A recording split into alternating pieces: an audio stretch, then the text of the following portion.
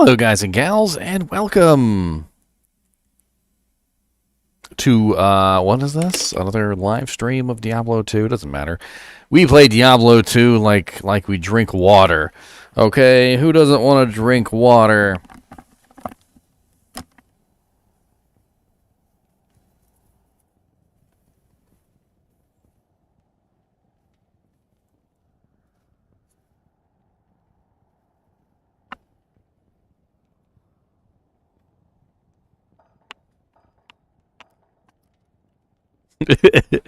Aggressively making my ponytail tighter. Aggressively making my ponytail tighter. Aggressiveness. Oops, wrong version of Diablo. That's right, I have multiple versions. I have multiple versions of Diablo. Don't you question me.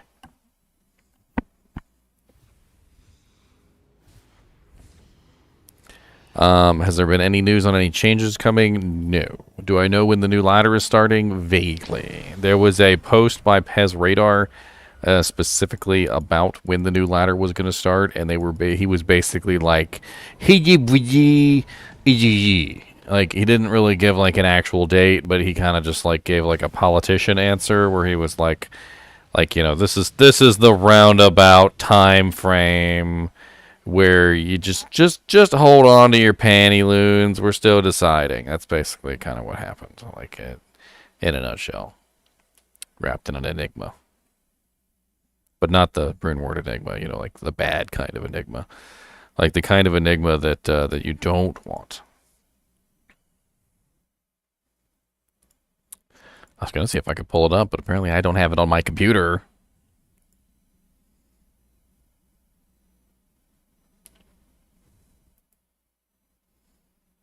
Here, let me just show you guys. How about this? I'm just gonna show you. I'm gonna show you the power. So if you go to my YouTube channel, amazing that I have one of those. Amazing YouTube channel. You see this amazing YouTube channel? It's here. And on my YouTube channel, there is a special little tab right here. You see, you've got the home tab, the video tab, the playlist tab. There's also a community tab, and on the community tab, I will post relevant updates. This one was posted 7 days ago. This was by Adam Fletcher, and Adam Fletcher is the community manager of Diablo 2, or rather the Diablo franchise. And he said sometime mid to late August, most likely. So we got a very vague sort of an answer. Very vague. Just letting you know. There you go. You got your vague answer. Your vague answer has been answered. Scam likely? What was scam likely? What are we talking about? Somebody call you on the phone? Have they tried to reach you about your car's extended warranty yet? That's the question. I'm surprised that I don't get messages inside Diablo while I'm playing Diablo along the lines of like, hello, we've been trying to reach you about your car's extended warranty.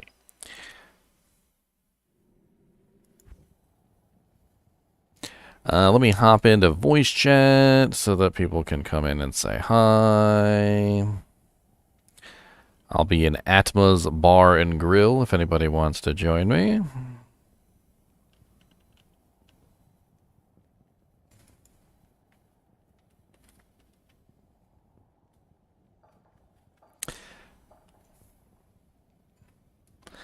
Oh, no Chinchilla today, unfortunately, because Mr. Big Giant Monster Dog is up here.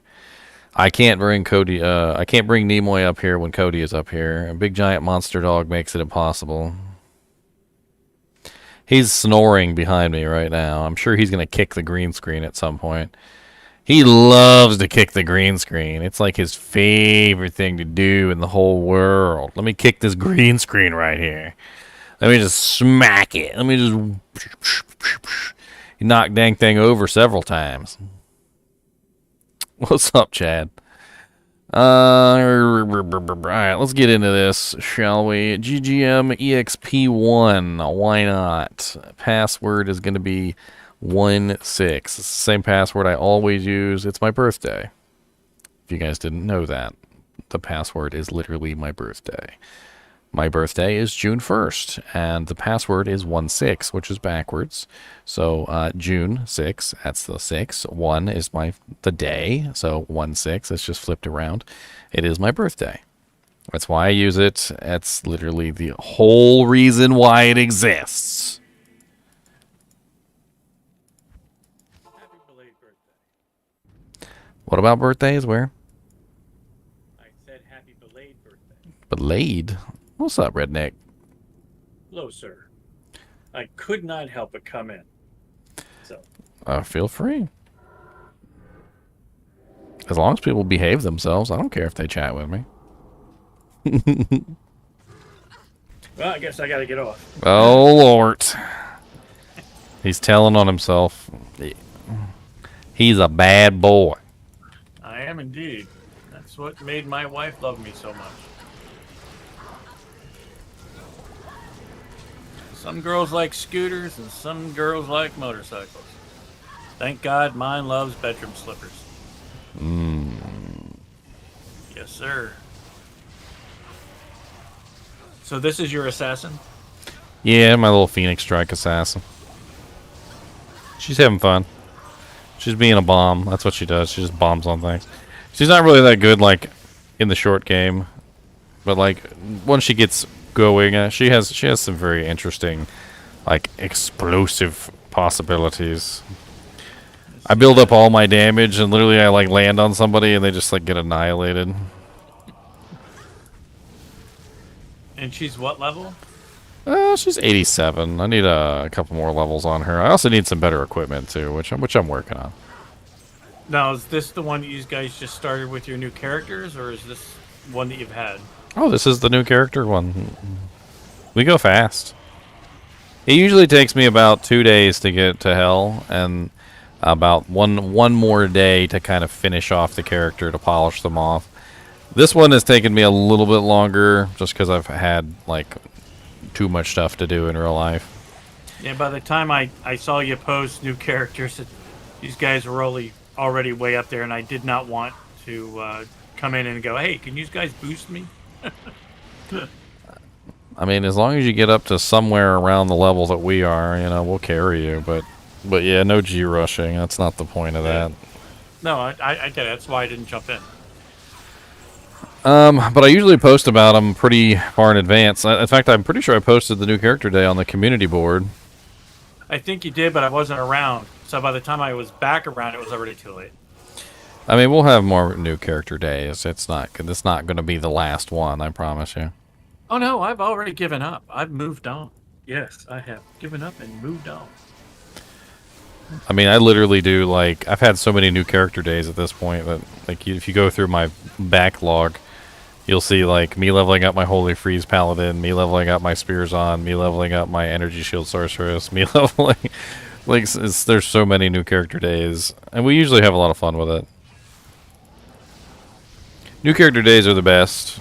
We've also done mock ladders as well. Those are rather interesting. A little bit more restrictive, a little less open to anybody that wants to join. Mock ladders are basically where you are restricted to a kind of like a ladder-esque kind of condition.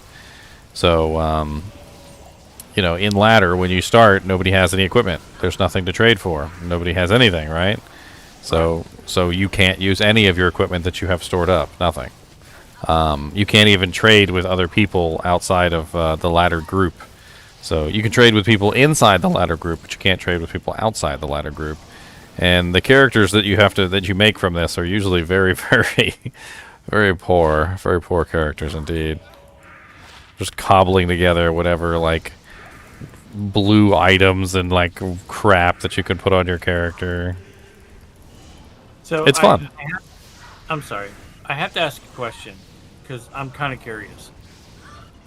Now, I was there for the first ladder, and I get it. It's the first ladder of D2R. Mm-hmm. But what is compelling about doing a second ladder to come back to do a second ladder? I mean, are they going to make it worthwhile, or is it there's a lot of reasons why doing a ladder multiple times in a row is fun. I mean, the most compelling of all of the reasons is just simply a fresh restart. I mean, it's not just a fresh restart for you; it's a fresh restart for everyone. It's a brand new economy. It's just having fun playing a character from the beginning with all your friends. Knowing that they don't have like 7 enigmas in their stash that they're holding off on. Like, oh, okay, or like, oh, yeah, that's a really good item, buddy. And hook, as they like look in their stash and they've got like 10 Chacos, a whole bunch of gore. It's like Zod runes out the wing. No, you know that your friend is just as poor as you are, and everybody is just scraping to survive. And there is fun in that. Well, this is my first really Diablo ladder. Do the ladder equipment that you've made move over to non-ladder when it's finished? Yeah, all your ladder equipment is going to go to non-ladder. That's another reason why people like to do ladder, is because you can essentially make perfect characters on non-ladder. So what you do is you just collect gear on ladder, and every single time you collect gear, you just like condense that onto your non-ladder characters. And you obviously throw away or trade away or whatever doesn't, like fit your mold. And by the time you're finished with a couple ladders, your non-ladder characters usually end up being like literal gods among men. That's to the point where they're just walking around, just like murdering everything by staring at them. There is a rumor. I want to call it a rumor because it's never been confirmed, that they plan to add new rune words every ladder season. They basically kind of hinted that they were going to do kind of like a Diablo 3 sort of a ladder season, which, if you've ever played Diablo 3's ladder seasons, they always have a new set, like a new something to add into the mix, so that when you start the new ladder, there's always something new, like a new pet to get or some bullcrap. But the idea is that they would come out with new rune words every ladder, and then the rune words would only be available, obviously, to the people who play ladder. Okay. Do those rune words still work when the ladder finishes on your offline character, or no? They're gone. Your non-ladder character gets the rune words. Yes, that's how it's always worked. So if you, like, for instance, in the past, Spirit was a ladder only rune word. So if you wanted to utilize Spirit on a non-ladder character, you had to actually have somebody make it on ladder, then get transferred to ladder, and then basically either trade for it or have it given to you by that character or yourself. So like one of the most compelling reasons right now for you guys to make a ladder character is to get, collect some of those rare items that you might want to bring to ladder. So even if you never play ladder, now is the time to create a character, because it's toward the end of the ladder. All the stuff is relatively inexpensive at this point. You could trade for what you want. You could go into free games and you could collect a lot of it, including sets, because you can upgrade sets. So if you want an upgraded death set, for instance, that's something that you could collect in ladder and then upgrade it and then wait, and it would get transferred to non-ladder, and you could put it on your non-ladder characters. So you could literally go on like a little treasure hunting spree, grab everything you want in ladder, and then just wait. It's only about a month away. It's not that far. You got plenty of time to collect stuff, and it's not so far away that you have to wait an eternity to get access to your items. So it's not too bad. At the beginning of the ladder, it's 4 months. That's a lot longer than like a month. Now, I've seen you play other games. Would you be willing to try or do D3? Oh, I've played Diablo 3 into the ground. Oh, did you really? Yeah, I did. I did a video on it shortly before Diablo 2 Resurrected launched too, because I was doing a journey through Diablo 2 Resurrected's past, and I played Diablo 2. I played Diablo 1. I played Diablo 2 Lord of Destruction. I played all sorts of stuff, and I also played Diablo 3, and I showed off all my characters that I have on Diablo 3. It's not really something that I want to stream because it's really boring to me these days. Like, I literally fall asleep while I'm playing Diablo 3, if that makes any sense. Yeah, no, I do, because I play a lot, and that's why I came to D2, because it was so different. Is it the same kind of grind? It's a grind, but it's not the same kind of grind. The grind on D3 is very, very cookie cutter, and it's very yes. It makes me fall asleep. I agree. Well, the problem with D3 is that there's very little agency in the game. Like, you don't really feel like you actually have much control over anything or how anything works. Like, your character is built, like you put a set on, and the set basically determines exactly what your character is going to do, what skills he's going to use. You know, what like defensive skills he's going to use, how he uses the skills, in what order he uses the skills. It's kind of insane. Like, I mean, if I wanted to be told exactly how to play a game, I mean, I would just let my girlfriend play the game, because she's just going to play it how she wants. No, I want to play the game. Yeah, no, we were really upset when D3 first came out in 2012, and we saw that it was such a displaced from D2. We thought that, you know, it was going to have rune words. We thought it was going to be, you know, build to make your character, and it's become just this cookie cutter kind of, you know, if you don't do what all the big streamers are saying to do, you can't even get like a 120 done. And it's just crazy. It's just crazy. I mean, I was able to do greater rifts into the far excess, doing my own builds, but it was very difficult to create my own builds. I have a couple very unique builds that I made in Diablo 3 that were usually revolving around that one particular set that gives you additional damage based on your character's number of legendary uniques. And the LOD build, yeah. And the thing about it is that actually allows you to build your character how you freaking want to build it, as opposed to the other way around. But you're still kind of limited in what you can do, because you have to have those legendary uniques, otherwise it doesn't work. Like, it's less in Diablo 3, it's less about actually building your character correctly and more about just wearing the correct equipment. Like, I never felt like I was doing poorly as a character, like not applying my skills right or anything like that. Game just crashed. That's weird. It was more so the fact that I just kind of felt like I didn't have the equipment that I needed. And honestly, that's a poor way to build a game. Like, if you're building a game around skill, that's one thing. And if you're building a game around items and skill, so, you know, you're saying, hey, you have to have the skill, but you also need to have the items. But in Diablo 3, it felt more like the game was almost entirely built around items, not skill. And that even like a brain dead cat with his paw taped to the mouse and the keyboard, slamming his head into the keyboard over and over again, could honestly do about just as well as a living human. And that is the kind of stuff that really messed me up with Diablo 3. Like, it just didn't really feel like I was actually playing the game. It felt like the game was playing the game. No, you're not wrong. You're not wrong at all. You've hit the head right on the nail, and not in town. And that's why I came to D2R.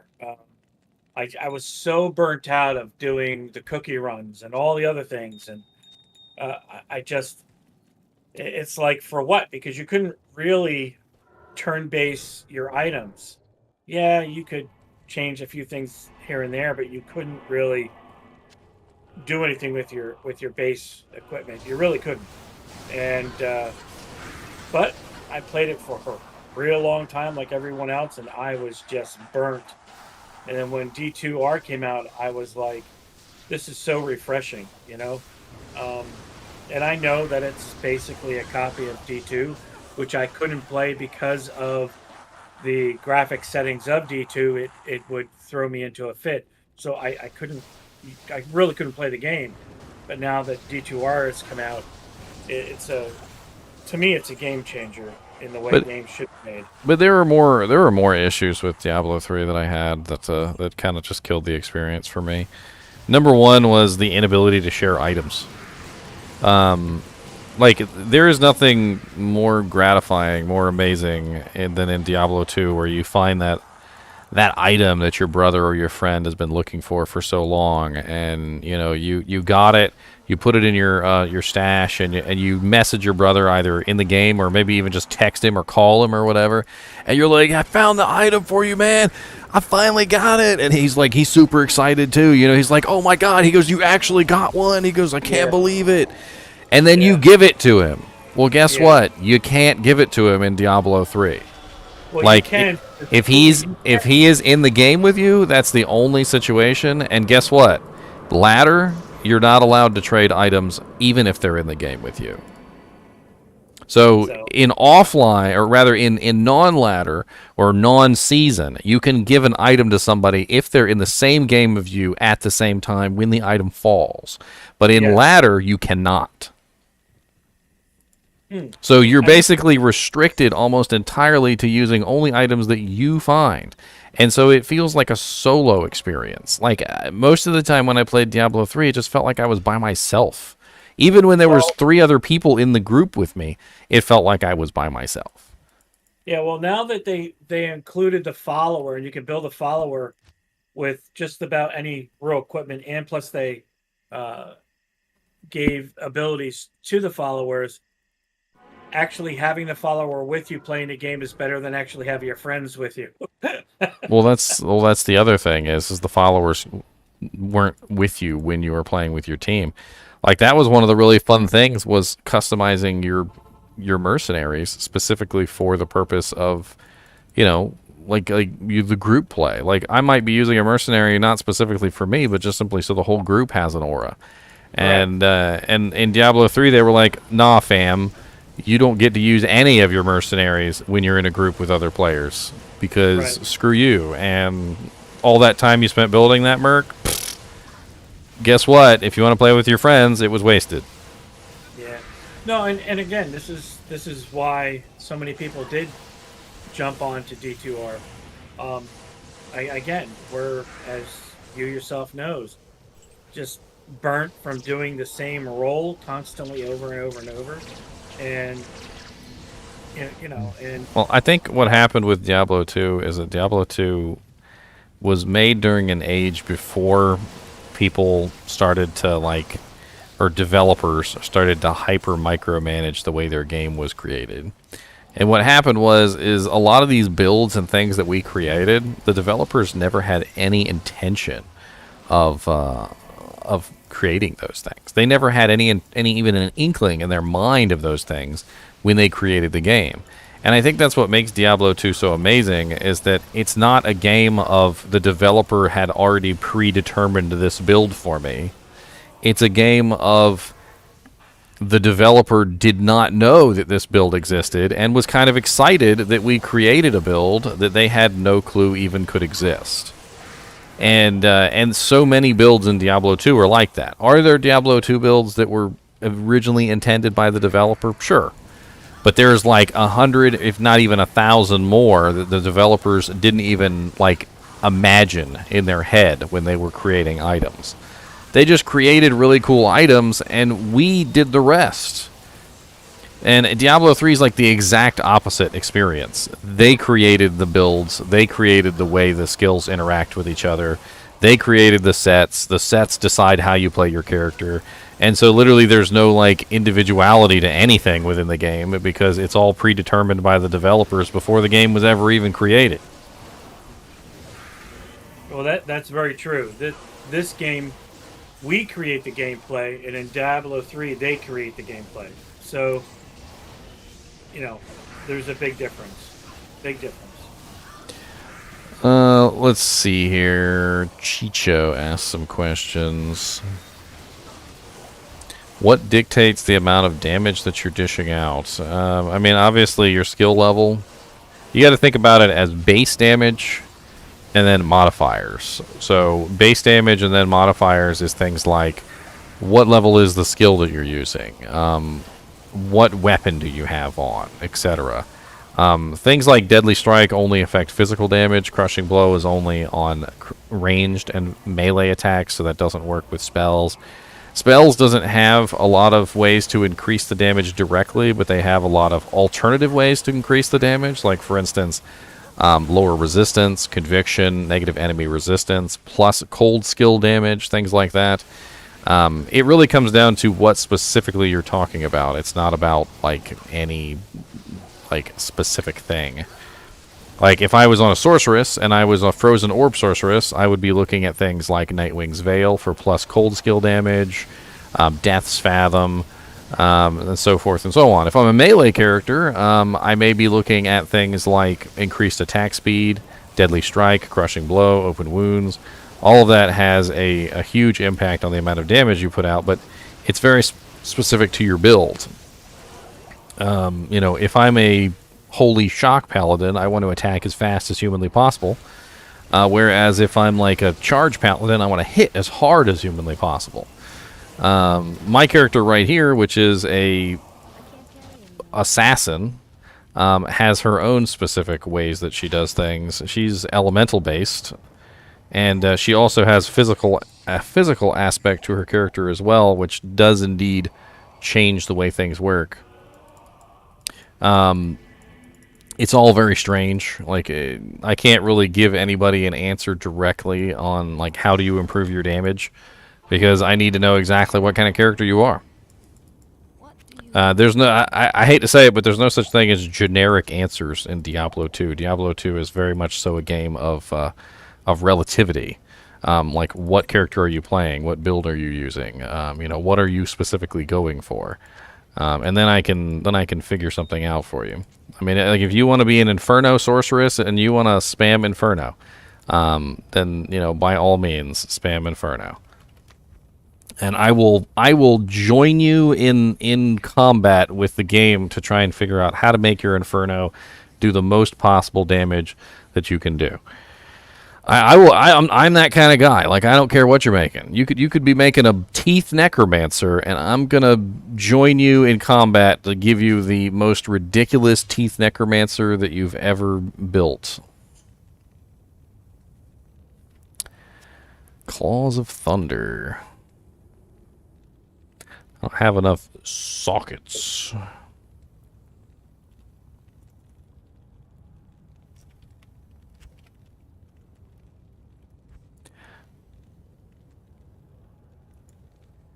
Sockets.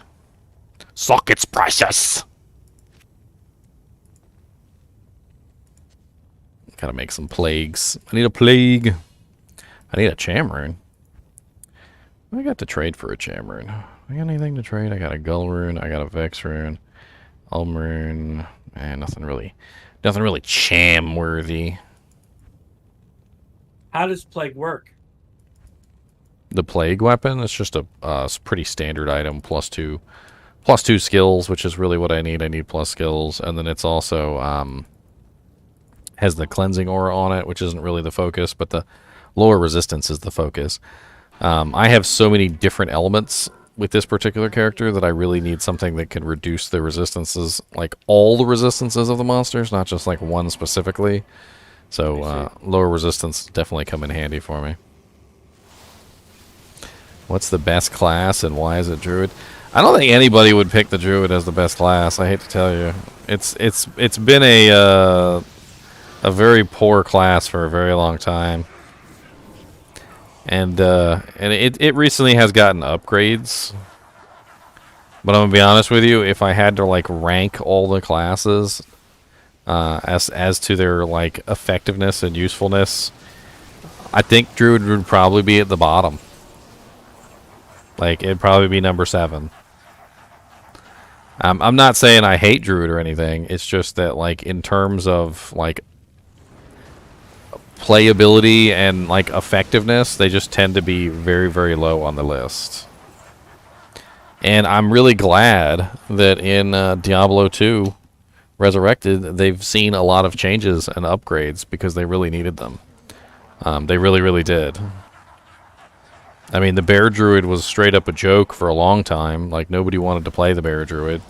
The Fire Elemental tree was absolutely terrible, and pretty much nobody ever wanted to use it past, like, normal difficulty. You know, there's a lot of things in the tree that have been fixed in 2.4, and I do feel like they're definitely better off than they were before, but they're not fixed. Like, they still need a little bit of love.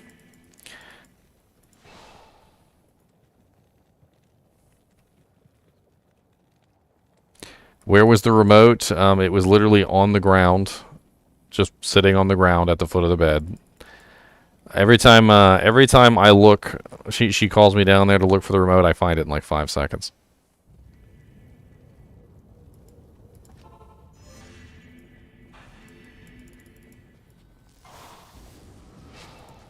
It doesn't take very long.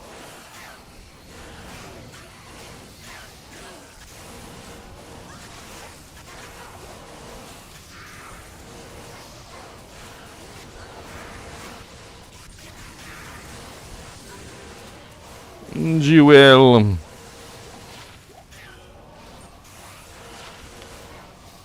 The maroon jewel.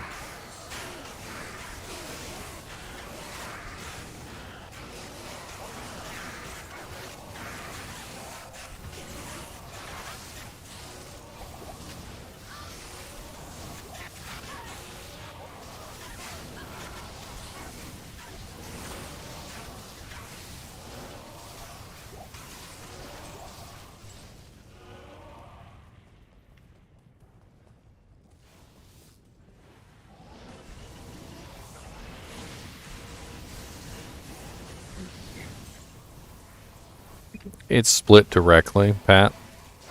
When you have multiple people in a group, as long as those people are next to you, it's just split directly. Just like divvying up a pizza.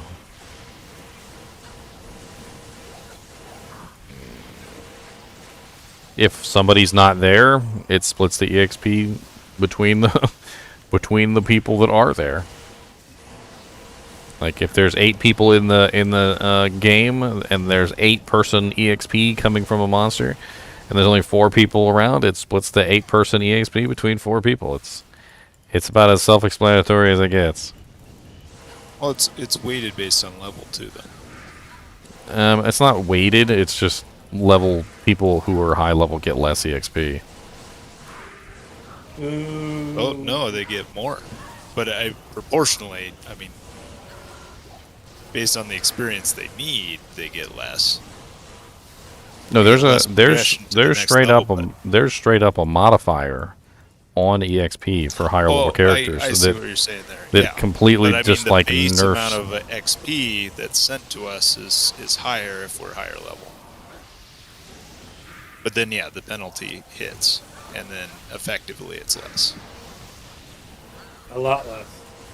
It's like ridiculously less. Yeah, I stopped building at 94. My druid's at 94, and I said enough. The modifier is like something like at level 95. It's like I can't even like say it correctly because it's so small. It's like 99% of the EXP that you get is taken away. If I remember correctly. Or you can say it another way. You only get like 1% of the EXP that's actually given to you. I can't carry anymore. And that goes up, by the way. Every single time you level up to 99, it continually rises.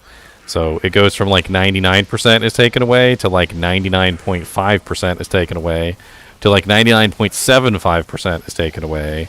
And at level 98, it's like 99.85 or something percent of all EXP is just simply taken away from you. You don't get it.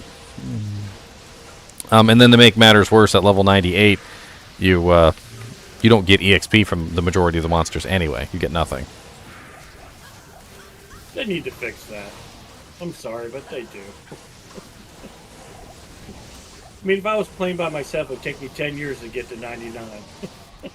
I mean, they basically balanced it out. Level 93 is level 99 now. I mean, that's basically how they did it. So in the original version of the game, the same amount of EXP it took you to get to level 93, I mean, level 99 before is level 93 now. So if you hit level 93, you've essentially hit level 99 in the old game, which isn't terrible.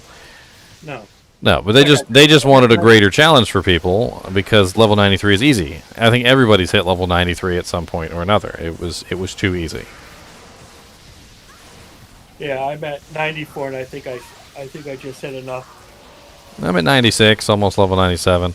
Once this girl hits 89, I'm going to swap over to my pally, and we're going to do some more EXPing on him.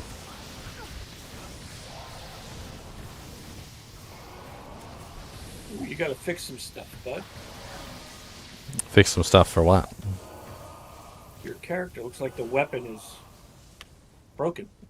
Oh, it's always breaking. Not worried about it. No, I'm just teasing. I just saw it up there.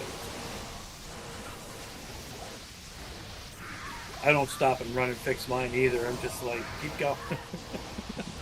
I mean, I'll fix it when I get back to town. It'll be alright. Yeah. Oh, I get it. I mean, it's not a dagger. Like, when it's yellow, like a lot of the higher durability items, when they turn yellow, they still got quite a ways to go before they hit broken.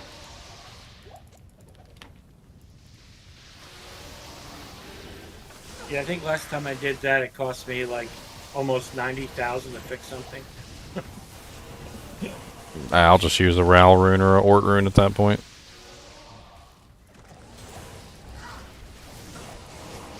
Yeah, I keep forgetting you can do that. I just... No, when it costs $1 million, you don't forget. Kelpie Snare, non-F.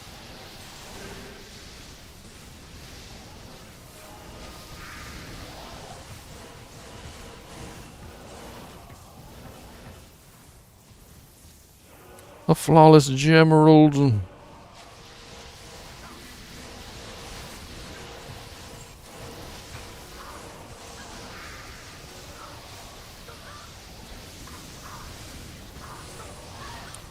I just finished 10 videos, 10 unique item videos. I got them uploading and trying to get them ready for viewage. Sweet. I'm getting pretty close to finishing the unique item series. It'll be exciting. It'll be like finishing a holy grail. Well, Ow. we do appreciate all the time and effort you put into doing everything you do for us. We do. Fully signed up. Yeah, some people do.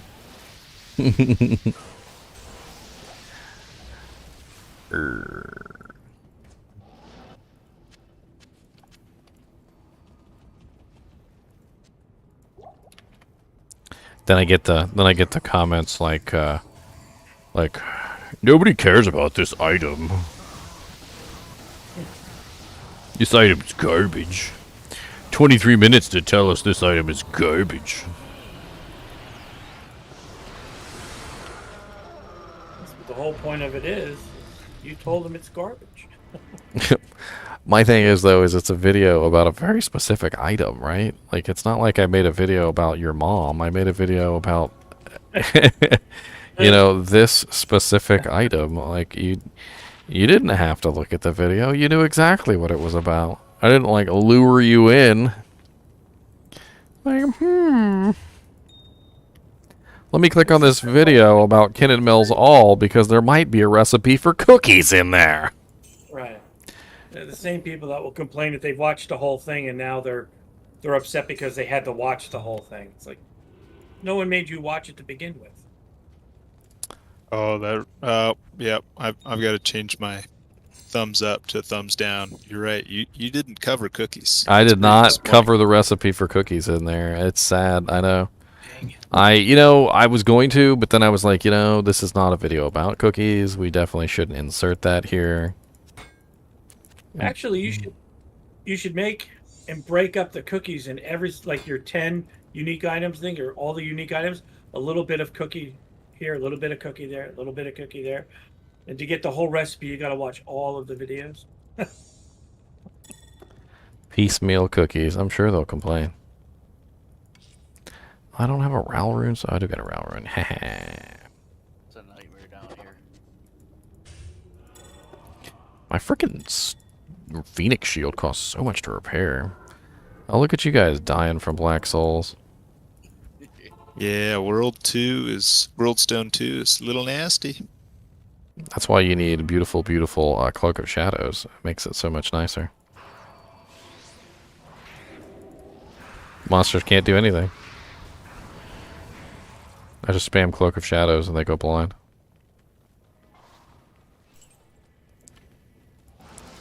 What the hell just happened? No, no, no, no! Freaking NVIDIA Shield overlay just opened. I'm like, what? And then not only did it open, but when it was open, I couldn't interact with the game in any way, shape, or form. That's one way to get your player base killed. God.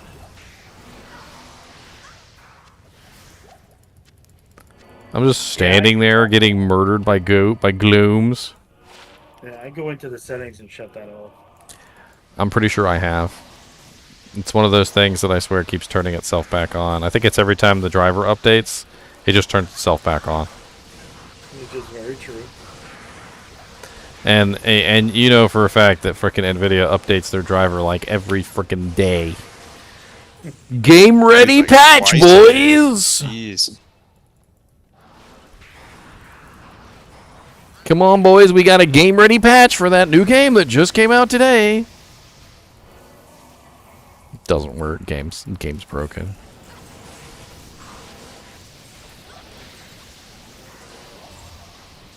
Nah, just.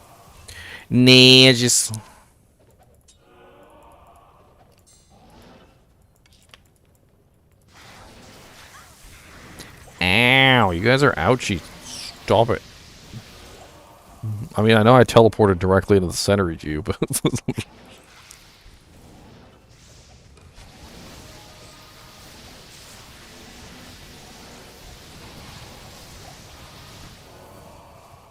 No, almost level 89.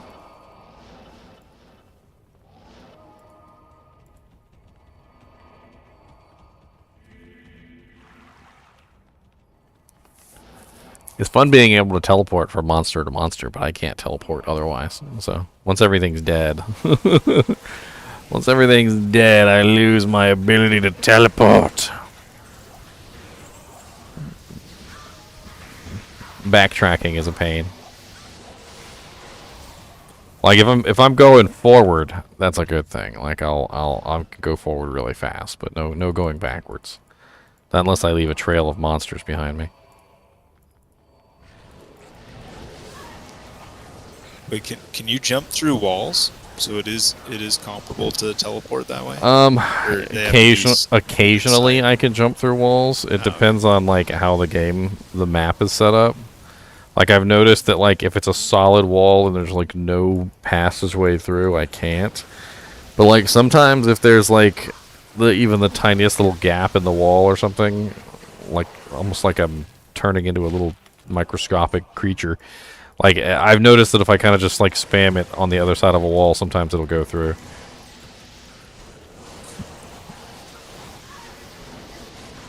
It's actually rather interesting, like when it works.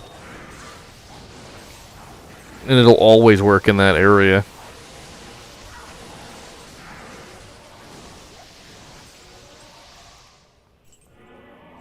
A cryptic sword.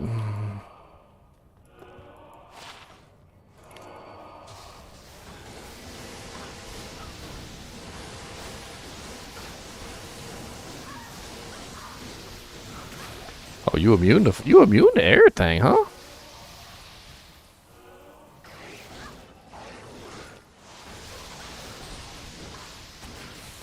Any good finds today? I mean, nothing so far. We've only really just started, though.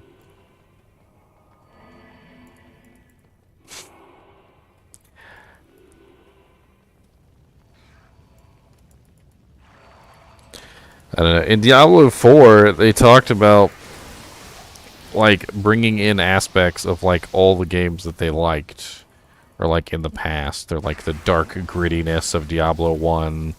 I can't remember what they said about Diablo 2, but they said they were bringing in an aspect of Diablo 2. And then they said they were bringing in the combat of Diablo 3. And I'll be honest with you, I didn't really enjoy the combat of Diablo 3. I feel like they could leave that out entirely.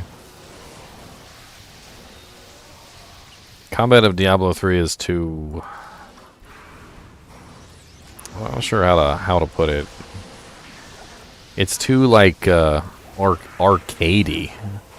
I think that would be the term, like arcadey. Yep. Like I kind of feel like I'm playing Street Fighter. Like they had me at the start where they're like, "Yeah, we combining all elements of games we liked." It's like, "Oh, great! So none of Diablo 3. Perfect. Oh, wait. Combat of Diablo 3. Dang it. No. Mistar freeze.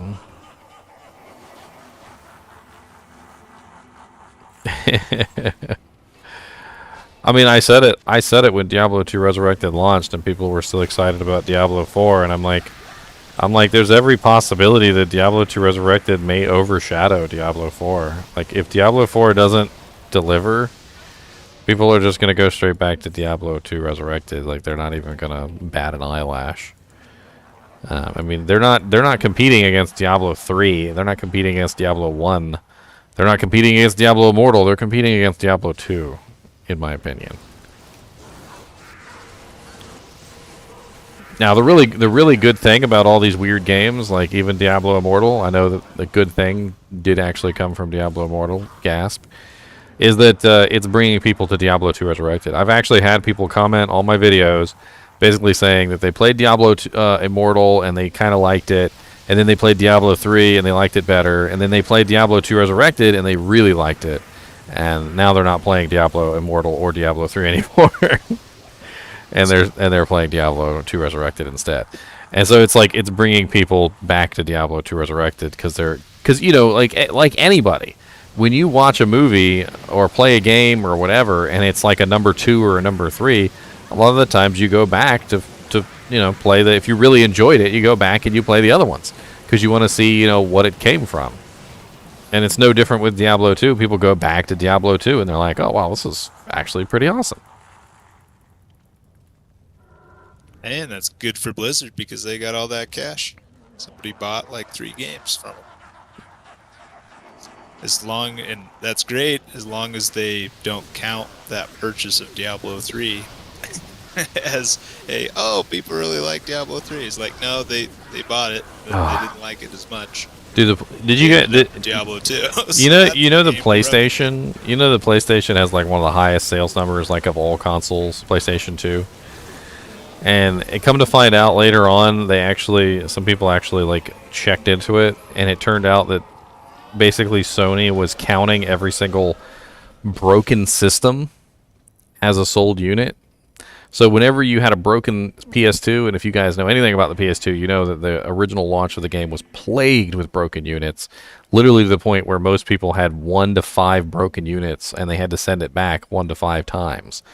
They were counting every single shipped out, like, repair. So, like, if you shipped your broken unit to them, and they shipped the repaired unit to you, they were counting that as a unit sold. And literally every single time somebody had a broken unit, that was another one on the list. And you're talking about every single person had anywhere between 1 to 5 broken PS2s per person. Talk about fibbing numbers. Dude, that's fraud. That's stock manipulation right there. Well, it worked. They got their numbers and they got their games, because the numbers brought the publishers, who were very excited at a console that had such a large player base, when in fact the console did not have such a large player base. It was all a lie. But it was funny because one lie bled into the other. So the lie of the numbers led to the publishers joining in, and the publishers joining in led to more numbers and more sales, and eventually the lie became the truth because because PS2 had all the games and had all the publishers because of the initial lie of having all the sales. It was all one big giant circle jerk.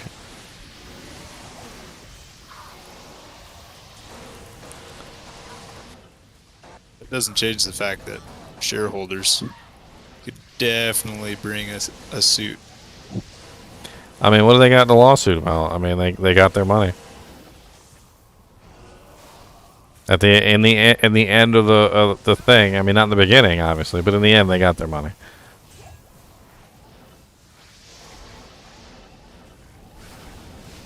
Honestly, the GameCube was the real winner of that generation. It was the fastest console, and it honestly was the best console. It just didn't have the publishers because PS2 stole all the publishers with the fake sale numbers.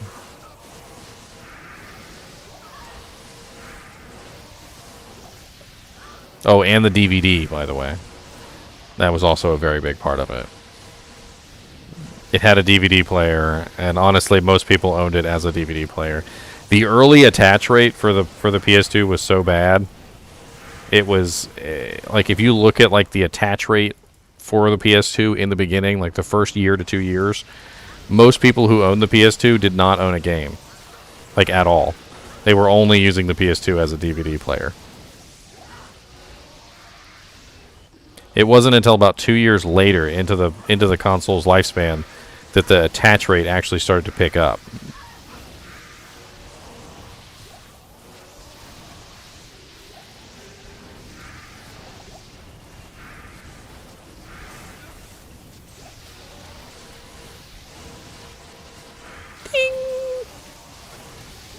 I could go on forever on the PS2. I've like researched it in detail, and I lived through it too. My PS2 doesn't read blue discs anymore. My PS2 doesn't read black discs anymore.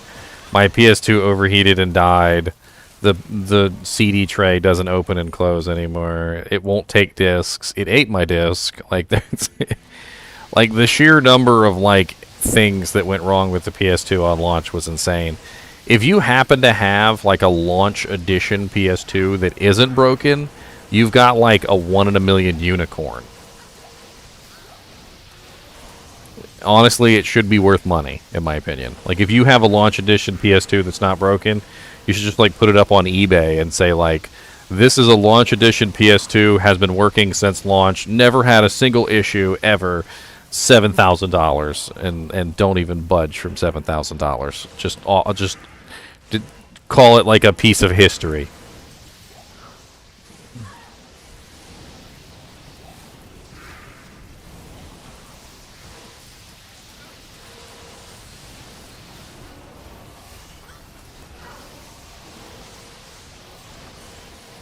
Oh, you gifted it to your cousin? Well, you don't have it anymore.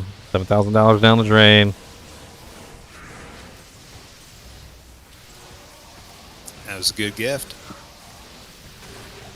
That cousin owes you. Trade your cousin a pack of bubble gum for it and sell it on eBay.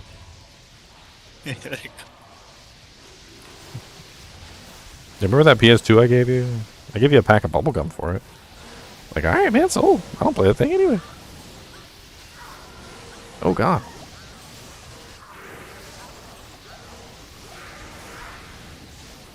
I'll probably get it back, and it doesn't work anymore, though. The PS2 was so bubble gum. fragile, too. Like, I don't know if you guys remember, but it was, like, extremely fragile. They did like I remember they did like tests on the systems when they first came out, like Xbox, GameCube, PS2, like versus tests, where they did like drop tests, and they even did one where they hit it with a sledgehammer. I don't know if you guys remember that one. That was a little bit of an awkward one. They hit all the systems with a sledgehammer, and they had like a machine set up, if I remember correctly, so it was like the same pressure on every single swing. And the PS2 was broken on like the first hit. Like it was just done. They basically hit it and then they put it over there and they tried to turn it on and play a game. And if it turned on and played a game, then it was still good. It was safe. The PS2 broke on the first hit, didn't turn on anymore after that. The Xbox took 2 hits, and then it stopped working. The GameCube, on the other hand, I think it was like 3 or 4 hits before the thing stopped working. Like, it literally was a freaking tank. And the first hit didn't even phase it. I think, like, the third hit popped the CD tray off. And even with the CD tray off, like, all they had to do was, like, hold down the little button that indicated that the CD tray was closed, and it still played the game.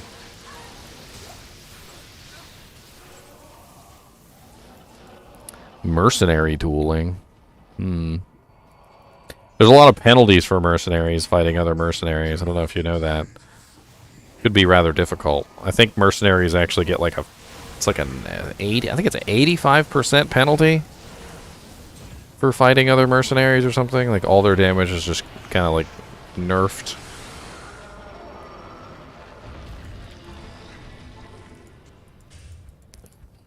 Not really sure how that would work out. Especially considering the mercenary's tied to you. So you could very well end up dead from the other mercenary if the other mercenary got too close and decided to attack you instead.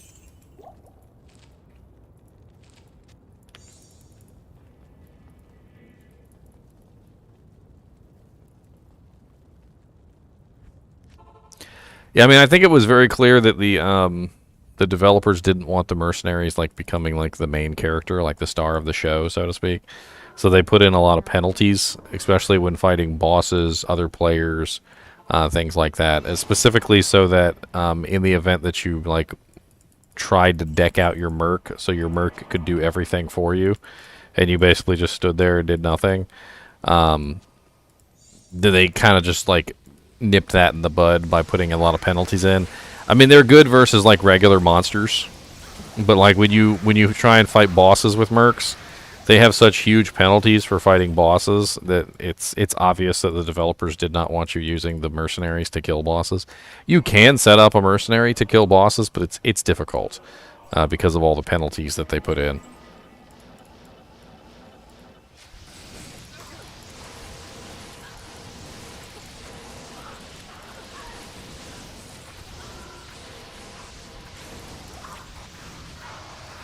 Is there a good site that I can try to find gear and stats and such, like checking by whether or not it has plus to skills?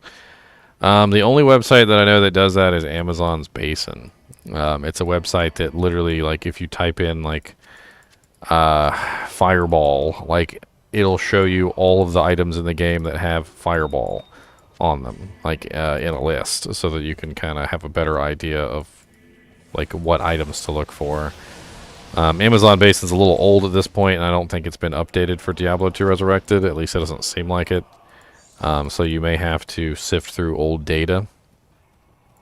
It's the one that I use specifically for looking up modifiers like that. It's a little difficult to find that on other websites. They don't do that kind of stuff.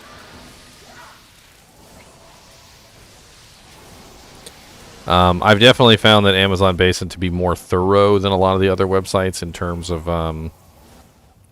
like nuanced things like that, especially chance to cast stuff. They're very detailed on chance to cast items, which is something that I've not found anywhere else. So whenever I'm trying to do some sort of weird off the wall chance to cast build, I will Thunderstroke just sitting on the ground. I will play around with it. I think I've done a couple on stream before as well, where I've searched for things on stream specifically for that. Oh, thank you, Nathan. I appreciate it, man. I got tons of videos, that's for sure. It's always nice, I think, to when you find an item, even if the item might not be that good, to have a video up there so that you can find out about the item. I mean, even just learning why an item isn't good can help you in the future when you're trying to figure out, you know, why an item might be good. Because you know exactly what to look for at that point. You're educated. Get your education. Superior mat bow with +3 bow and crossbow skills and 8% enhanced. That could be a really nice mist, I think. Does anybody need a mist base? Ooh, a superior Kraken shell. 10% enhanced.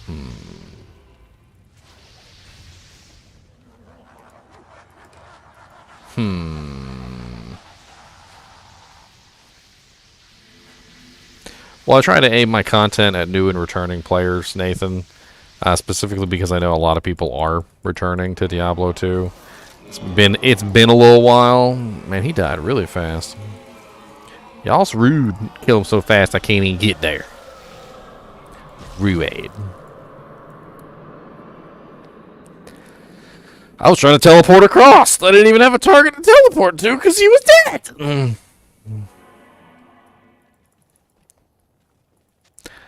If anybody wants that bow, dropped it in town. That's a pretty decent mist bow. Also, the Thunderstrokes that were on the ground. If anybody wants those for Azan. The thunder strokes. The strokes of the thunder.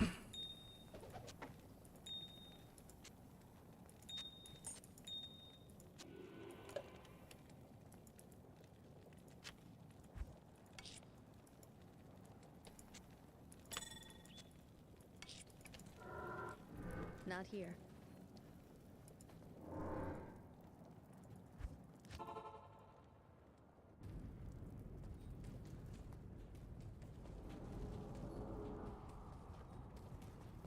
A good chest item until you get Enigma.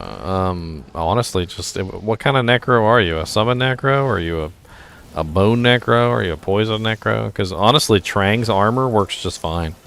It's +2 summoning skills. It has faster run walk on it. Trang's actually works really good as a placeholder armor.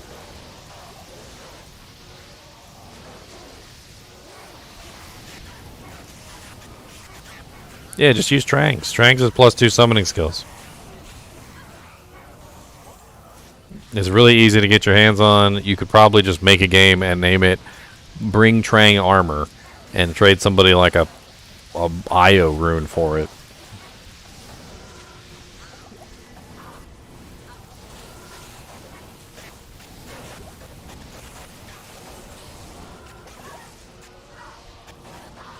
Immune to lightning, no wonder.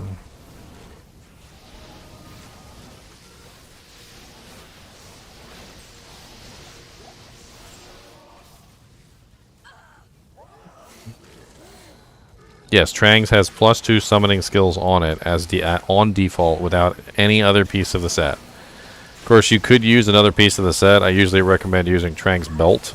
Trang's belt and Trang's armor actually go pretty good together. You could also throw in Trang's gloves and Trang's shield. Like it's really whatever you want to do. +3 meditation on a Caduceus.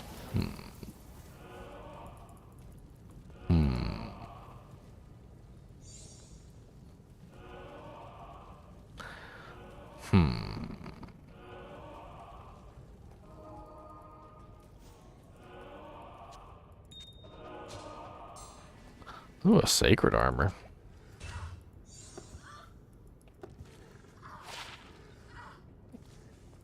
Sturdy sacred armor of ease.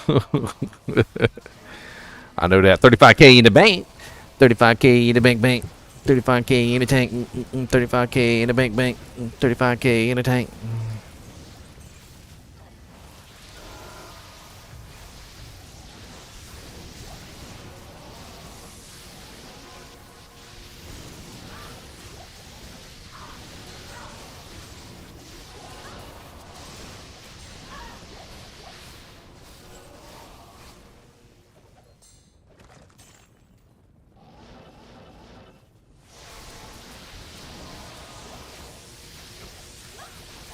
Oh, so I tell you, Trang's armor is not that hard to come by.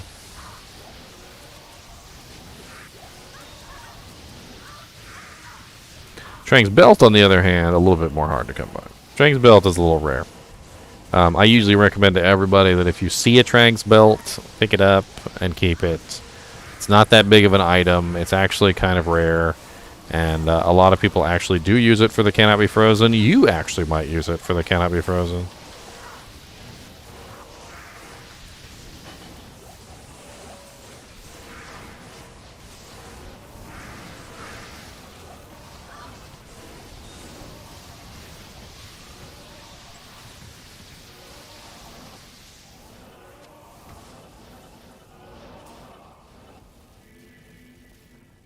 There's a store in the mall around where I live. It's called Box Lunch. That's where I got this. They had 3 there. They had Majin Buu, which was pink. They had Cell, which was green, and they had Frieza, which is the one I'm wearing right now, which is purple. Frieza's purple. On the back, it actually says Frieza, and it's written in it has it written in Japanese as well, which is pretty cool. The Cell one has the Red Ribbon Army logo right here, right here, and then it has the has Cell, like a little silhouette of Cell there. And then Majin Buu's has Majin Buu, obviously, right there. The pink one, honestly, they're all really awesome. I'd like to own all 3 of them, to be honest. I just didn't have $50 to shell out for all 3 of them. They were $50, $50, and $50. Maybe you can see them on the website. I don't know. Look up box lunch as the business box lunch.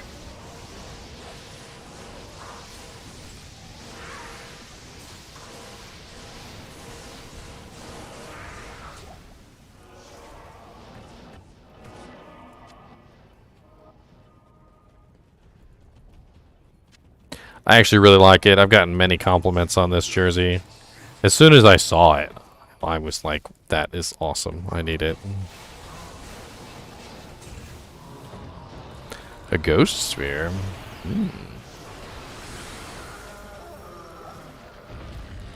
Is it F, though? Is it F?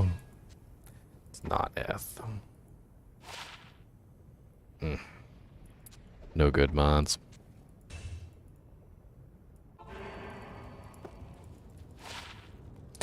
$35K in the bank. 35K in the tank. 35K in the bank. 35K in the bank. 35K in the bank. 35K in the bank. 35K in the bank. 35K in the bank. 35K in the bank. They have them online? That's what I was wondering. I didn't know if they were online. That's why I was just kind of like... I've never even been to their website. I wonder if they got a good website. Boxlunch.com. Yeah, they do got an official website. Look at that. Get 25% off today.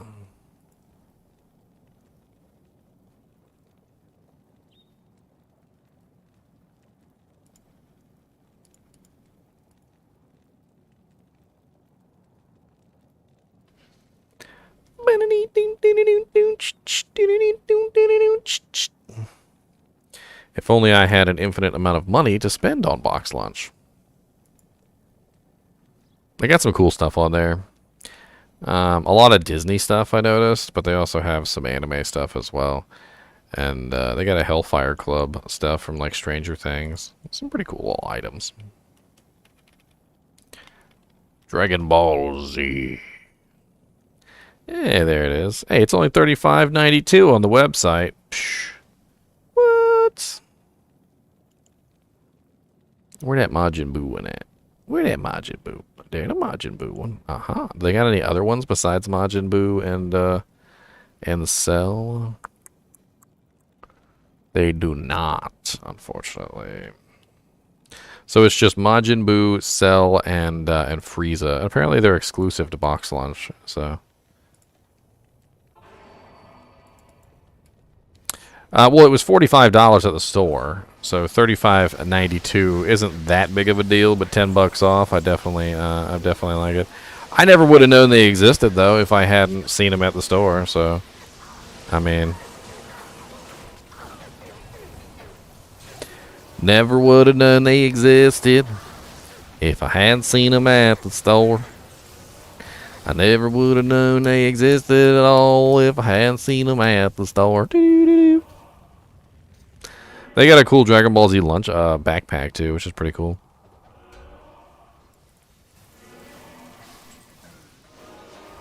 Majin Buu lunchbox? No. I'm gonna get the shirts. I want to get the shirts. I like all 3 of the jerseys. I kind of want to buy them all right now. Right here on stream, boys. Right here on stream. Add the bag. And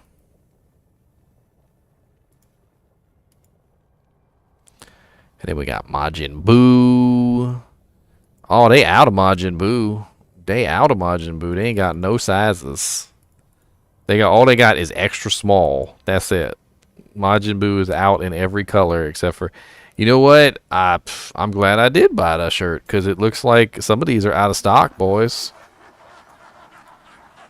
Some of these is out of stock, boys, in the sizes that I need. See, now you know. Sometimes you just got to snatch it up and go. I'm falling behind, too, because I'm over here looking at shirts.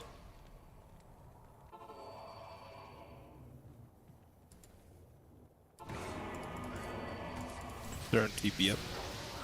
I'm here. Majin Buu. Bujin Maj.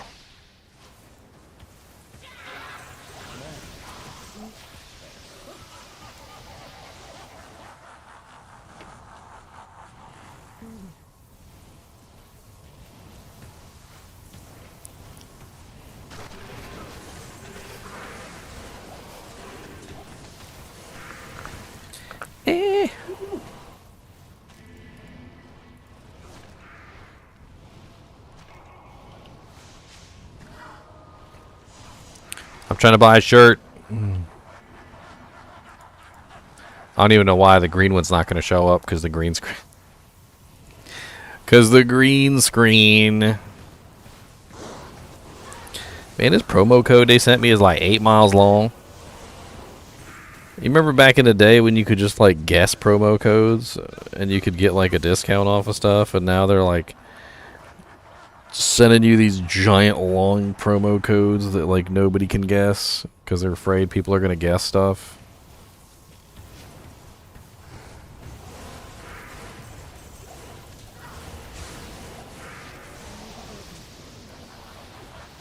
Actually, nowadays they're not worried about people guessing it. They're worried about code guessing it. Why am I using a shield on a martial arts assassin? Because I have an amazing amulet that I want to use, that's why. Plus I want the negative enemy fire resistance, which I'm getting from the Phoenix. Negative 28% enemy fire resistance. I mean, Phoenix is kind of a godlike shield, let's be honest. The physical damage, the the redemption aura, the negative enemy fire resistance. It's got a lot going for it. An Atican, the Jin Slayer. The Slayer. Oh, it's a one-socket Jin Slayer. Boo. Boo, one-socket Jin Slayer, go away. Nobody wants you. Nobody wants you, one-socket. Gotta have at least 2-socket.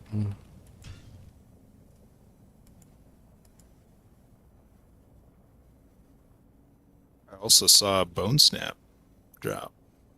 Oh, yeah? Somebody kept it. I didn't see it drop again.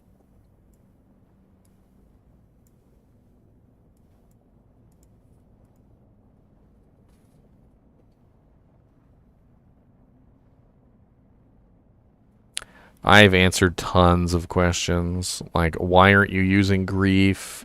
Why aren't you using this? Why are you playing that character? Why is your mom a hoe? Like, it feels like everybody just has a question on, like, how I play my character. They're like, why would you do that? Like, why would you ever play your character that way? That's just rude. You hurt my feelings by playing your character in that way. Oh, like, You dang. said you answered all those questions? I have answered every single one of about those. your mom I being a have hoe? I have answered all those. Everything. Not here. My favorite ones are the pointed questions that are obviously meant to disrupt. I love to answer those because I will, like, blast back like a fucking, like, mega horn. And then they come back with the, like, I was just asking a question, bro. You don't gotta be so angry about it. That's when you know you really got them. Like, dude, people know when they're asking that pointed question. It's a pointed question. That's exactly what pointed questions are. No, it's pointed. And I'm like, dude, you asked a pointed question. I gave you a crappy answer in return because you knew exactly what you were asking.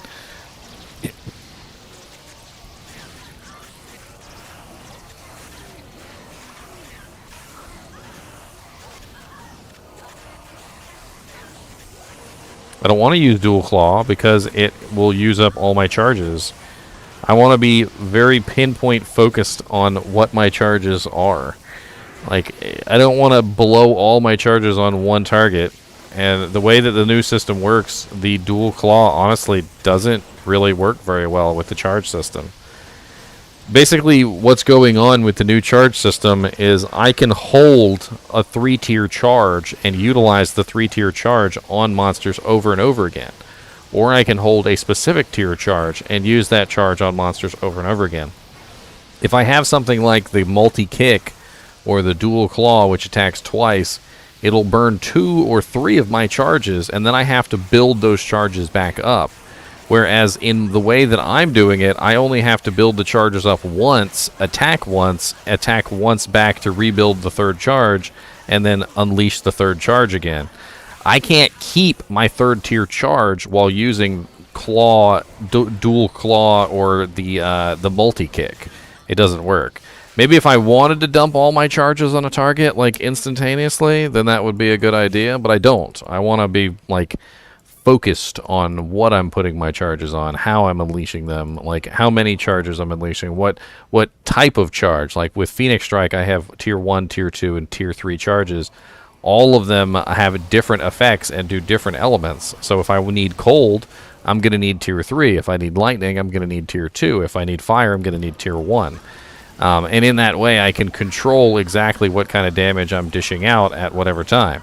Like, I wouldn't be using lightning on these lightning immune stormcasters. I'm using the ice attack. I'm using the Tier 3 version of Phoenix Strike, and so forth and so on.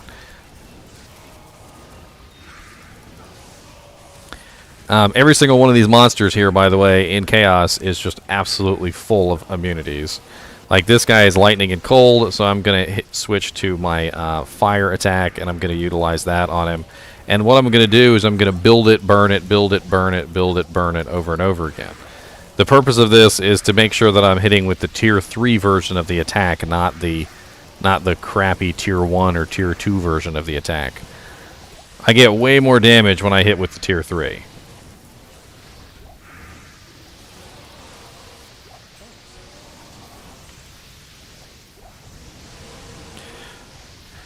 If I had conviction, though, I'd be hitting a lot harder.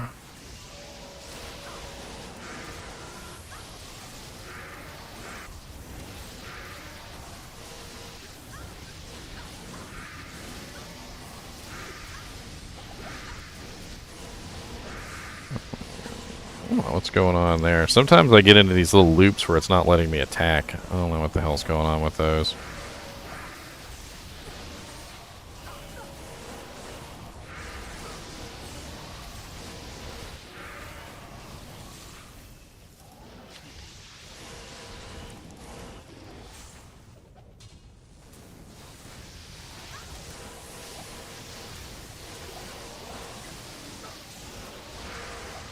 You and Sweet Phil have more restraint than I think I possess.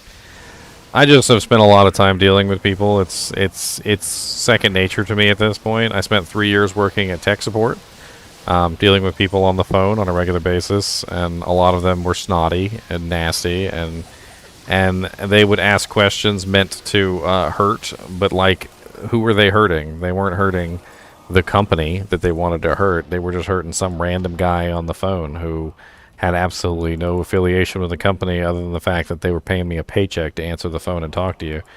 And and so you got to let a lot of that stuff, like, slide off your back, or you got to have snarky responses to come back with. And then, I've worked in customer support, like, in person as well for many years, which is also the same kind of situation. Heck, I remember one time I went into Walmart and I still had my my apron on from my previous job. I did not work at Walmart, by the way.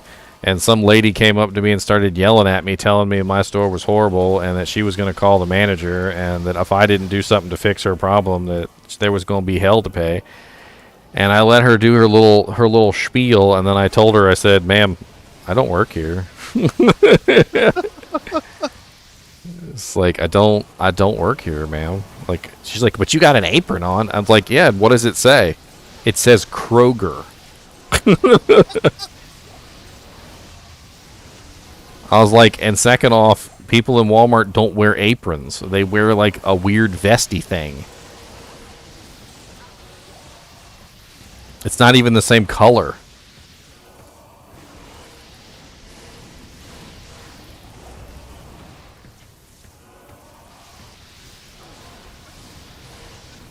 I'm about to get fired from Walmart. I don't even work there. The manager shows up and is like, "Were you mean to this lady? Because that could cost you your job." And I'm like, "What do I care? How much you paying me?" It's like, hey, does it come with severance? I'm game. Does it come with severance pay? All right, because I need severance.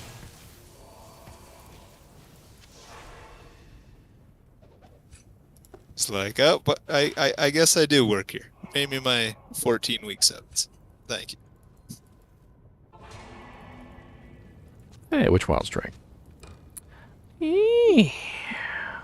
Always love me a witch wild string.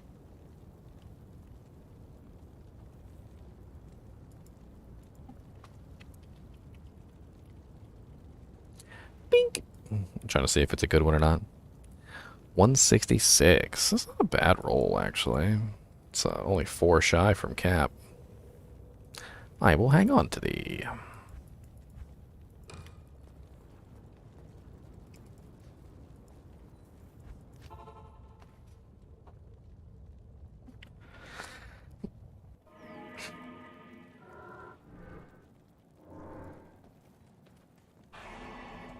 Now, I had a guy ask pointed questions in here one time in a stream chat. Like it was like the most ridiculous pointed questions you've ever heard in your life. It was like, don't you think that Diablo 2 is really just a boring game and that your mom is a hoe? And like I can't get him exactly right, but it was something along those lines.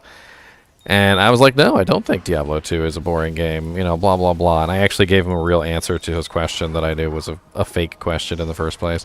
Then he followed it up with another question, like that was also pointed, and I answered that one, like, legitimately. And then he followed that one up with another question that was pointed, and it was just like, he wasn't giving up. Like, he just kept rewording the question so that it was, like, more and more annoying every single time he asked it. And I think I answered the third question, and then the fourth question was like so bad that I pretty much was just like, look, dude, I was like, I get that you don't like, Diablo, and you don't actually like to play the game, but you don't have to sit in here and like trash the game when everybody else is having fun.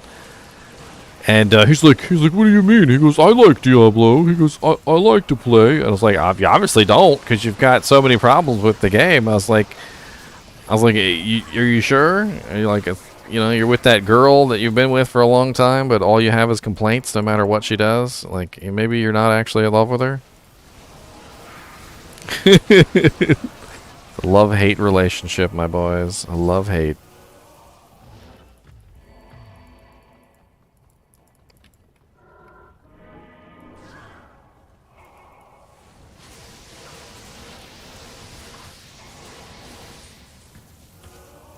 That was good.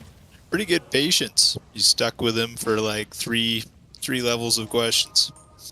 Oh yeah, well, I mean, I knew he was being deliberately obtuse, so I answered the questions as legitimately as possible, which was not what he wanted, because the answers obviously weren't what he wanted. So he kept rephrasing the question.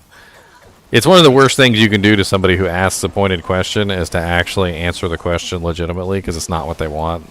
All they're really seeking, rhetorical is what they're asking. Yeah, and what they're seeking is to get a rise out of you, and when it doesn't work, they get upset.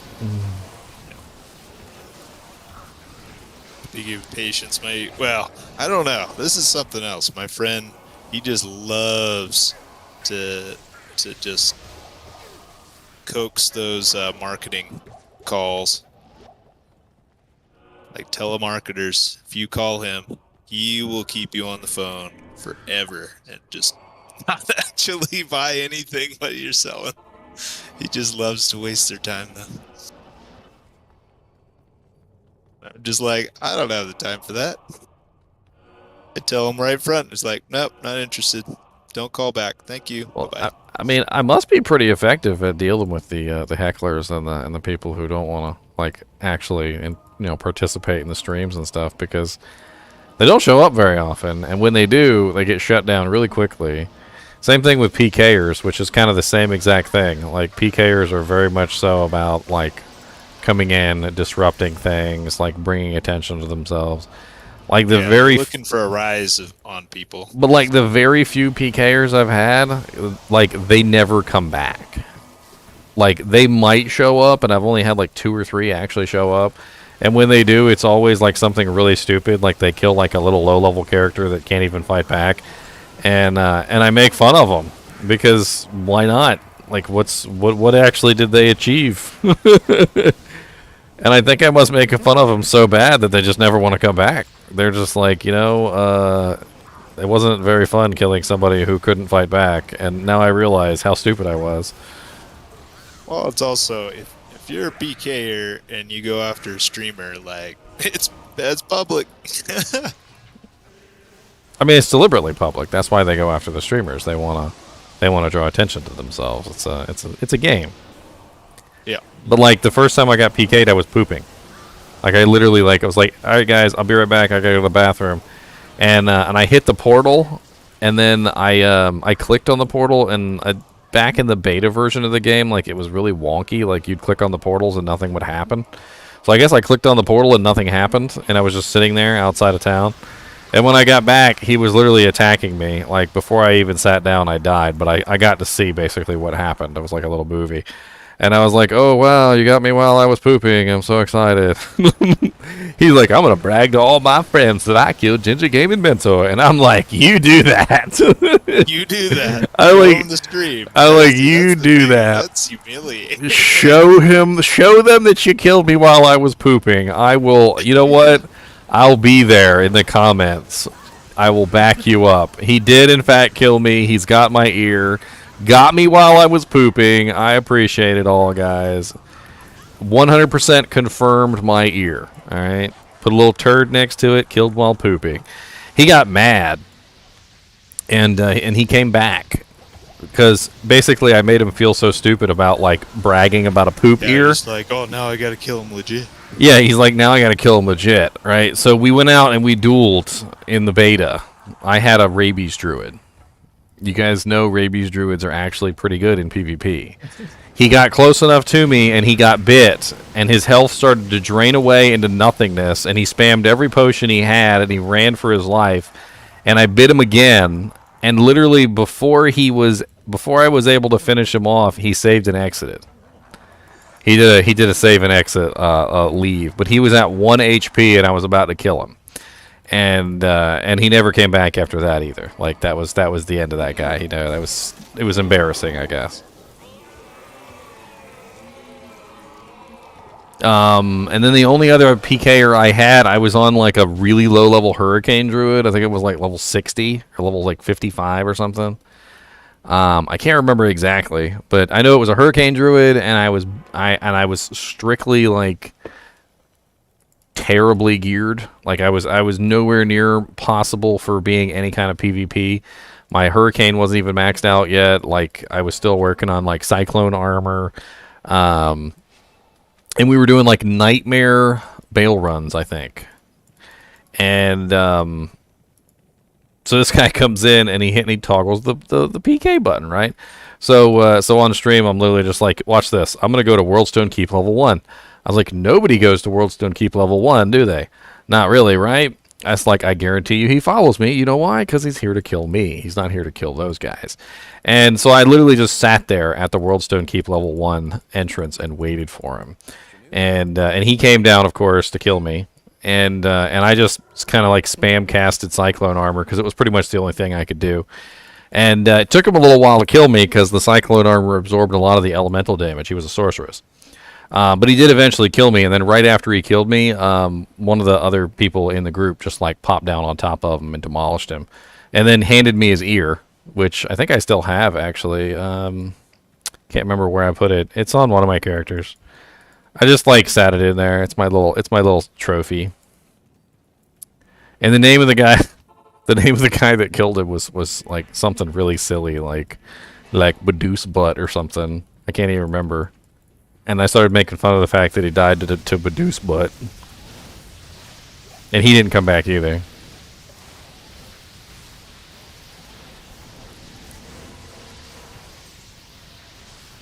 Alright, Nathan, I'll see you, man.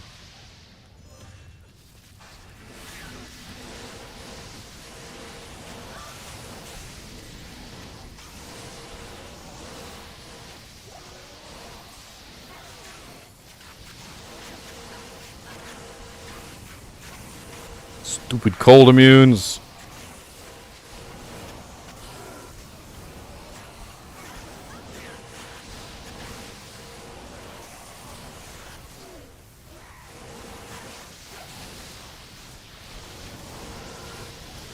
Stupid cold immunes in there. Stupid cold.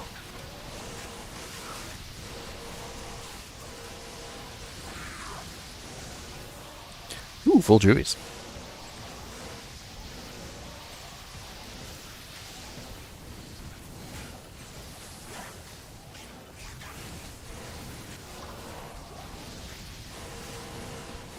Yes. I see we got a Godzilla in here. The Holy Freeze Godzilla. Kind of, yeah. Figured, I'm doing Holy Freeze. I'll mix in a Brute, or Principle, excuse me. I actually, my first build on it was actually Holy Freeze in Principle. It works really good together. Yeah. I like the Holy Freeze Paladin. He turned out actually a lot better than I had expected. I kind of wish he was on ladder. I was half tempted to make my Godzilla into a Holy Freeze one, but I figured since I had already done the Holy Freeze, I was due for doing the Tesladin. Yeah, actually, I already have a Holy Freeze non-ladder, and I just figured, I'll just recreate him.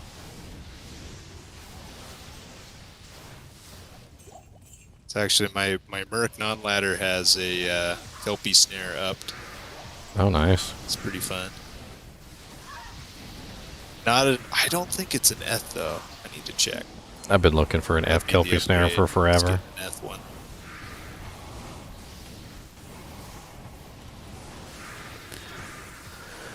F Kelpie snare could be so much fun. But my mark on this one has a Reaper's as well as a Blackhorn's face. That gives the slow target 20%. So between my Holy Freeze and him hitting stuff and rocking the decrep, things just stand still.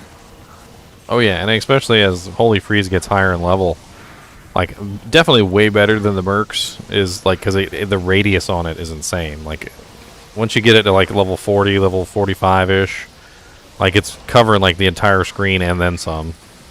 So like nothing near you is unaffected. It's way better to have his Might Aura, especially like getting through Nightmare in Hell. Like you need the physical damage.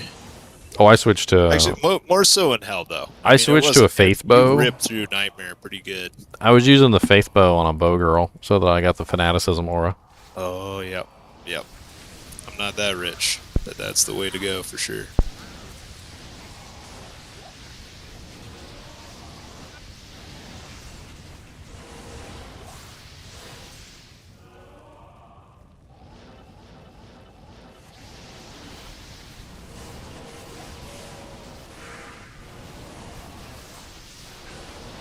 A superior Espandon.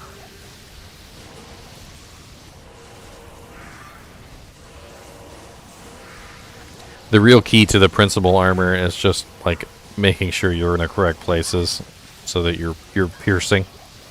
It's just like playing at Amazon. Like, you know, you line yourself up so that you get the maximum number of pierces and your damage is multiplying correctly. It works the same way with principal. You start shooting off like 100 little freaking holy bolts, and you've got the right angle. Not only can you hit the monsters, but you can also hit your merc and heal him too.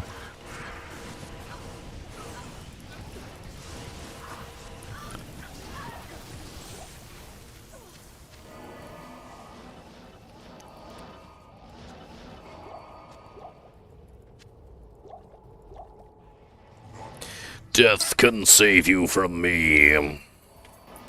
Not even death. Dang, super dead.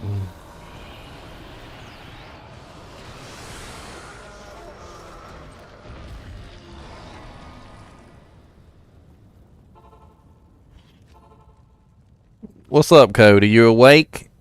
Come here. Come here, monster dog. Come here, monster dog. Come here, monster dog. Come here. Come here, monster. Everybody wants to see your big old monster snoot. Your big old monster snoot. Look at your big old monster snoot.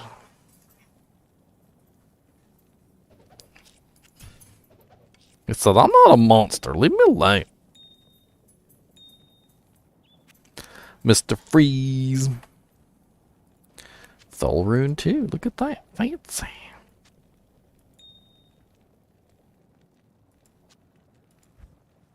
No, I'm out of room.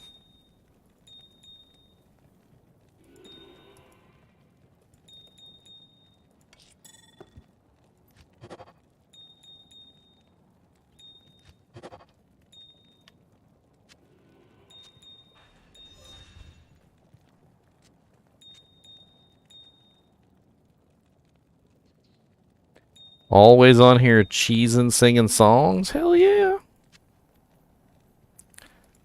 Never in a bad mood? I wouldn't say that. I just take a book for my father.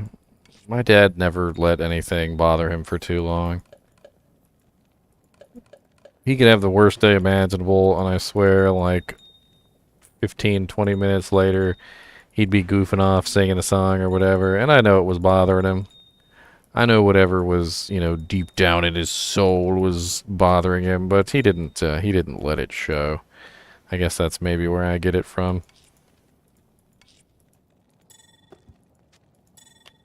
Didn't really hold a lot of grudges either. I mean, I'm sure he has a grudge. He probably has a grudge, but you know, he doesn't really hold a lot of grudges.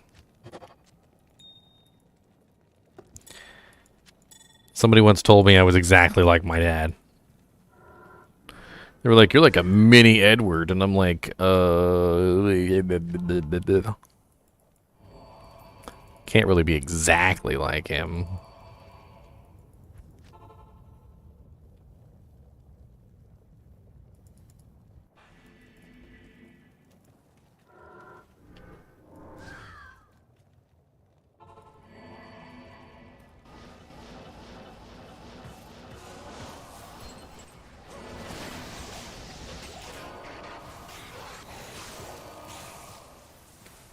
I don't know, I remember reading something one time.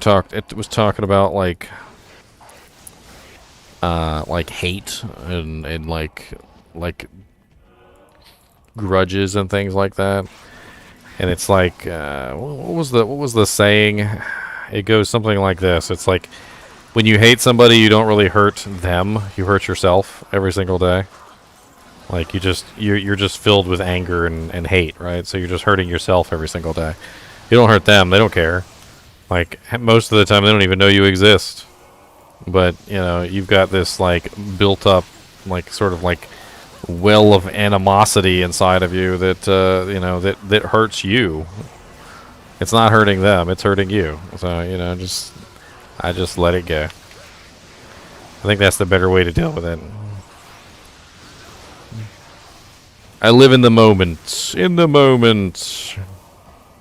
Worry not for tomorrow's worries will take care of themselves.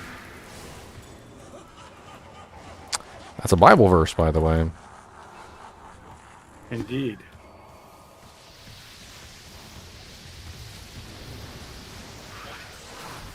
Mr. G, I have to bounce off. I've got to go help my wife bring in groceries and stuff. Y'all have a good week. Try and do it all in one trip. You know us too well.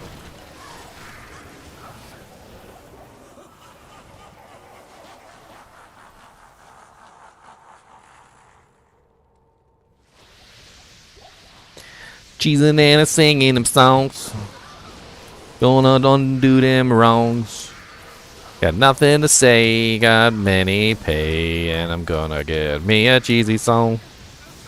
Oh, Kubus, a boobus. Oh, Kubus, a boobus, a boobus. Oh, a Kubus, he's a boobus. He's a Kubus, boobus boy. You want to show everybody how big you are, Kubus? You want to come up here and show everybody? Come here. Give me them paws. Give me both paws. Give me the other paw too. Come on, get up here. Come on, why you be so shy? Why you be so shy, Mr. Monster Dog? That's right. Big old monster dog. That's only his head. That's only the head of the dog. That's not even the whole dog. This is the head of a dog. The monster dog. You gotta give him beats. It's important. Oh no. I'm gonna miss the Bailey Elio. I'm gonna miss the Baal. Nah. Can't teleport. Get over there. Big old monster. I'm gonna bring it up real big. Nah. I'm trying to do stuff and you're making it really hard to do stuff because you wiggle. Why do you gotta wiggle? Wiggle monster. Get the wiggling. Stop wiggling. God dang it. The wiggle monster. The monster to wiggle.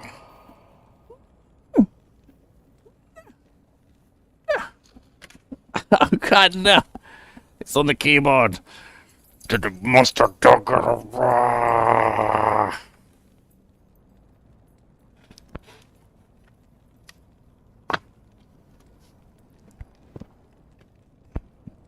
Monster.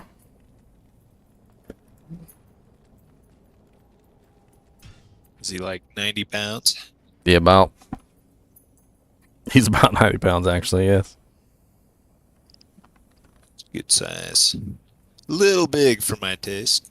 Yeah, well, you know, I was like... anything above 50 is a little bit... I mean, I love big dogs, but just wouldn't want to own one that big. I didn't want one either. I literally told my girlfriend, I'm like, okay, we don't have a dog, we need a dog, you want a dog. Okay, fine. Let's get a medium-sized dog. She immediately goes, I don't want a small dog. And I'm like, I didn't say a small dog, okay? I just said not a monster dog.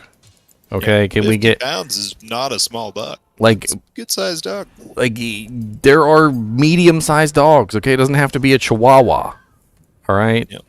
There are still quite large-esque dogs that are... Chihuahua isn't even a small dog. That's a freaking rat, man. That's like... Okay, well that's what she... When I say medium dog, that's what she sees. XS. Like, medium dog, she immediately goes to, like a Chihuahua? No, I don't want a small dog. And I'm like, just not 90 pounds, okay? Like, 50 pounds. Think like 50 pounds. And then we ended up getting a dog, and the dog was a little tiny little puppy, and the little dog grew up really big, really fast. Yeah, my sister has it's a Bernese Mountain Dog Great Dane mix. Huge dog. I'm pretty sure this is a Mastiff. Either that or a Labrador. Might even be a Labrador Mastiff mix. Yeah. Well, he's got webbed toes, and we looked it up on the internet, and apparently webbed toes is unique to very specific breeds. Yeah. Labrador is apparently one of those breeds. But the vet said he looked like he was Mastiff, so maybe he's like Labrador / Mastiff. I don't know. He might have a little pit in him too. I don't know. He doesn't act like a pit bull. I think a Newfoundland has web feet, but that's a pretty big dog too. So. And that's like 130-pound dog. Well, and that's why we're saying that he's got to be like one of those breeds, because they've basically said that like you don't get the webbed foot gene unless you're one of those breeds.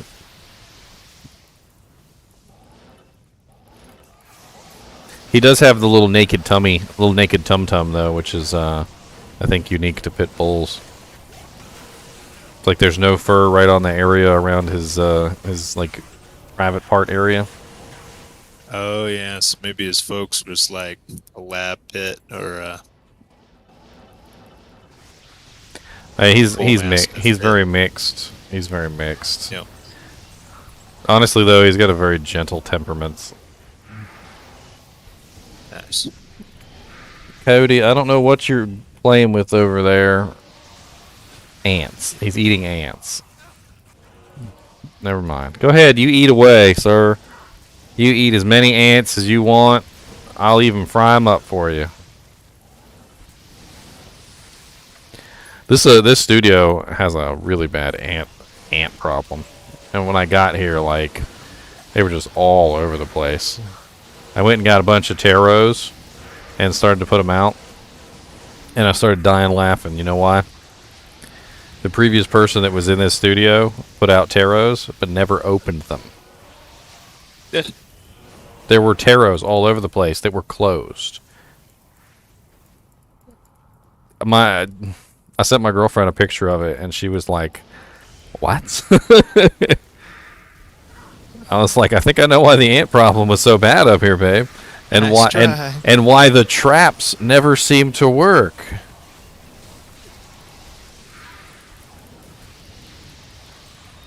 The traps never worked, my friends, because they were never opened. It's good. They're still fresh. Just open them up. I did. That's And the ant problem has definitely gotten a lot better ever since I got the taros like put out. But now there's like this other ant. Like it used to be just like the little black ants. That's pretty common to Virginia. But all of a sudden these big ones started showing up. I don't know where the hell they came from. They're like the size of like a Tic Tac. Like an ant the size of a Tic Tac. They're freaking huge. I don't know where they came from. And I'm assuming that they will also be affected by the taro at some point. But like, good lord, they're ginormous.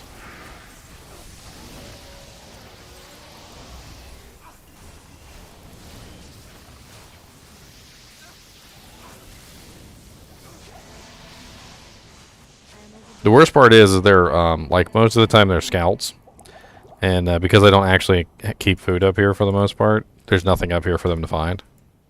So they just roam all around looking for things. And since there's nothing here, they eventually give up. But roaming all around includes me. And they end up roaming on me, and I usually kill them. Keep getting bit by them. They're freaking mean.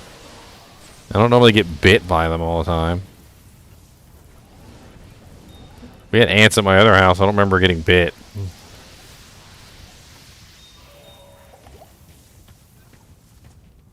Apparently I'm tasty.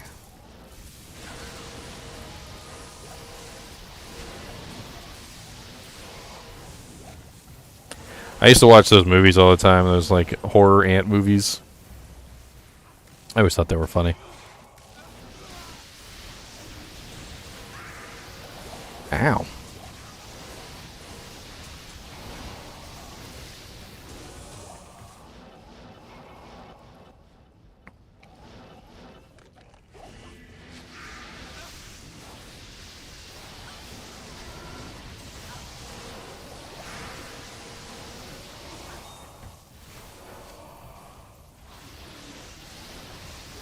I always felt like assassins were a bit of a waste, like stat-wise. You've got these claws, and the claws have massive, you know, like strength and dex requirements. Usually when you get them like fully upgraded to their elite tier, like you need like hundreds of dex and hundreds of frickin' strength to get everything working. And then you don't actually use strength or dex for your block chance. Or it's a little weird. Like a lot of the stat points just end up being kind of wasted. Because if you do claw block, dex doesn't affect your claw block. Oh wow, it's actually kind of a nice little Francisca. It's too bad it didn't roll with better damage.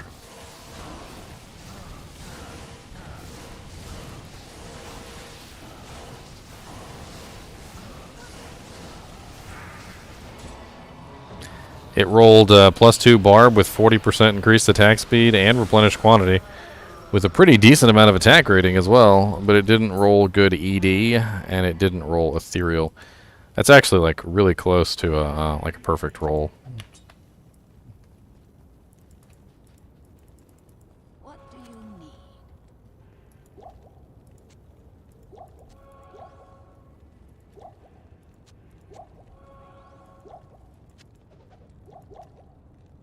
+1 necro with all res.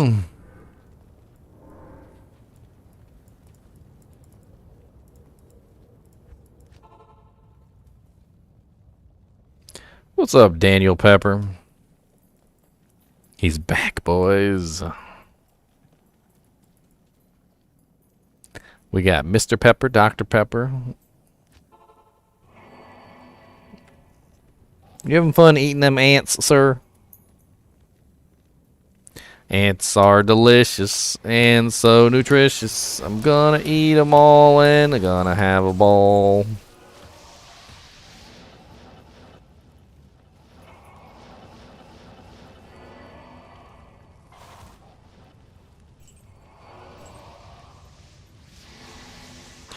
I always thought it would be fun to have like an animal that eats bugs, like an iguana or like a chameleon or something. Just like sit there and watch them eat flies and stuff. I had this really amazing encounter one time with a dragonfly, which I just thought was hilarious. I had this freaking evil, I don't know what the hell is going on with this horsefly, but it was the most evil horsefly I think I'd ever encountered in my life. And he was just buzzing around my head, biting me, just like I would swat him away, and he would come right back, and he would bite me again. No matter where I went, this stupid little thing was just always just right there to bite me again as soon as I let my guard down. And, I mean, just like one of the worst experiences with a freaking horsefly I think ever. Only topped, I think, by the one that got stuck in my car. And I'm sitting there swatting this thing, and I'm swatting this thing, and I finally just give up. And right as I give up, this dragonfly comes out of nowhere and grabs the freaking horsefly right out of the air, and I hear the most satisfying, like, death horsefly noise. It was like, bzzz, like literally, like the life of the horsefly had just been cut short. And I looked over, and the dragonfly's got the frickin' horsefly in his little mandibles, and he's eating it. And I'm just like, yes, that's what you frickin' get. Anyways, I've heard that the dragonflies, they're like the raptors, like bird raptors of the insect world. I've never actually seen them catch anything. Oh yeah, they are really good. They usually fly like kind of higher up in the air. Because apparently a lot of the bugs are kind of like above the treetops. Apparently, it's like a gathering place. You usually see bats and stuff around that same kind of like elevation. But this one, I guess, was taking a break, and he got a snack for it. And I had another situation with a freaking horsefly too. Those things, I don't know, they love me or something. And it was in the car, and no matter what I could do, I couldn't get this horsefly to leave the freaking car. And every time I rolled up the window, he would just start biting the back of my neck again. And I'd roll down all the windows in the car. I'd try to get him out, and nothing would work. And I finally got home, and I freaking jumped out of the car as quick as I could, hoping he would get stuck in there and, like, just die from, like, dehydration or whatever. He followed me out of the car. He was biting me on the way into the house. You were tasty. And meal's on the move. And I took one good swat at him, and I knew it was futile, but I took a good swat at him, and I knocked him. And I knew I didn't kill him because I didn't feel any crunch or anything. It was just like hitting a tennis ball with a badminton, and he landed in a freaking spider web. Have you guys ever seen those like really big garden spiders, the ones that are like black and yellow, and they have like a skull on the back of their body, their like abdomen? It's like a little Punisher skull. Knocked him right in the web of one of these freaking Punisher skull spiders, and that spider swooped down, wrapped him up, and started eating him like instantaneously. And I was like, yes.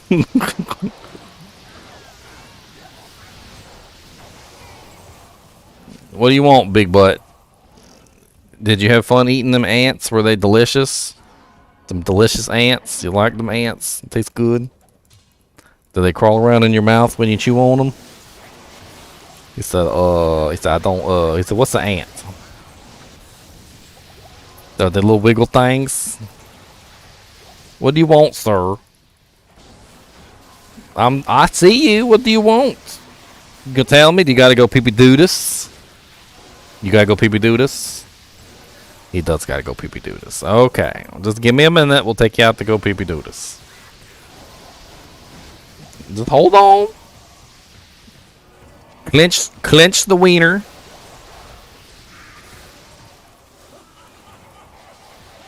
After we kill Baal. When Baal is dead, we will go. People do this. That's right, people do this. He looking at me like, you better hurry up, man. People do this in the house.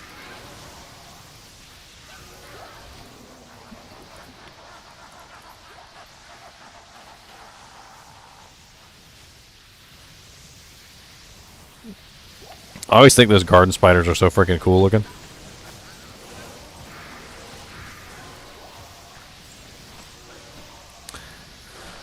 Sir.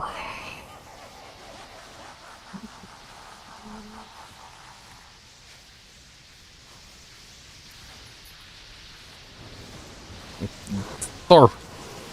I can't play the game. We're gonna mess with my keyboard. Poopy doopies. I'm gonna put you in a chair. I'm just gonna sit you up here. I'm gonna let you play. You wanna play? I think you could do a good job. You can play with one paw. I think you could do a one paw.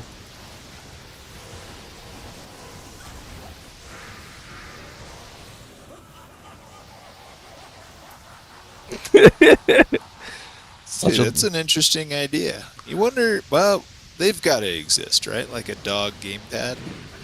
I bet they exist. Well, probably. Google that. That'd be pretty funny. Watch a dog playing video games. Almost. He's laughing at me. I'm gonna kill him though. Just wait. We almost got it. Don't look at me like that.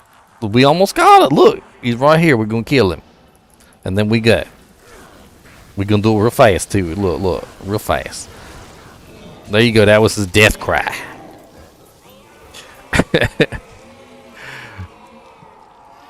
All right, I'll be right back, guys. I'm gonna let Mr. Cody go pee do this. Mr. Cody go pee do this.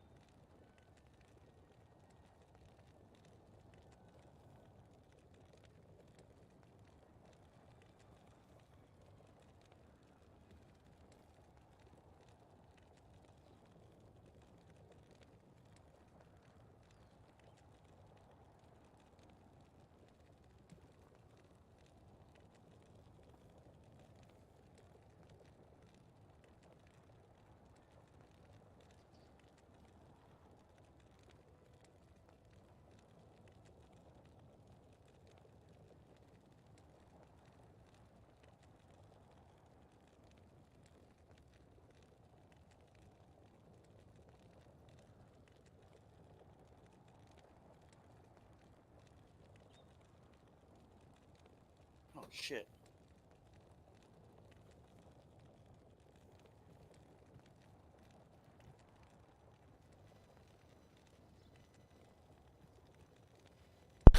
Look who's here, Mr. Knees! Immediately goes into my shirt and hides. Immediately goes into the shirt and hides. Took him a whole 2 seconds to run in there. He said, look, I like this Dragon Ball Z shirt. I'm going in here and you can't tell me what to do.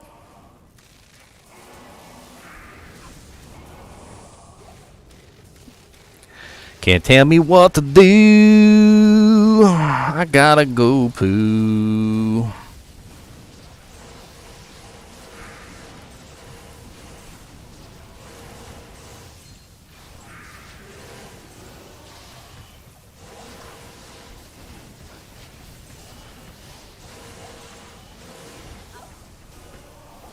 Ow. Stop cursing me, sir.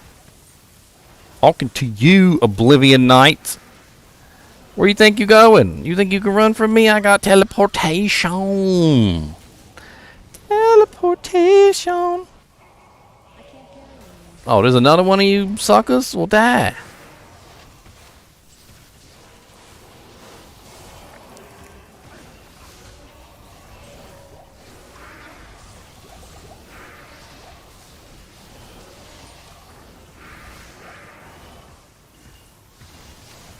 I don't know. Our spiders out where we used to live seemed to be a little bit smarter. They didn't put their webs in stupid places so that you would walk through them. Not normally, anyway. If they did, they got broke real fast.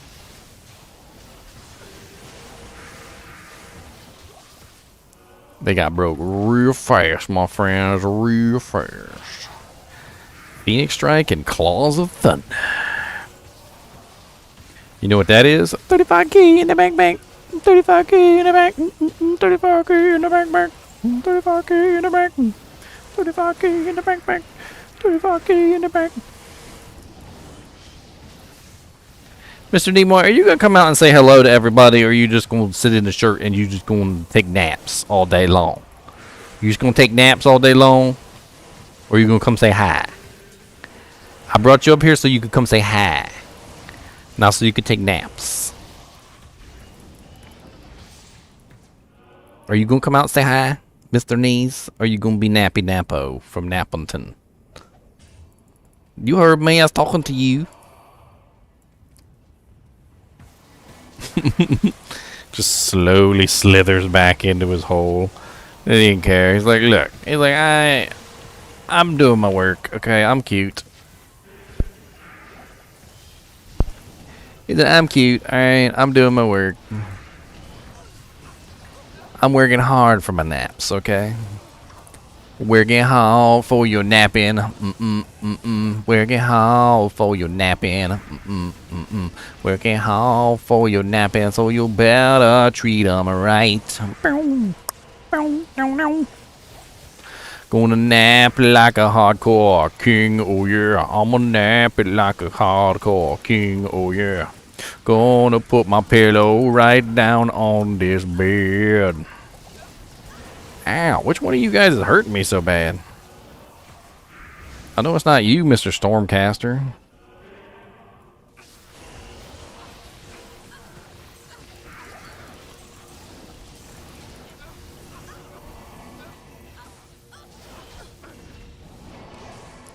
Yeah, yo. You want of terribleness.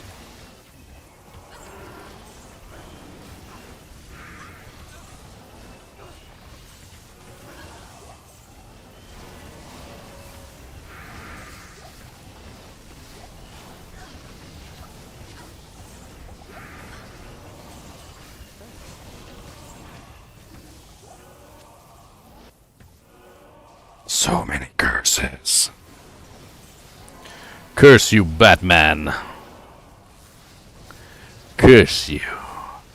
Curse you all to hell. Demon farts and butthole.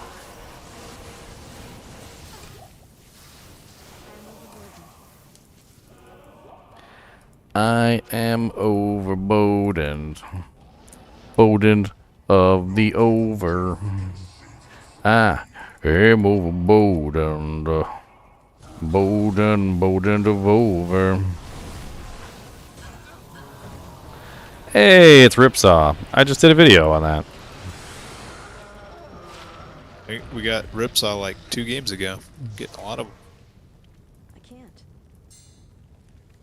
It's a cool looking sword. Wish it was more powerful. It's really it's cool pretty to powerful. use in normal for sure. That 80% normal early nightmare. that 80% open wounds is kind of insane, and it scales. Yeah. So It's a good sword.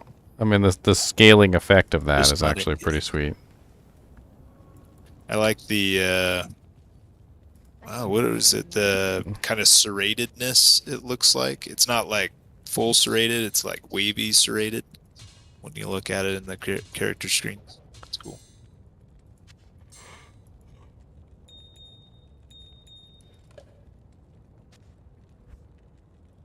Bink. Jimmy, Jimmy, Jimmy's, can't you see? I need more Jimmys, some Jimmys for me. I burn them all every day. I put them on the work and pay. Demon farts? Yeah, demon farts. I imagine demon farts are pretty rancid. I mean, they eat a lot of raw meat and things that are raw and wriggling, and it's probably pretty gross. Not in town. Speaking of rancid farts, we got a cat. His name is his name is Kitten Party, and we've taken to calling him Kitten Farty because he goes in there and he eats dog food, and you know, cats are obligate carnivores, so they don't do very well with food that's not meat, basically, or meat like, I guess in some term, mainly protein. And of course, dog food is not mainly protein. It's other things as well, because it's, you know, it's more than just like obligate carnivore food. So he's got the worst gas. Like, the cat has the worst gas. He like sits next to you and he farts, and it's just freaking god awful. And it's because he keeps eating dog food. So we just started calling him Kitten Farty now. His name is Kitten Farty.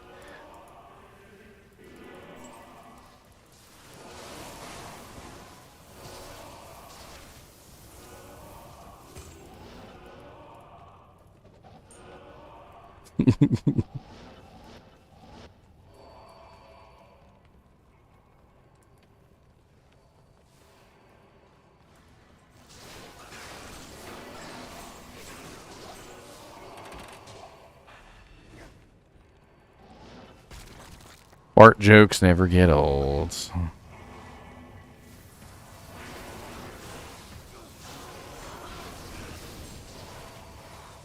Unique ring just dropped.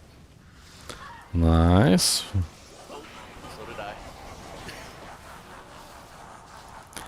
That's how they get you. That's the Kansas City Shuffle. Oh, you look left and they look right. That's the Kansas City Shuffle. A unique ring falls to the ground and you don't pay attention to the knife in the ground. Yep, pretty much what happened. I went for it. Ow.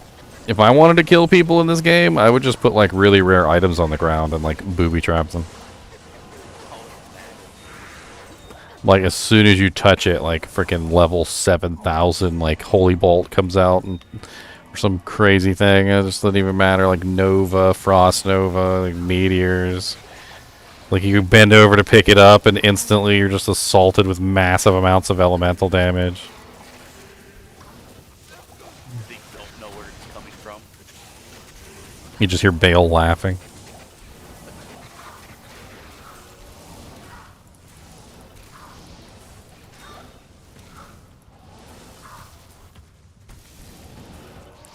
Yeah, just time it with the Baal laughs.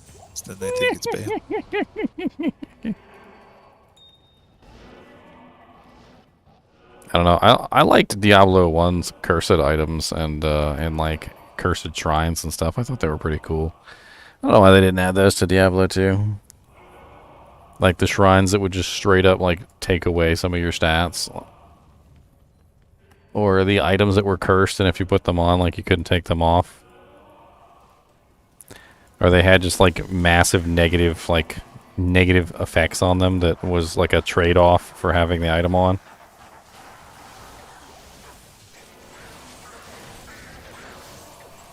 Diablo 1's had some cool equipment. Yeah, whereas Diablo 2 items have, oh gosh, -5 light radius. I mean, believe it or not, there is actually kind of like a strategy for light radius. So the bigger your light radius, the easier you are to spot. So if you're like a melee character and you want to be like sort of pseudo sneaky, you actually want lower light radius because you get spotted less by monsters. Just as like a general rule. Especially when you're doing like in a melee fight and there's tons of ranged monsters around the melee monsters. Like if you have a really large light radius, the ranged monsters will most definitely target you. But if you have a really small light radius, the ranged monsters might not see you. And you can fight the melees without the ranged monsters like getting involved in the fight. It's all very interesting. I mean, I don't know a lot of people that actually like min-max their light radius, but as a caster type, like a ranged type, you generally want like a really large light radius though, because otherwise you can't see anything to shoot at. Can't count how many times I've been playing like a Necromancer, and I'm literally spamming curses just to even see anything. Especially in Catacombs. Dear God, Catacombs is like the darkest place. Dark as my soul. The native brightness of the game. 'Cause I play the game on like 2 or maybe even 3 levels higher than the brightness they like recommend, right? Mm. But because that native brightness is dark, and it's cool like from an immersive standpoint. Like if you're doing like an immersive game like playthrough, it's cool. Well, what I've noticed, You just can't see stuff. what I've noticed in my testing is that light radius seems to be very specifically tied to aggro radius, and more so like when it comes to monsters. If you notice that a monster has a light radius around them, that's basically their vision, like how far they can see. And like for instance, when you dim vision a target, their light radius goes to 0, and they have no light radius around their feet, and that's why they can't see you. But if you've noticed, even with dim vision, if you walk directly like on top of them and you're inside of that little tiny light radius that's around their feet, they can hit you. So it's like it's like the game is tied light radius to aggro distance, which is kind of interesting.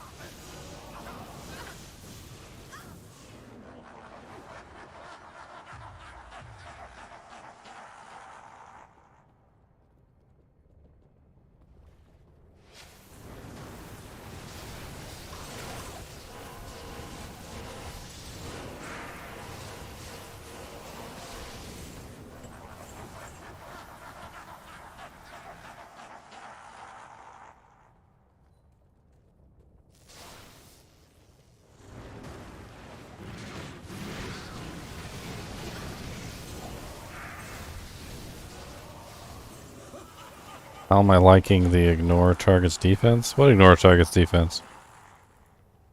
I don't have ignore targets defense. I'm using Bartux.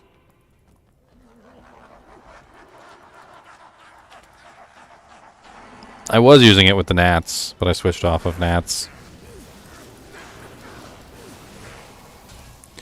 Oh yeah, the always hit on the if you have a charge up, yeah, it's absolutely excellent.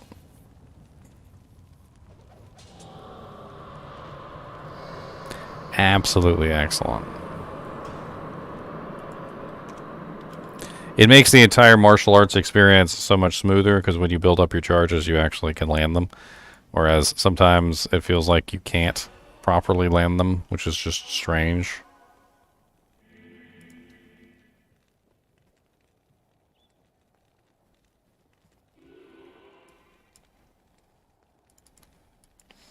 Mr. Nimoy, why are you chewing on my necklace?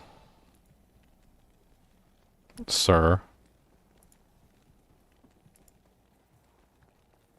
Is there a reason why you're chewing on my necklace, sir? Is it a tasty necklace? Is it delicious?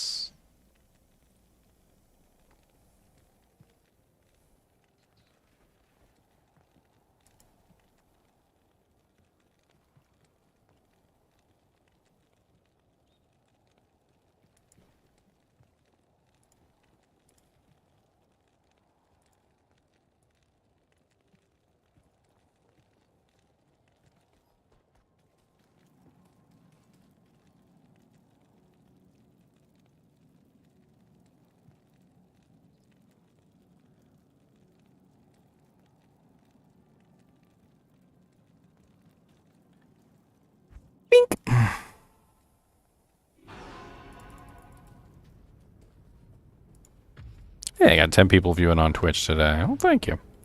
Usually the bulk of my people are viewing on YouTube, but it's always nice to have some people over on Twitch, too.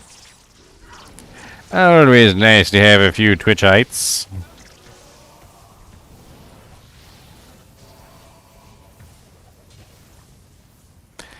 It's so crazy the way that the lightning works. It comes back and it hits the target like twice.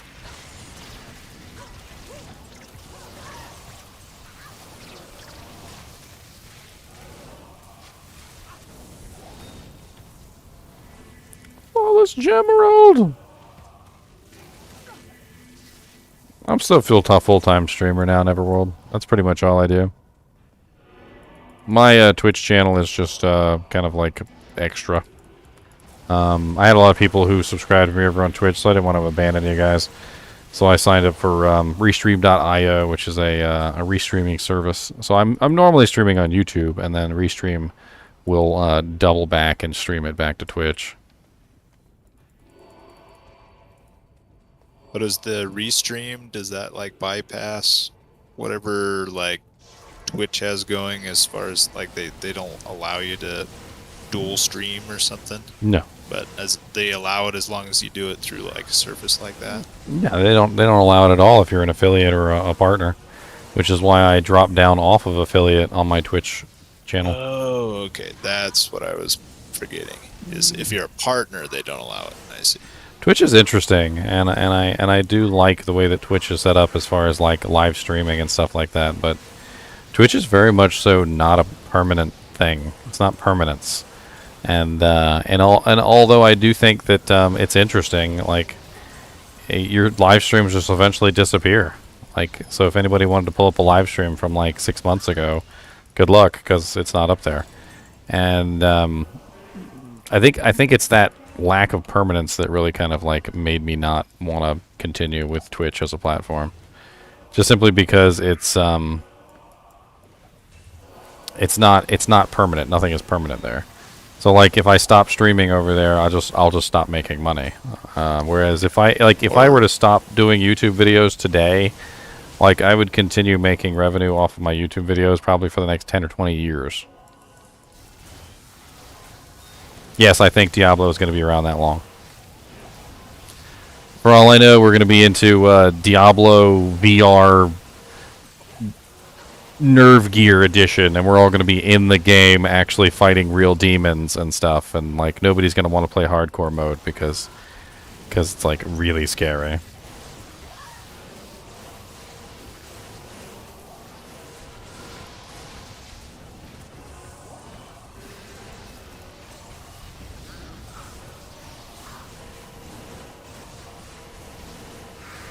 Yeah, I guess you could record stuff, still do Twitch, record stuff, and post it on YouTube, but that's a lot of overhead to like have to manually upload that shit. No, the problem is that Twitch requires a 24-hour exclusivity if you're an affiliate. So I can't do anything until 24 hours goes by.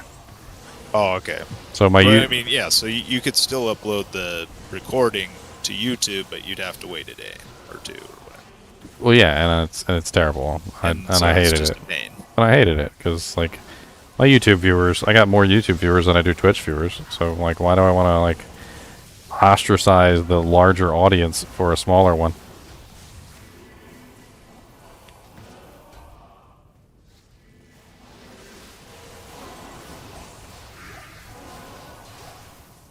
Blade talons.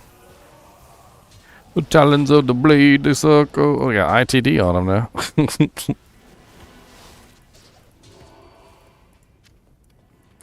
With that wrist blade, sucky. Sucky wrist blade. I don't know, I was growing just fine on Twitch. I was just growing faster on YouTube. I mean, there was a point I was making probably around like $500 or $600 a month on Twitch. It just like, and it was only going up. But I mean, I'm not trying to brag or anything, but I make enough money off YouTube that I can actually quit my job. I don't think I ever would have been able to quit my job off of Twitch.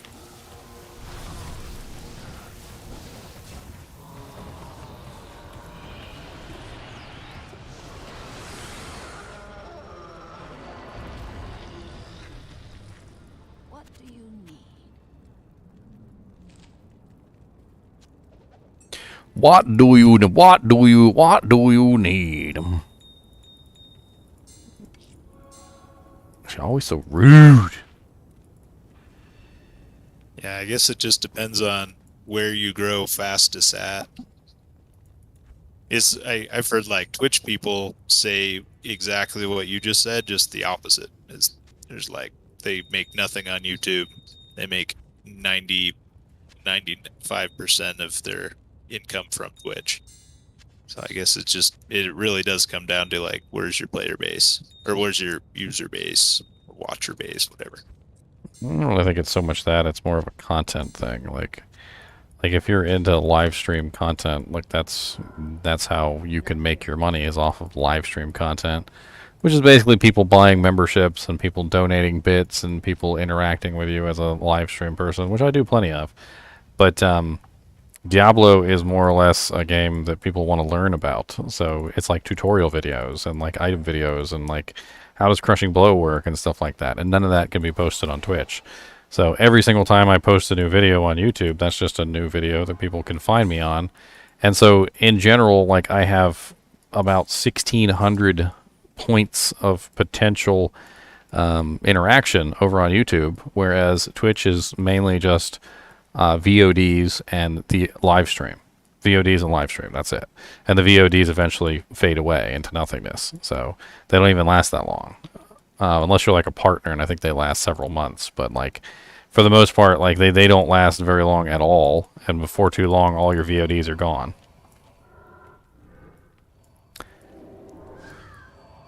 Yeah, that's a good distinction as well. It's the type of content, like you're saying, is like one is real time, one is and kind of requires you to be kind of on a lot of the time.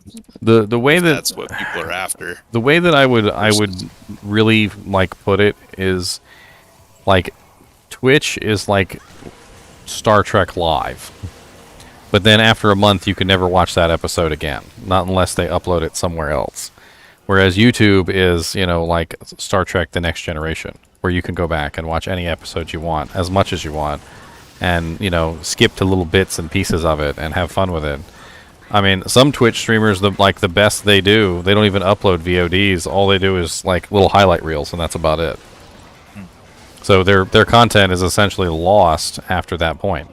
It's no longer, like, even obtainable. It's gone to the ether, unless somebody recorded it. Yeah.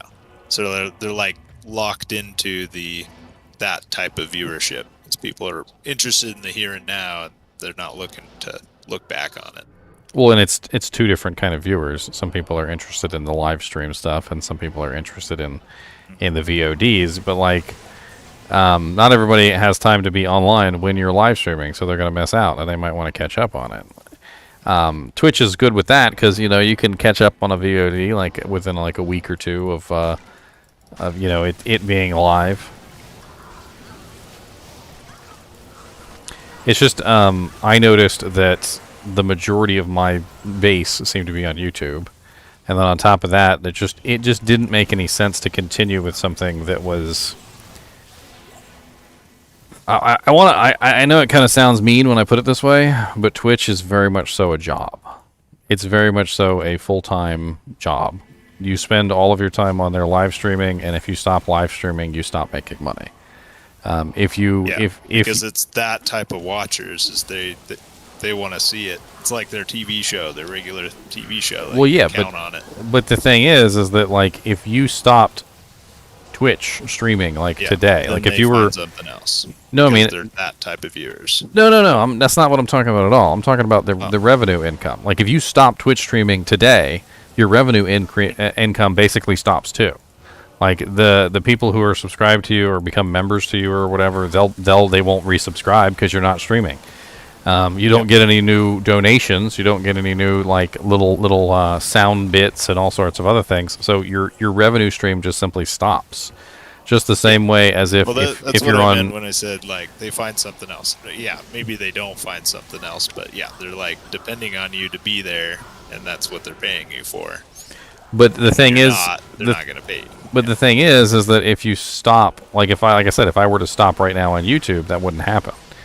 And in very much so the same vein, it's like a job. If you stop going to work today, well, guess what? You wouldn't get paid.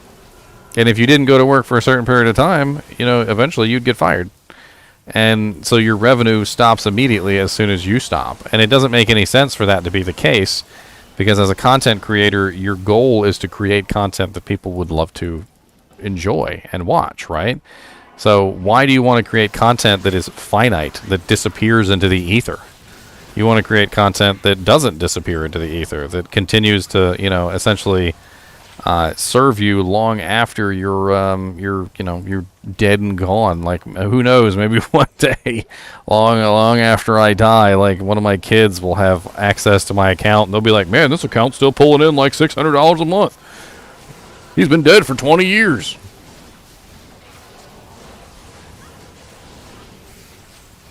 Whereas as soon as a Twitch streamer's gone, they probably stop pulling income as soon as the last subscriber basically falls off, which is the end of the month. Yeah, they've got like a month, maybe 2 months.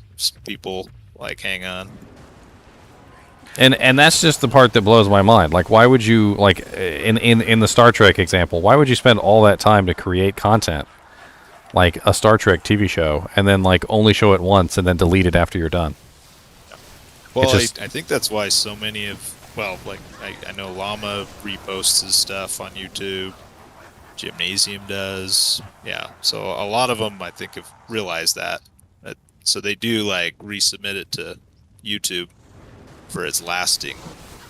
Well, yeah, definitely. And I don't not stream on Twitch, but I can't. But I can't stream on YouTube and Twitch at the same time because Twitch has their rules. Situation, you just can't justify it. Yeah, and it makes complete sense. Honestly, I probably could have done the same thing that a lot of people do, which is ignore the contract and just like dual stream anyway. Which apparently a lot of people do that, and they don't get punished, and nothing ever happens to them. But yeah, well, nothing happens until it does. So they can always decide, we need a little more revenue this month. Let's go after those people.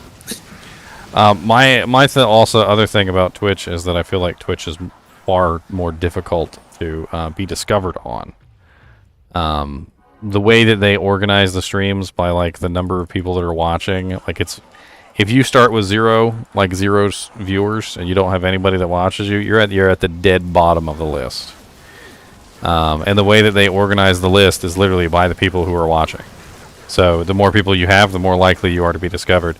Fextra Life, which has been cheating that system for a long time, has basically been using what is essentially bot views to push them to the top of the list, specifically for that purpose.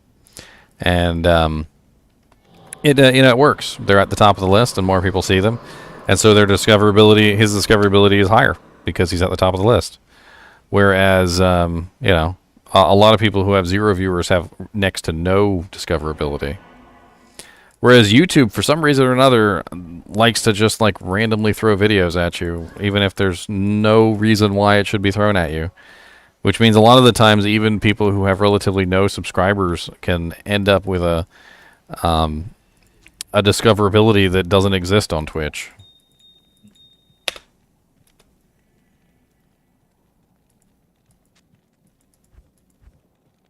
It's all very interesting, and I've gone over it in detail, and I really kind of was torn on getting rid of Twitch, but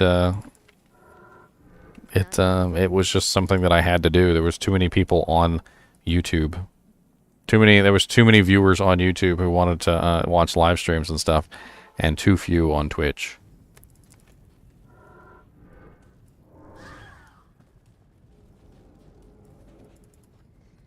I don't have any mods.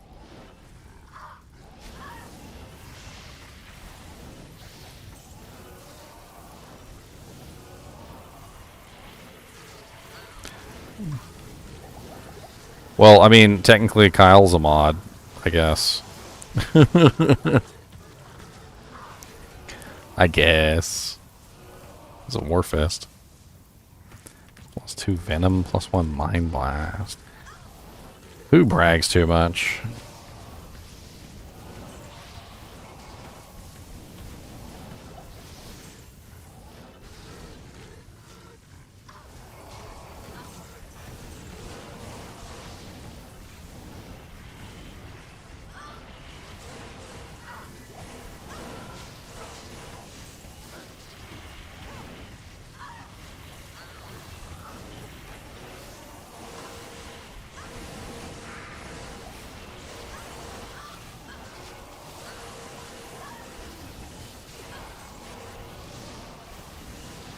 I made you a mod to shut you up? I didn't make you a mod to shut you up. You never really say anything that bad anyway.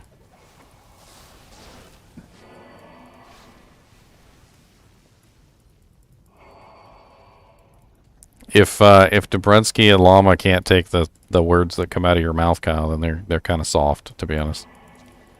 You're not even really trying to be insulting most of the time. You're just like not paying attention. I hate to say it, but most of the time you're just not paying attention. And then like when you do pay attention, you're like, oh yeah.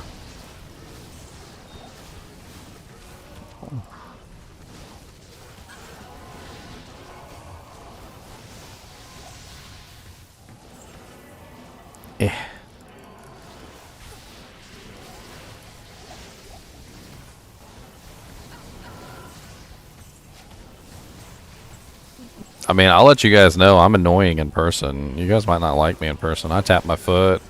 I hum. I sing songs. Like, I'm that annoying guy who's like always singing a song wrong. Like, I've had people literally just like get so mad at me because I wouldn't stop singing or wouldn't stop tapping my foot or like just generally enjoying life. It's amazing how many people just like don't want you to be like any kind of like happy or enjoying any kind of life. Well, okay, to be fair, if your version of being happy is imposing on others a little bit, okay, that's one thing, right? Not saying that you really are annoying. Just saying. Well, let's take tapping your foot for There's instance. a fine line. Let's take tapping your foot. So tapping your foot is actually an involuntary action. Did you know that? Like when you hear a song and the song is a really good song and your brain is trying to make sense of the rhythm and the beat, tapping your foot is actually linked to motion sensory awareness. It's basically your brain trying to make sense of the rhythm, and your brain causes your foot to tap. It's an involuntary action. You can stop your foot from tapping by basically overcoming the instinct, but it's something that happens involuntarily. So tapping your foot is never done as something to annoy someone. It's because you're enjoying the song. It's literally, legitimately, because your brain is enjoying the song and is trying to figure out the rhythm and the beat. And so, like, for someone to say that someone tapping their foot is an annoyance is basically saying, in a nutshell, stop enjoying yourself. If everybody in the room is tapping their foot except for you, then something's wrong with you. Well, I guess, there's a difference between, like, at a concert where you're tapping your foot, but it's it's being drowned out by the music. But if you're like tapping your foot really loudly because it's like tile floor and you're listening to it on earbuds or something, like that's a different thing, right? Like you can realize, okay, I'm imposing on others. I would be singing along. That'd be reasonable. I mean, most activities that you do in public are recognized to be public activities. Like you don't specifically go to a public place and start reading a book, which is something that would be considered a silent activity. And then someone who's singing a song in that public place is annoying you. That would be silly, right? You have basically you have earbuds means you are doing something private in a public space. Oh, I don't put on earbuds. You have like a boombox. I'm talking about like you're in Kroger and the radio is playing and there's a song on the radio and you hum along. I'm talking about like if you're playing a video game. Like you're playing a video game out loud and literally there's a song on the video game and you start tapping your foot along to the song that's literally on the video game. Like everybody hears the song. Fine. Okay. Like I was going over like the situation where like people seem to get annoyed when they're like listening to something on earbuds and they're being really loud in like a doctor's office waiting area. This is a quiet place, man. That's what I'm talking about. Like that's legit annoying, I think.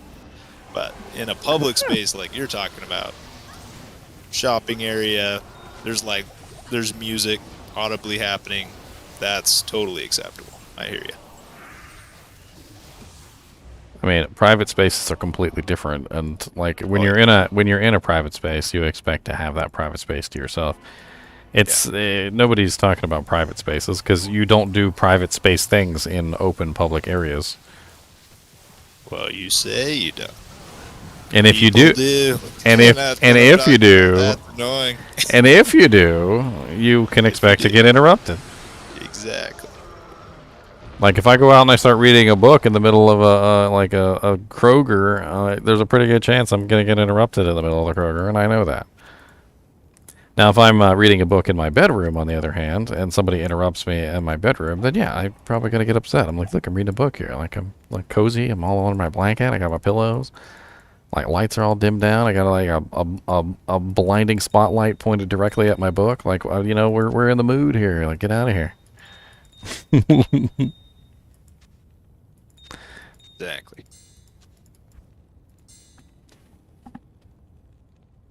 Oh man.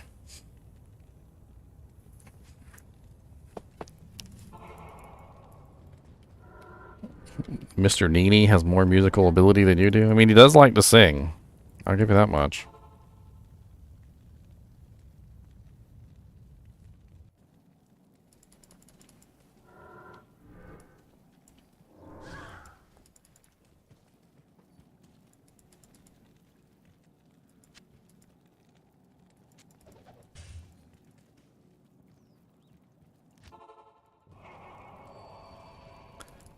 Talking Pee-wee. I mean, that's a private thing in a public place. So I'm not gonna lie.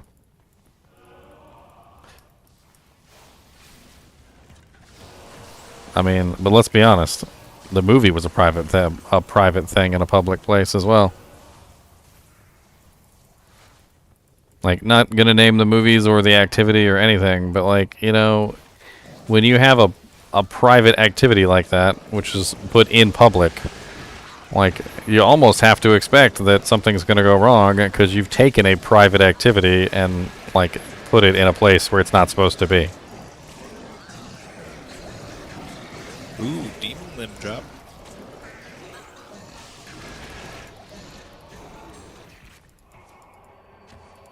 Dumb teleport Amazon build.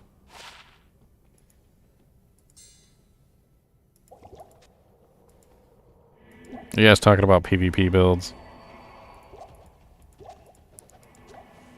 I wouldn't invest too much money into PvP builds. I bet you they're going to make more changes in 2.5. And a lot of those builds may end up getting broken as a result. PvP is always the redheaded stepchild of the patch notes. Like, they don't care about PvP. They make the changes for PvE. And PvP is just, what gets lost in the equation. It's always been that way.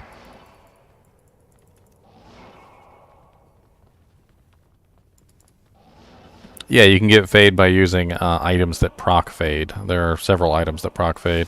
Treachery, the Spirit Ward, Elite Ward Shield, as well as Last Wish. I think all those will proc fade. I don't think there's anything else besides those three.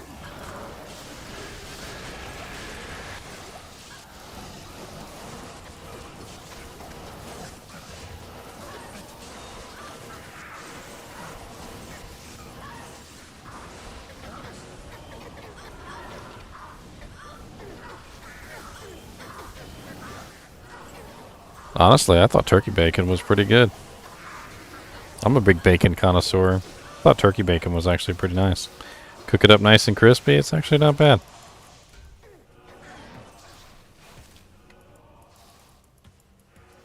Can't pick up that shield. My bacon's got to be crispy, though. I can't stand soggy bacon. You soggy bacon people can go to hell.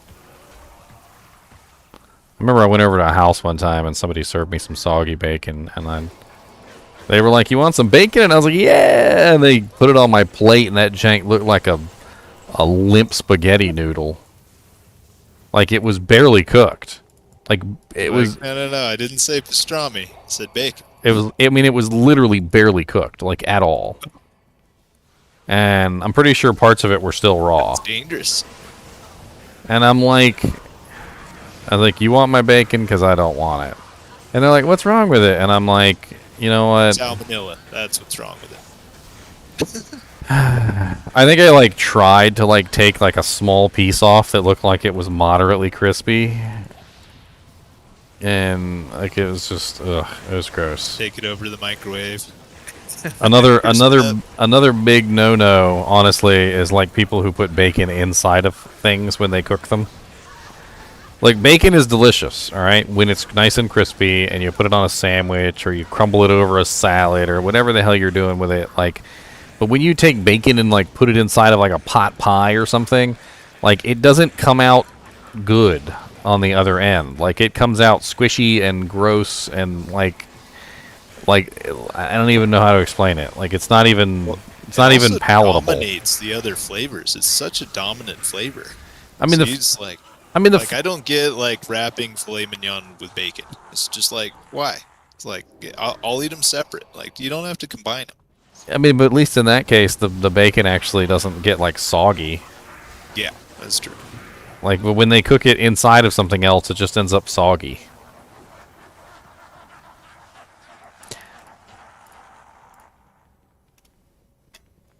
I mean, it doesn't have to be burnt, but I like it crispy. Like there's a fine line between burnt and crispy. Crispy is where it's at. Crispy is the jam. I mean, I'll eat it not crispy. Like it can be cooked and not crispy, but like it can't be soggy. Like you hand me floppy soggy bacon, I'm just gonna throw it back at you. Oh, that's a good point. Chunks has is like if you mix bacon into the burger. Sometimes, a lot of times that's good because you get a good char on the burger. As long as you get a good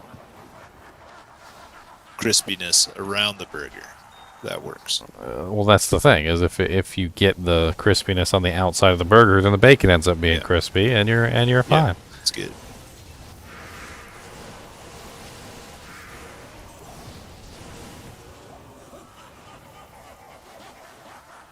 Now, one thing I have done, which is rather interesting, and could be something that I'll do recently, because I've actually been craving it lately, is take your bacon fat after you cook your bacon, and put it in a like a little container, strain it. Just put it through a strainer real quick to get all the little bits out, and then use it to cook popcorn. Bacon grease popcorn is absolutely delicious. You might not think it. It doesn't really even taste like bacon. It's just good. It just tastes good. Has like a smoke. Has kind of like a smoky. That's just lard. Like has kind of like a smoky sub flavor. Lard for butter makes everything better, even more than butter does. The lard, lardo. I'm sure there's a recipe online, father son, if you want to Just next time you cook bacon, just save the grease. The bacon grease is actually pretty useful, believe it or not. A lot of people throw it out, but it's actually has some pretty good uses.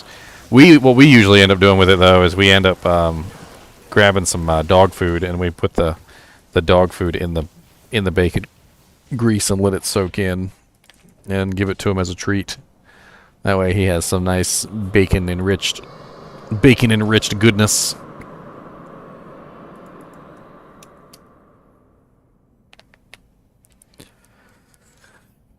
That's right. Enjoy my bacon conversation. Mr. NiNi doesn't like bacon, though. He'll eat a good moth. Mr. NiNi, do you want a moth? A delicious moth? Can you eat a moth? Want a moth?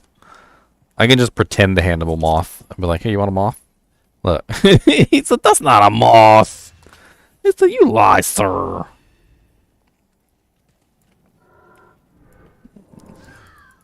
I do not enjoy being teased.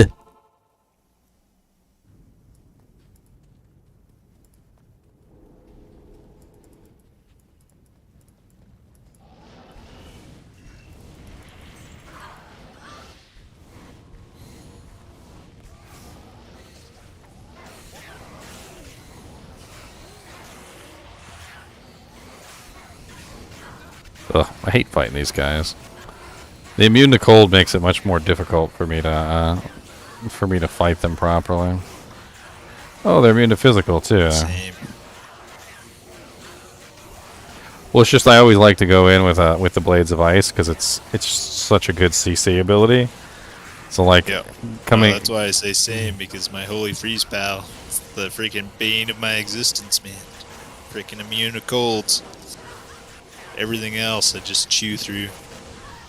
Well, your principal armor should help you with these guys though, because you get the magic damage. Oh yeah. Like I chew through them incrementally with the magic. It's alright. They do go down. They just take a bit. Take a little bit of time. No, you kill all the monsters over there. I don't have anything to teleport to. You troll. Oh, there we go. Haha, I found something.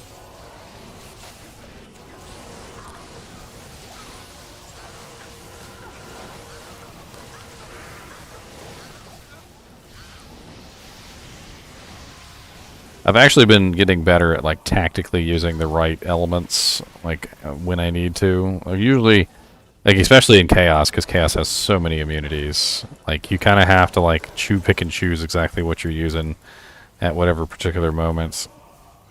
And a lot of the times it's like a combined, thing. Like there's like so many different immunities in a particular area that it's pretty much just like spam what you got until something's dead and then work from there.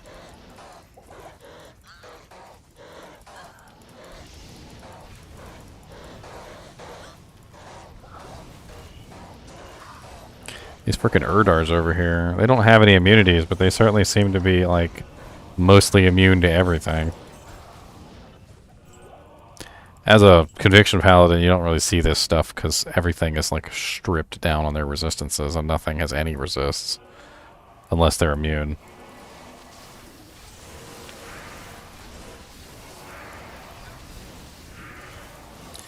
I found a frickin' Zod rune, Jen. Grats, man. Lots of cool things you could do with a Zod rune. You can make yourself a Breath of the Dying, which is a really good use for it. Breath of the Dying is a great item. A lot of characters can get good use out of a Breath of the Dying. You can do a Breath of the Dying Berserker's Axe, which is a really good choice. If you've got an Amazon, a Spear Amazon, you could do a Breath of the Dying Ghost Spear. Those are excellent. You can also just simply do, something else. Like you could Zod up something, find yourself a really nice Herald of Zakarum and throw a Zod in it, or I don't know, there's a bunch of different choices. I mean, what kind of character are you? We could probably work something out.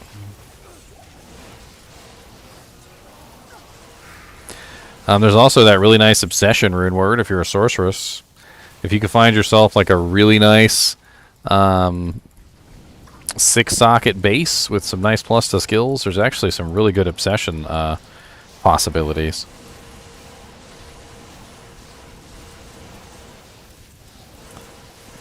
We'll get in there then, sir. Mr. NiNi.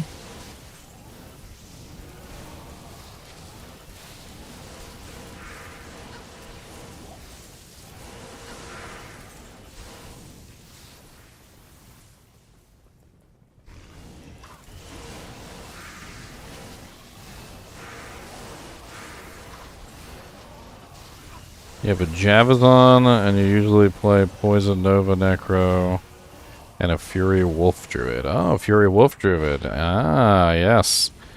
Breath of the Dying is a really nice weapon for a Fury Wolf Druid, unless you already have, like, a freaking, like, F3-socket Tomb Reaver. There's definitely some very good choices for a Breath of the Dying for a Fury Wolf Druid. I can't remember which one is the best one for a Fury Wolf Druid. I know they get speed bonuses for certain classes of weapons. Two-handed, obviously. I think the War Pike is a pretty good one. You could also do a Thunder Maul. An F Thunder Maul. Those are pretty high damage too.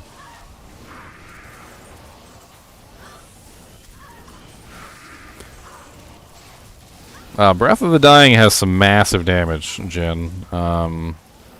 I'd have to show you one. Like I have a Breath of the Dying Ghost Spear on my my Amazon, and it's like it's massive damage.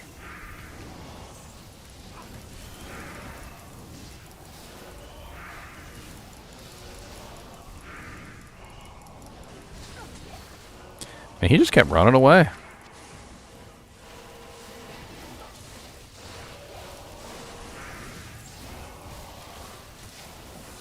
I mean, if he's got the Zod, seems like he just needs to find a Eth Reaper's Toll. I think that's supposed to be the top weapon now for Fury Druid. Damn, Eth Reaper's Toll. That's also a good choice, Jen. So If you can get yourself So an even, Eth Reaper's Toll, that's a pretty nice choice. Yeah. Oh yeah. Because like botted is a ton of damage, but when you add in like that decrep rock from Reapers, you're almost doing double damage physical. And Reapers is already great damage.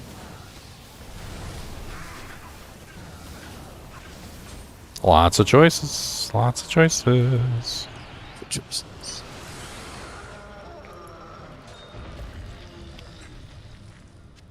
I'll take that Colossus crossbow. 35k in the bank. 35k in the bank. 35k, 35k, 35k in the bank.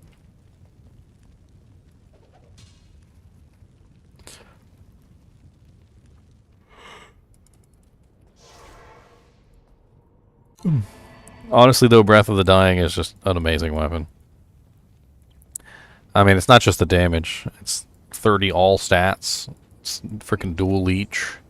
It frees up so many, like, items on your character. Like, you don't need leech rings. You can go with other items. You don't need mana steel rings. You can go with other items. Let me finish leveling up this character real quick, and then I'll show you. I'll show you my ghost spear. And you can get amplify damage or decrepify from other sources. You can wear like an Atmos Scarab, or you can have a Mercenary that applies it for you. Like, there's other choices.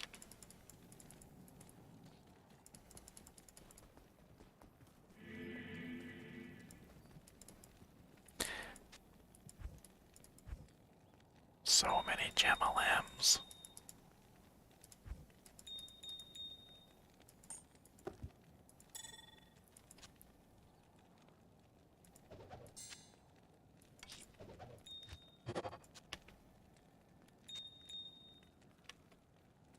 I found this pretty sexy large charm.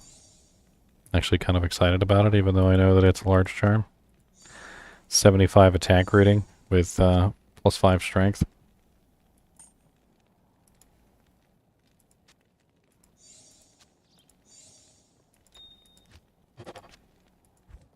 Five seems like a lot of strength, especially when you consider Grand Charms can only roll 6.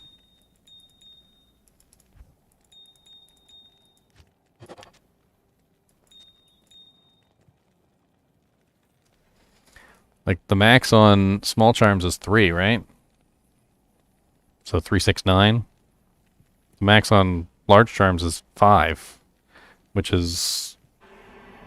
I don't know, I'm not sure how you can even calculate that out, because large charms are 2 spaces. I guess you would need 2 grand charms, which would be 12. And 1, 2, 3. 3 large charms would equal 15. So, is that the right number of slots? Or am I imagining it wrong?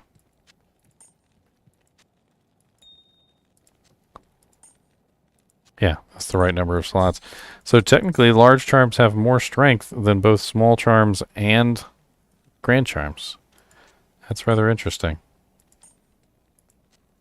I think that'd be a good video to go over large charms and like the advantage. Or wait, haven't you?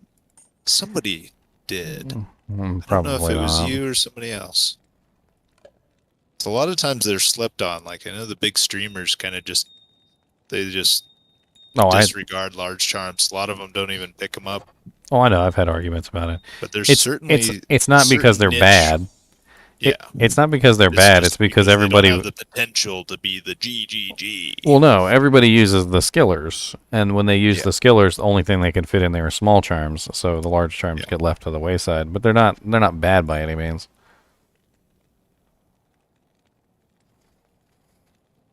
Seems like even the builds that don't need skillers, though, people don't like the large.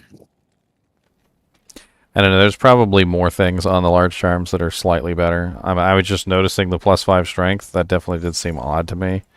And then when I realized that 5 strength was a hell of a lot more than what you can get on small and grand charms, it kind of made sense. That might be one of the advantages. Large charms can roll higher stats, apparently.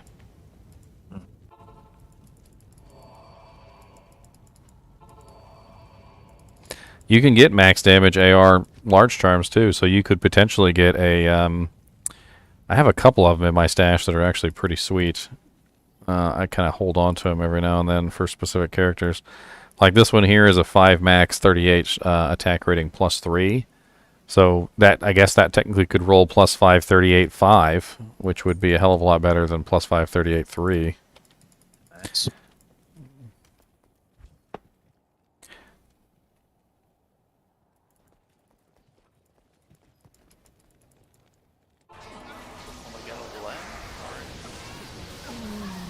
Who dat talking? It's Joe. What's up, Joe? Not much.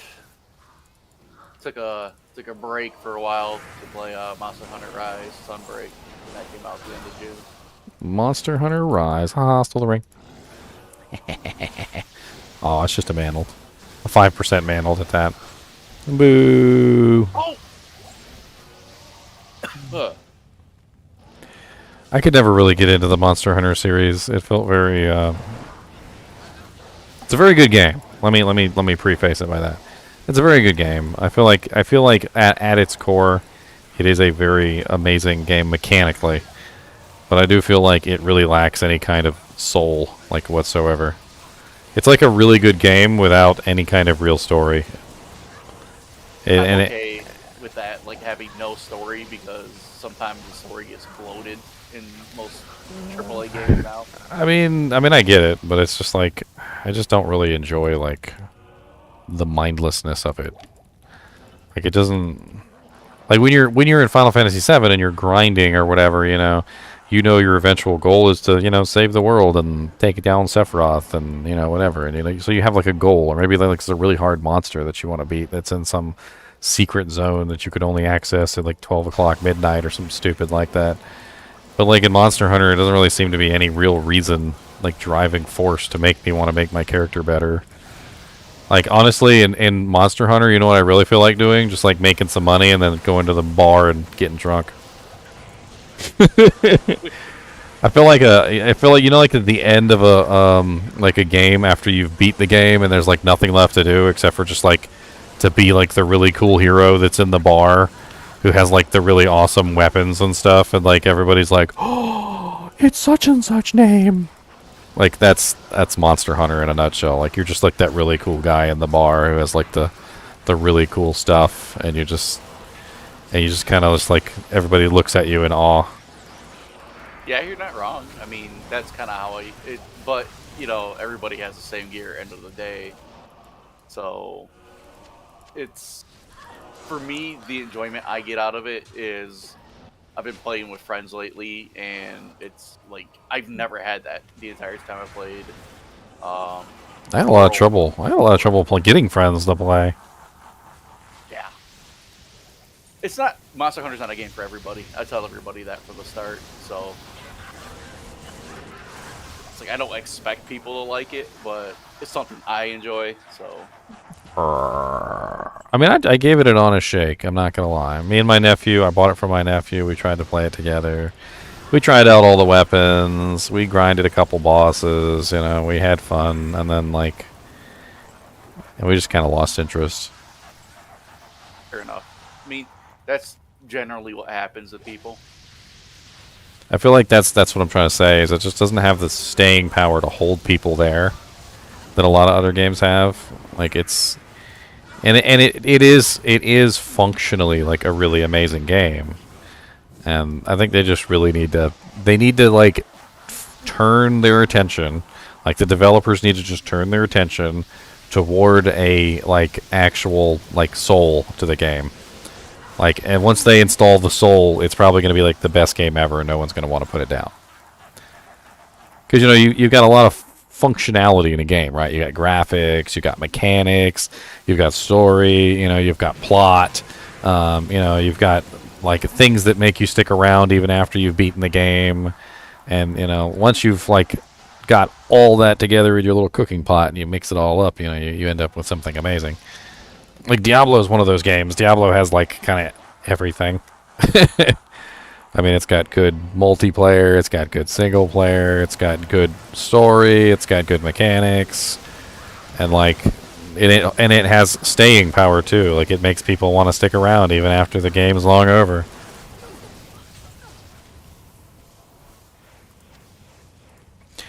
Greater talons of greaterness. Steal my greater talents. You guys aren't assassins.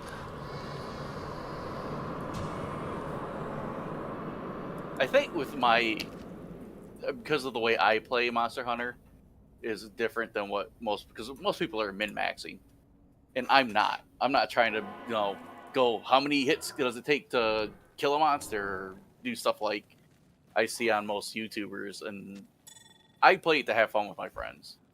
So it's nothing serious for me until if I got a game like you were describing, oh yeah, I'd be a million times head over heels for it. But for now, this is their way they've made the game, and I'm cool with it. Like in the staying power of Diablo, I mean, how many millions of people bought Resurrected when that came out? You know, Diablo's staying power is insane. It's literally 22 years old and it's still going strong. They get 22 years from now, it'll probably still be going strong. They'll probably come out with Diablo 2 Resurrected. Re-resurrected. Diablo 2 VR Resurrected. Oh yeah, they could do that. I would play that. Nerve Gear Diablo 2. I would play that too. I wouldn't be above it. Diablo 2 VR? Alright, sweet. What game are you in, Ginger? GGM EXP 13. I'm almost level 89. I can use my amulet. Almost level 89. And I can use my amulet. My ridiculous amulet. And I died so many times I'd probably be 89 by now. That was my whole goal, was just to get this character high enough so she could utilize that amulet. It was amazing. Because it's so amazing. Beautiful amulet you see. It's so amazing.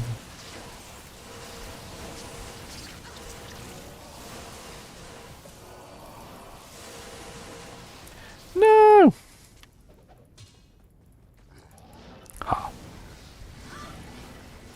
What's up, Pit Lords? I heard you hate cold.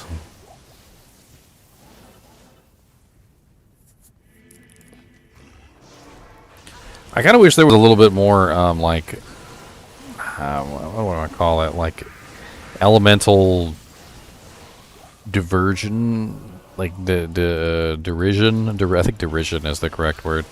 Where basically, you know, like if a monster is very very strong to fire or very very strong to lightning or whatever, like the opposite element, they're more weak against.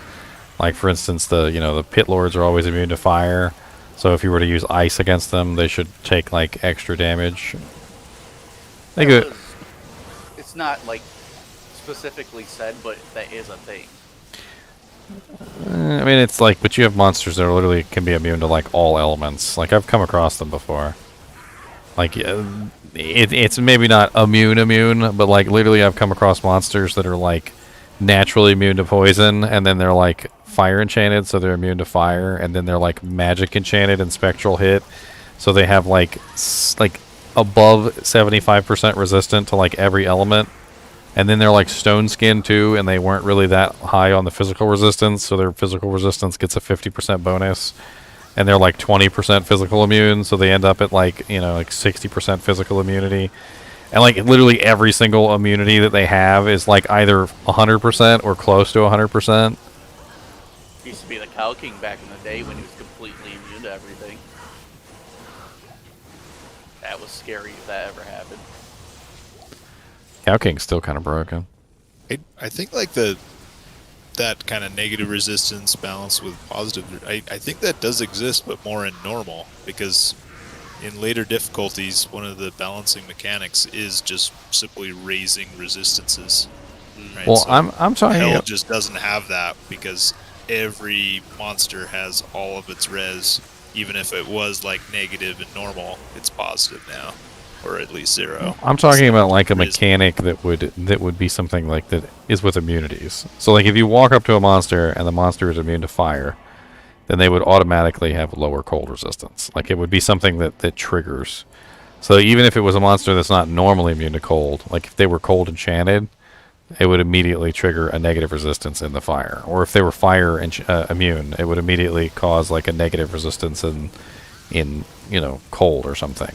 Like it would be like a mechanic that essentially allows you to take advantage of a weakness, as opposed to just simply the monsters having no weaknesses. Yeah. Well, but the thing though is in hell difficulty is they just part of making it that higher difficulty was they added resistances to like everything, or nearly everything. Well, yeah, and that's why certain monsters are immune to those elements. Like when you walk around and you see like regular non-elite monsters immune to lightning, you know that they are obviously very strong to that particular element. But then they should also have a corresponding weakness too, in my opinion. Well, and I think they do. They just don't have a negative resistance weakness. They have a lower resistance weakness.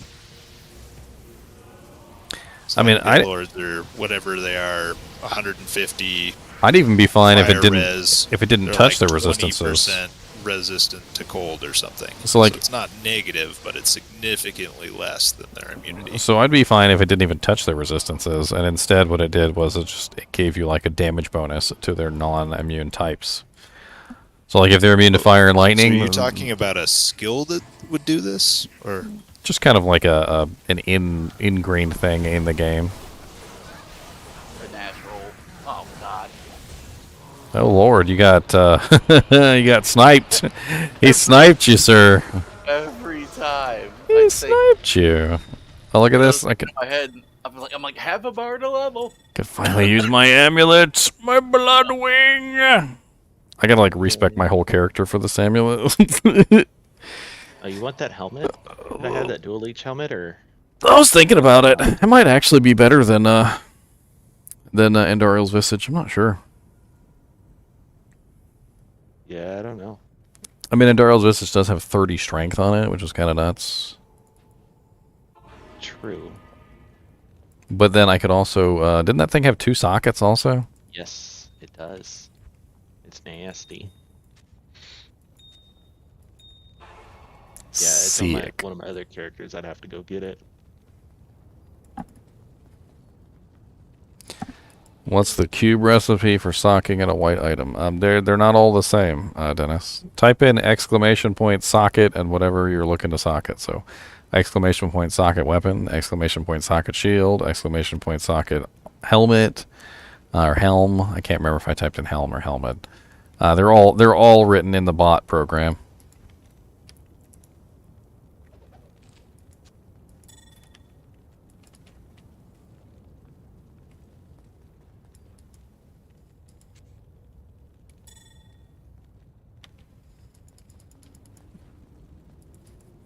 That would be a weapon. So exclamation point socket weapon, one word.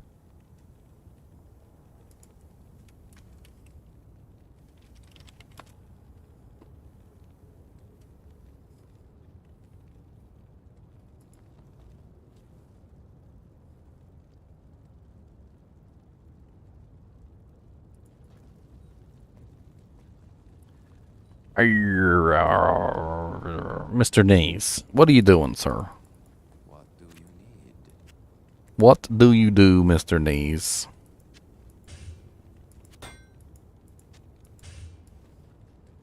What do you do when you have to go poo? What do you do, Mr. Neo 2? Squink, squanky, squonk, squonkity, squonk, squoo.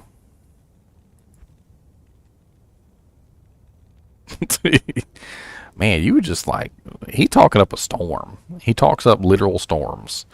I know you guys can't hear him, but he is very loud and he's very, very vocal. But like only within like a very small distance. I think it's probably like some sort of defense mechanism for smaller animals, so they don't give themselves away when they're talking to each other. But you got to be like have your ear up to him, which obviously my ear is literally right here, so I can hear everything he's saying.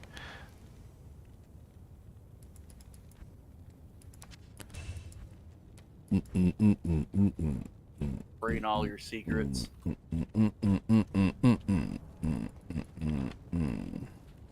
Level 3 is here. Slain by a horror mage. Yeah, it's poison. Destinations portal. Oh my Poison God. is pretty nasty. Yeah. Oh yeah, let me show you this Yeah. this Breath of the Dying real quick if you're still here. My Breath of the Duding. I'll bring my Zon in for one run. This is my Breath of the Dying Ghost Spear. I mean, 15% lifesteal, 7% mana. Like, it's dual leech, negative targets defense. It's fast as shit. It's got prevent monster heal on it. 30 all attributes. It's kind of insane, to be honest. Breath of the Dying has always struck me as a very insane weapon.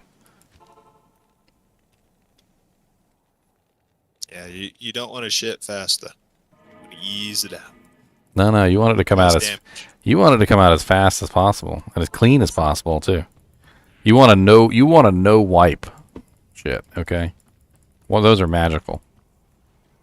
Now, of course, you always wipe anyway. If it goes too fast though, you always wipe. Have to wipe because you're gonna get some splashback. Man. You always have to wipe anyway. You always do it, but it's always amazing, like those few times where you wipe and like nothing comes off, and you're like, "What the hell? Didn't I just poop?" And you look in the toilet, and you're like, "Yep, there's a turd." And like, I don't. When you even wipe a second time, you're like, "Oh, maybe I just didn't wipe good enough." Nope, nothing there. Nope, nothing there. Oh, she didn't even have boots on. Those are one of those saving the rainforest moments. Feels good. Except for you wasted a bunch of toilet paper to find out. Hey, but I mean, two wipes.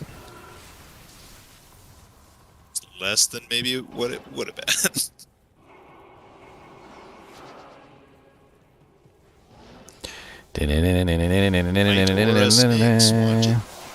I'll be fine. This is my tank is on. I'm She don't care. talking to myself. Oh. Well, yeah, you watch out. You're talking to me. It's like, yeah, I slow them. I am but overburdened they still for a shoot ring. those magic freaking bone spears. They Uh-huh. all 15 of them hit you at the same time. Oh yeah, coordinated strikes around here are kind of nuts. Everybody always thinks they're invincible until they all get hit in the face at the same time by like one group of monsters. And then they're like, oh, okay, ow, that actually hurts. Especially the freaking Infector of Souls and his stupid little Inferno thing. If you stand right in the middle, they all use Inferno right at the beginning, and they will just, like, annihilate you.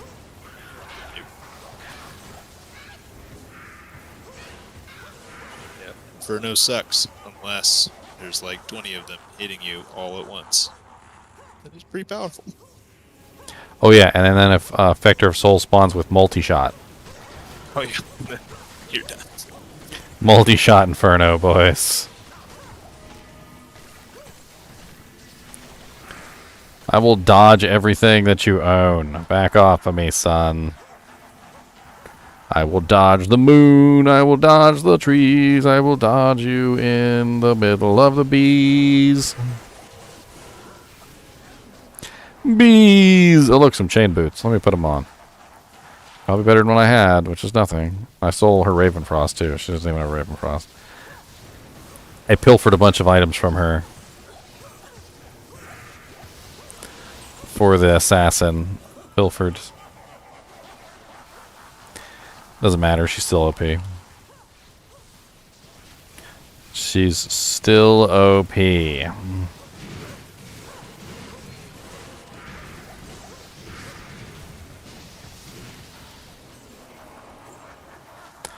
Alright, let's go jab Baal in the face.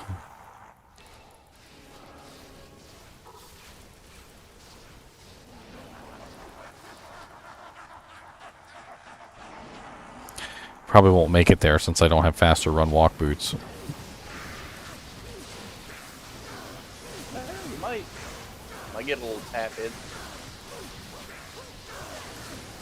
You might. Impale, impale, impale, impale, impale, impale, impale.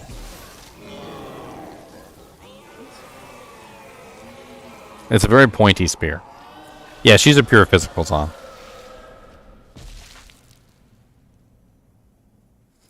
Pure physical.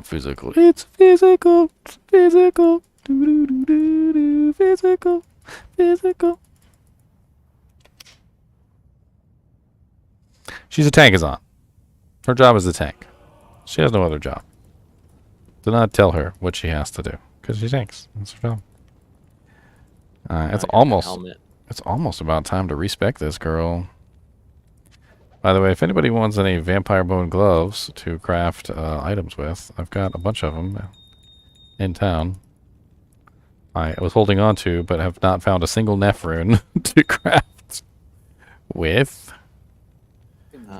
Here's that helmet next to you if you want it. Imp brow. I've got one Neff that you can. I mean, it is dual each, and that's pretty sexy.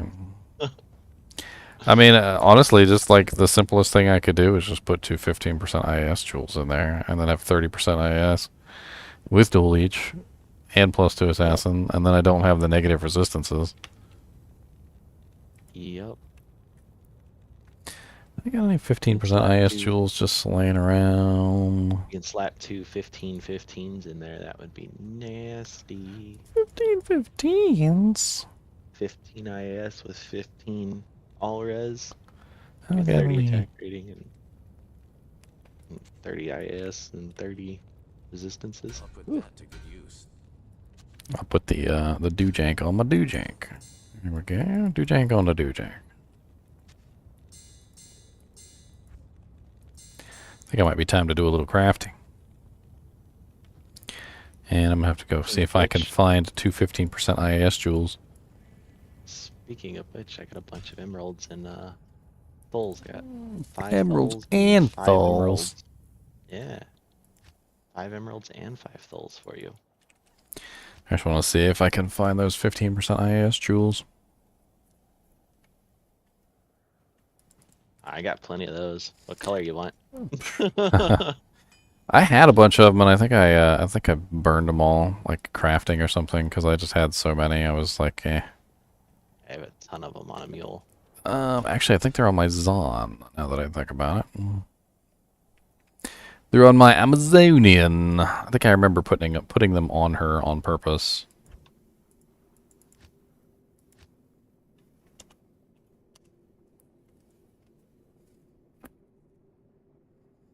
I don't know why I put them on her. I think I was just to separate them from the junk jewels.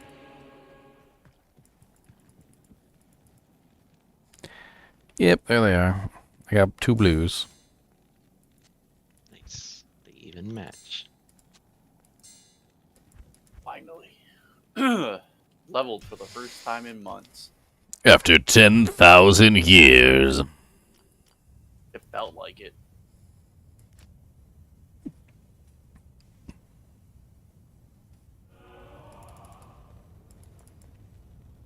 Oh, I can wear my amulet now. Alright. Eh. Eh.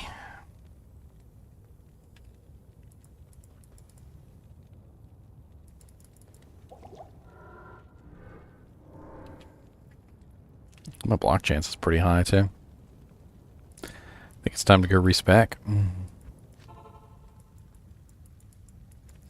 For the first time ever. Yes, the utility of Doojank is astounding, okay? You can use Doojank as much as you want, wherever you want, and for whatever purpose you want.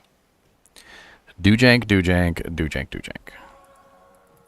Worry not, for I have the Doojank that you need. And the Doojank that you didn't need is in the trash. Where it belongs. Where it belongs. It's the new jank we deserve, but not the one we need right now.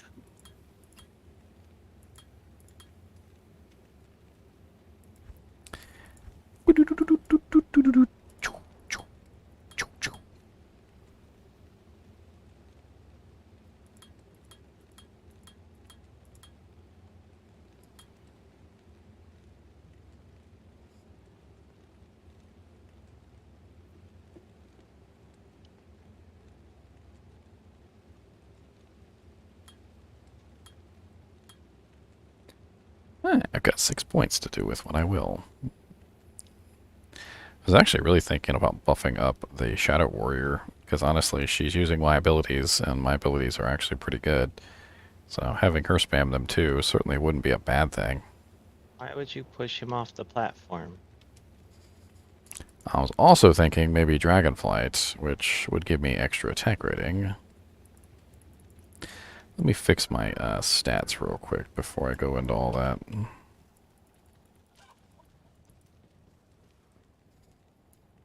Wow, I can literally equip like the majority of my equipment without even putting any points into strength or dex. I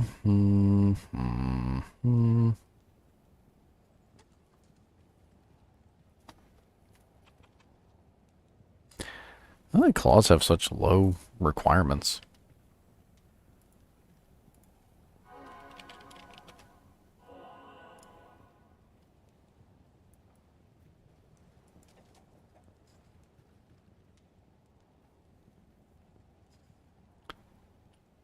I mean, the Suwaya is a hell difficulty item, and it's only level 44. And the wrist sword is also a hell difficulty item, and it's only level 46. It's really low.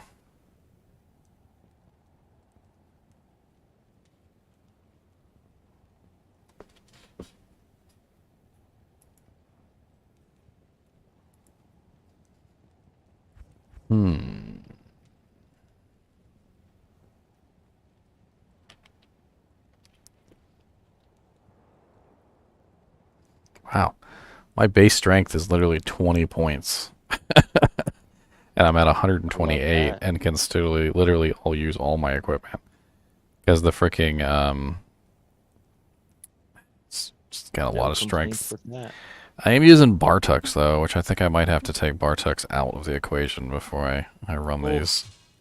Glad I love Stood next to Infector of Souls. Because I'm not going to use Bartux in the future. So let me actually do this without Bartux to make sure that I got this right.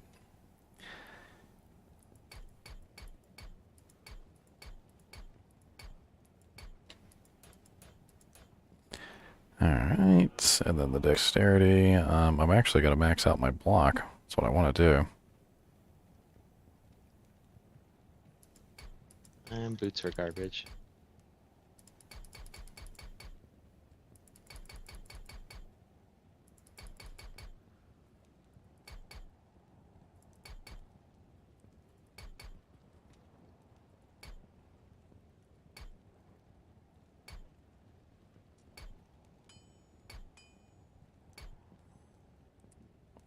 85 decks so far.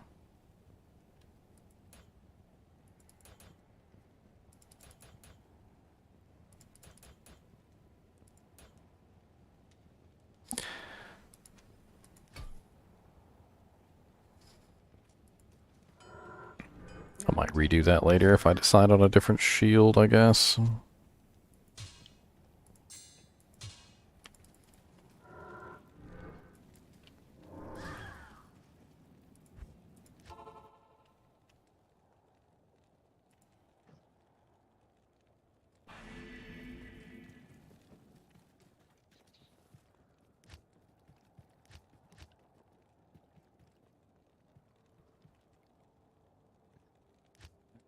I didn't decide on my last 6 points. I don't know, high-level Shadow Warrior could be interesting. She's level 15 right now, so 6 points would bring her up to level 21. It's definitely nice to have the extra hit there, or extra tank. Of course, I could also just dump points into Dragonflight or Claw Mastery. Actually, yeah, Claw Mastery might be the better choice.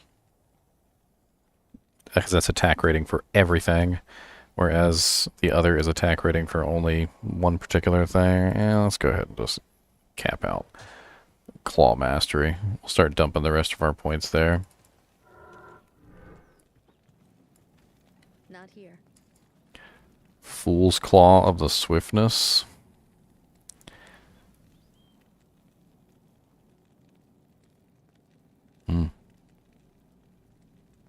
It's a lot of attack rating, that's for sure.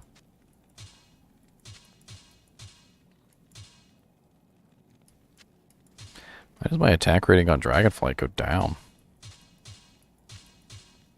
It's kind of crazy.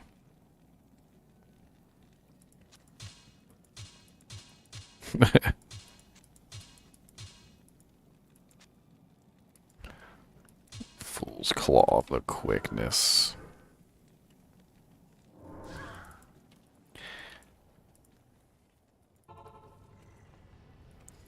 I don't know. Should be a lot tankier now. Woo. Also got a lot more attack rating as well.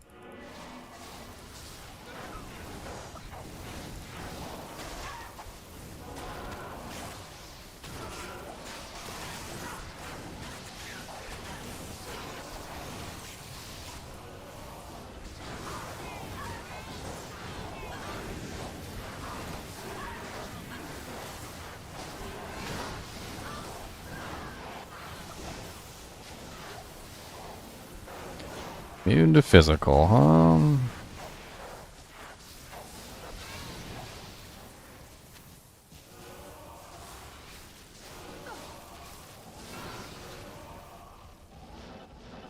Oh, Jesus.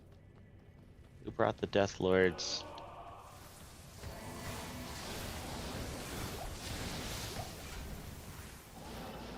Rip my merc.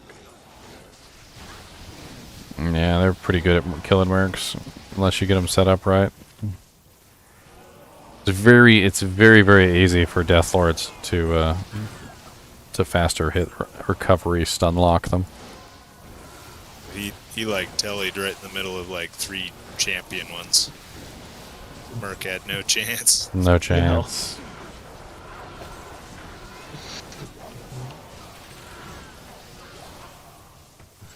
I even almost died from that. Merc was like, "Oh, I better swing." Oh, I'm dead. They all probably hit him at the same time. And then they get faster and they faster every definitely single did. time they hit him too, so. Once they get spooled up, it's over. I usually They were already frenzied. I usually hate it when there's somebody in my group who's like not really that good at the game, who doesn't know what the hell's going on, because they go in there and they try and fight the Death Lords, and the Death Lords just start like annihilating them, and they had like no hope of killing them in the first place, so all they really did was just go in there and give them free frenzy buffs, and you're just like, stop giving them buffs, stop it. Yeah, especially when you get a room that like spawns like 3 elite packs of them. Those are the worst rooms ever. energy just stacks up and is like, yep, 3 of them right there. Everything's immune to cold. I love it.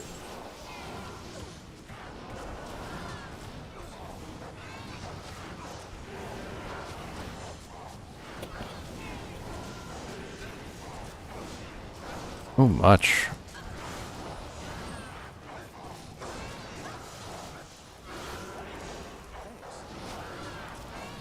So many champions. Ow! I didn't even kill you. Oh no. I was just like trying to like join you guys, and like one of the little freaking Stygian doll packs just like popped up out of nowhere. I didn't even try and kill him. I tried to go away. My Merc killed him though, so you know. He was like, "Here, let me. I got this for you, man." He's like, "I got this. Don't worry about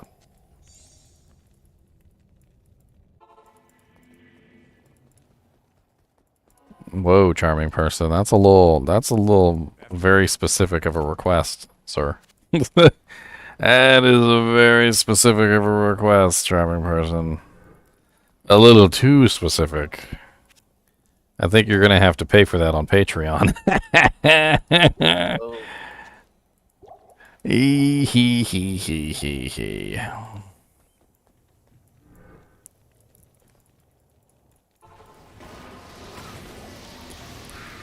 Patreon back page.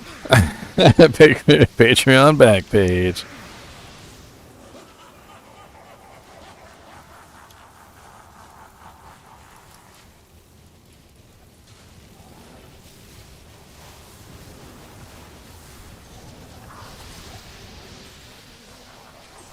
Bought one Colossus blade to drop, and I'd be happy. I just need to get myself a Cham rune so I can put a plague on this girl and I'll be set.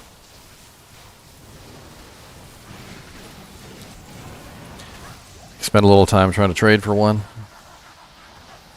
I'm sure I've got something worth a Cham rune. Something.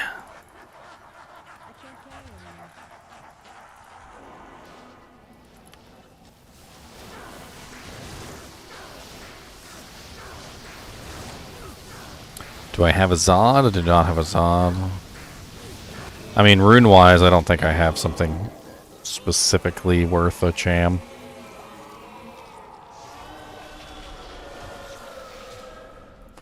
A Vex for a Cham? They're that low? I got a Vex. Oh, I bet they're that low. Yeah. I'd almost say like a Vex is worth more, actually. Oh, dang it, I actually made normal difficulty. Jams came up in value. Oh, because of the new rune words, yeah. Yeah. My bad, made the At normal difficulty. Beginning? No, At the great. beginning of ladder? Yeah. No one really knew what a Cham was worth because they'd never played with Plague before. Yep. You could have gotten them for real cheap, but now they're going almost like a Sir. Mmm, Oh, fancy. somebody made Last a I normal checked. game. GGMX EXP. My 15 bad, normal okay? game. My bad. Alright, here we go. Do a Baal run. For the whole stream. Here you go. I'll give you a Gull, a Vex, and an rune for a Cham rune. Gim. Actually, I think I need the rune to make the frickin' rune word, don't I? God bless it. You stupid. Okay, you can't have the rune, but I'll throw in what I got. I got something here. You watch. You watch. I got something snazzy. Got snazziness. Dang it. Not on this character. I got an almost perfect rock stopper. And you guys want that. And all resistances 14 plus 4 strength grand charm.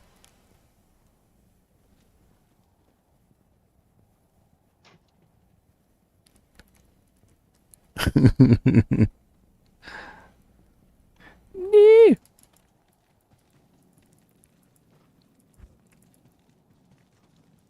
I'll throw in some hell runes. There you go. Still got that boomstick? What boomstick?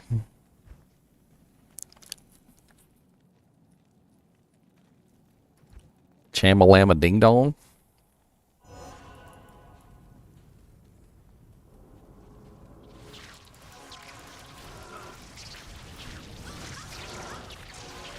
Oh, that amp Java?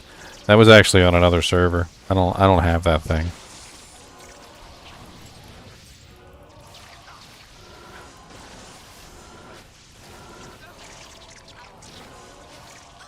Yeah, let's go full damage. Why not?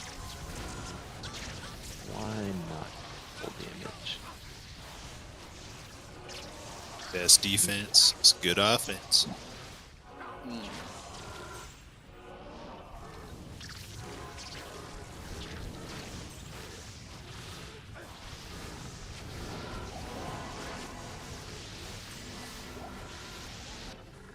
I haven't actually put them all together, so I have no idea where I'm currently at For what? for my max damage setup. It's hard to calculate out damage sometimes, especially when it's not like readily apparent. Yeah. Like me, I don't really know how much damage I dish out, to be honest. Like, it's all weird. Like, just tons. I got too many things going on. AoE effects, multiple AoE effects. My lightning hits people multiple times. Like, I don't even understand. Like, it's... Yeah. And then, like, my frozen orb thing, like, it's literally just like the sorceress's frozen orb, so... It has multiple spikes. I don't know how much damage each spike does. I don't even think it says. I need 2 more cold facets and then I'll be at 100% max damage.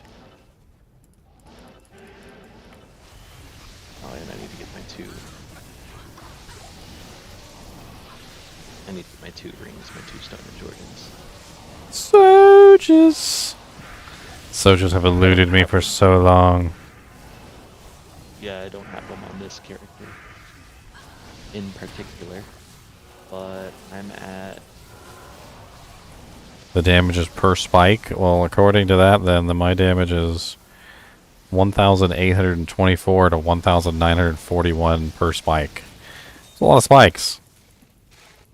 I'm basically at 15k blizzard damage right now.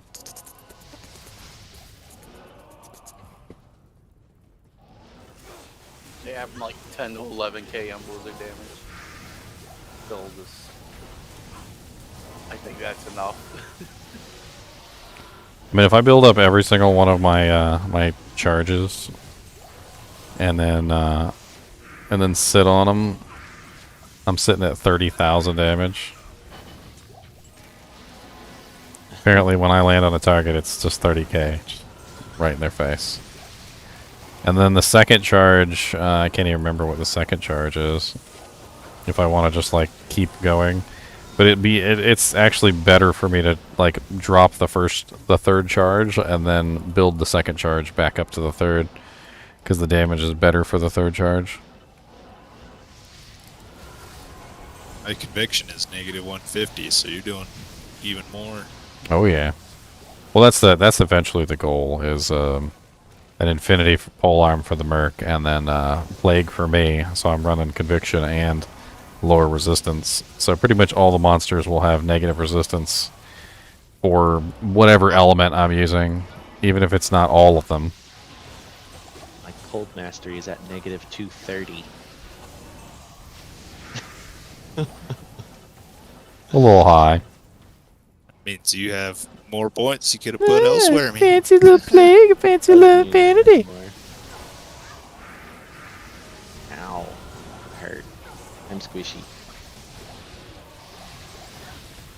I don't know, I got 75% block now. I'm like nowhere near as squishy as I was before. Probably can still die, but 14% chance to block. I might as well start walking now too, since I teleport everywhere.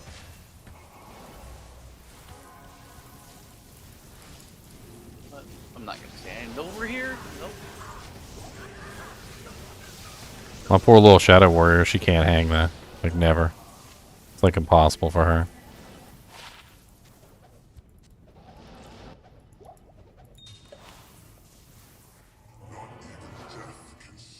It's a good thing I can resummon her over and over again.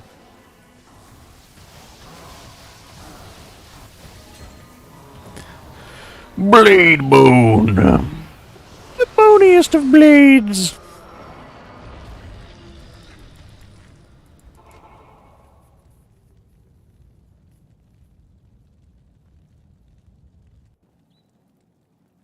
It's definitely not a fast level 2.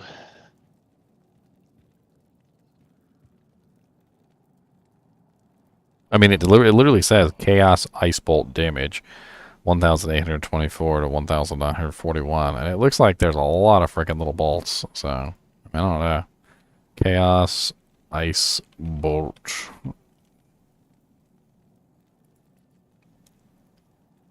Let's see what it says. Da, da, da.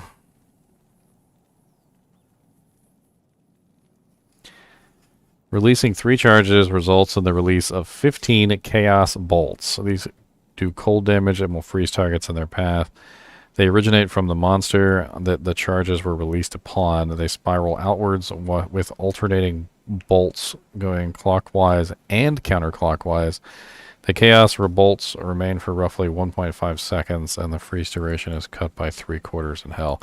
So 15, basically. And they're very, like, AoE clockwise sort of a thing. So, what? It's basically about 1850 times 15. Whatever that is. A lot of damage.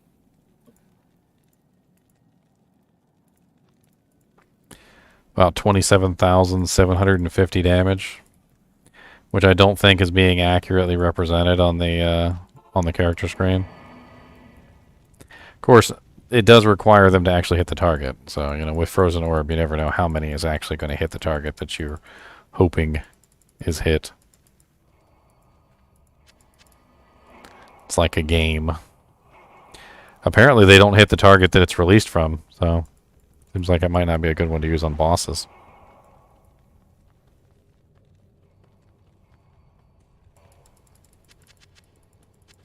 I am overburdened. I can't carry anymore. I Oh, can't that's a carry anymore. quick round. Quick 3rd level then.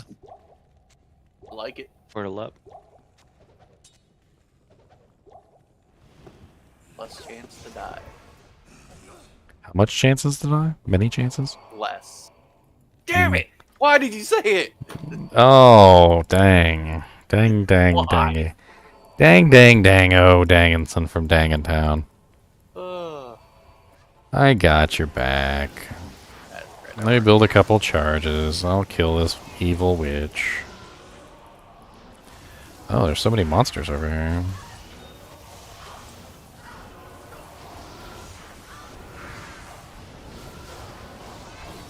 And snakes, the main throne.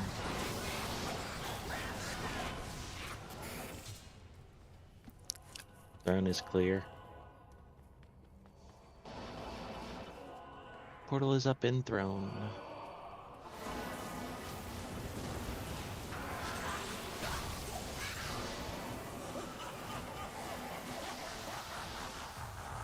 Sometimes I can't build orbs. I'll literally be over here trying to build orbs and like things die before I can even build the orbs. At full damage right now? Yeah. I have that same issue playing melee sometimes. With when I'm playing with all casters, like they're teleporting around, they're killing everything, and I have no life leech, so all I'm doing is sucking damage with no leech. So I'm just chugging pots, trying to keep up. That's when it's kind of lame. You know, Being in melee without telly. That's how I feel with rushes. That's how I've always felt with rushes. Yeah. Like rushes, you're just desperately trying to keep up. Like that's it. And it's not very fun. Like a little kid treading water in a pool and he doesn't know how to swim.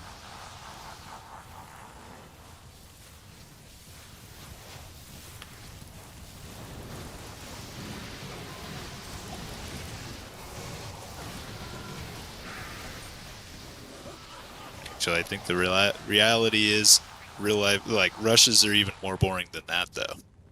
They are literally, you sit in town, you take a portal, you stand there, then you go to the next game, you sit in town, you take the portal, and repeat. It's actually a lot funner to try to go down and survive when you're like level 4. Level 4 in hell. Yeah. Yeah. It's a challenge.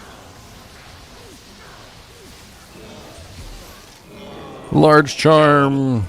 A lot of times the leader gets pissed off at me. It's like, hey, stop dying. It's like, dude, it's all good. Slow down. I don't care. You shouldn't care. 5%. A big large charm. I wonder what kind of crazy effects you could get on a Baal large charm if you rerolled it. You could get a 451. I've got a 451 large charm. Mm-hmm. You could get another one. You cannot tempt me. You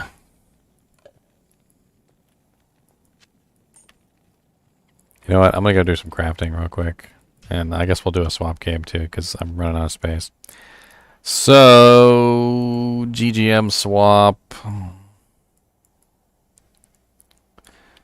GGM swap. Password is 16. It's a normal difficulty, so you can bring your mules and drop crap if you want to. Or come pick stuff up if you want to, too. I'm dropping a lot of stuff.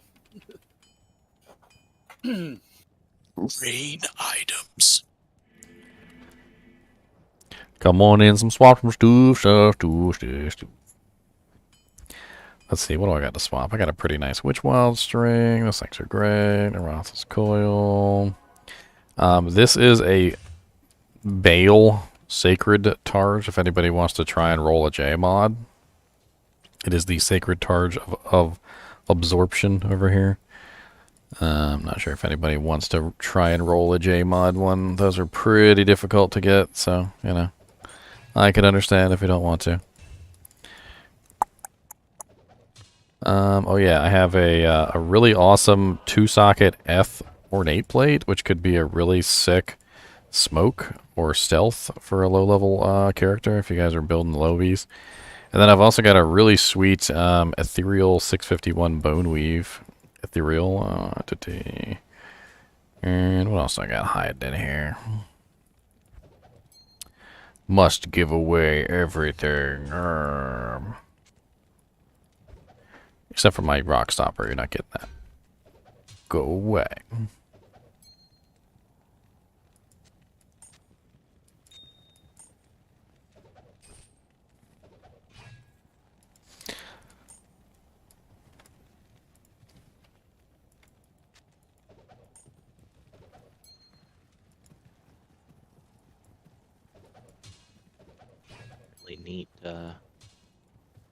Really neat scissors co-op down here.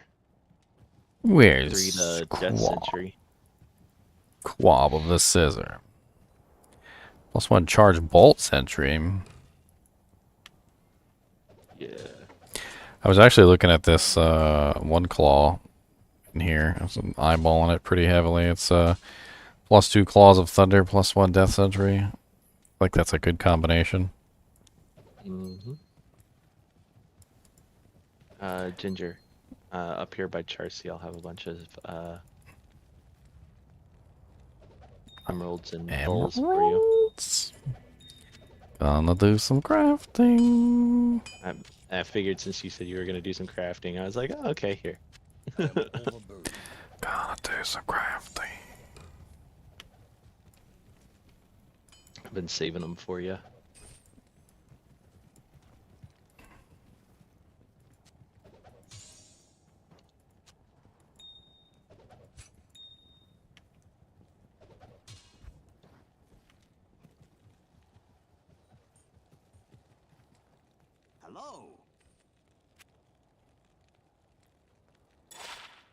He's like, good freaking luck. I've been trying forever on one of those. Ooh, +2 passive, nothing good. Yuck. Yucky, yucky, yucky, yucky, yuck.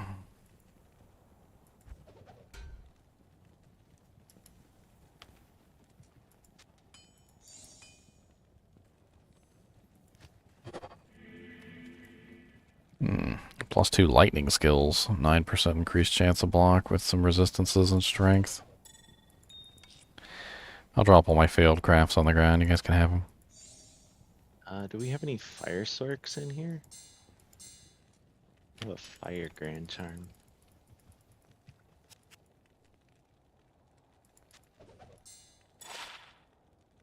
Yeah, somebody's got a fire sword. I got one too that I'm just sitting on right now.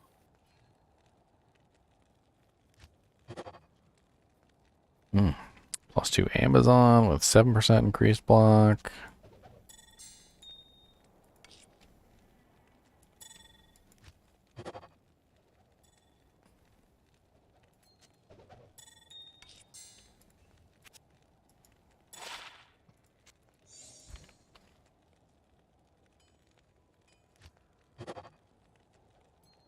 Oof, such a terrible roll.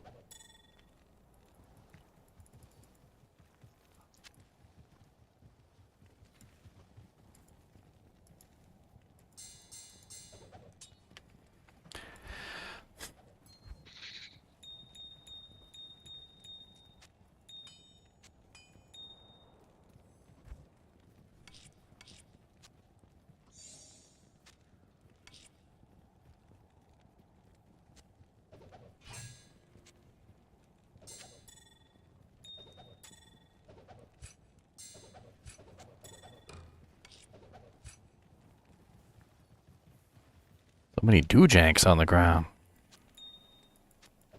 All the things. See, there you go with that doojanks word again. See, it's very universal. Very universal word.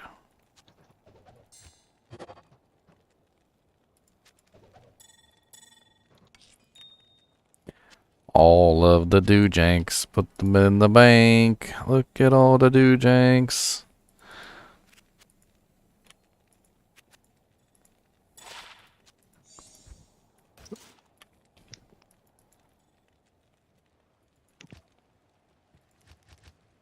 Oops.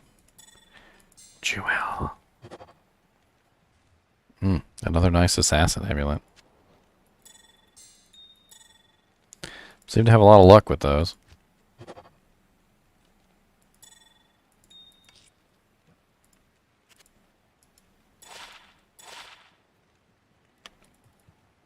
It's not bad, actually. It's +2 assassins, 7% increased chance of blocking. 6% mana steel, 8 strength, 20 energy with DRs. Drop it on the ground. It's not better than mine, so if anybody wants it for an assassin.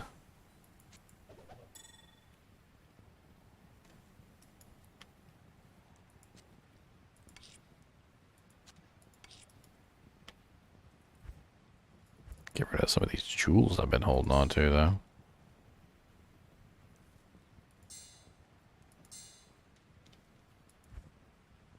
Thankfully.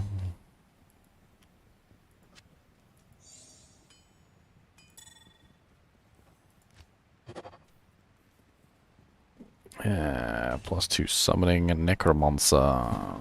Nothing really too fancy on that.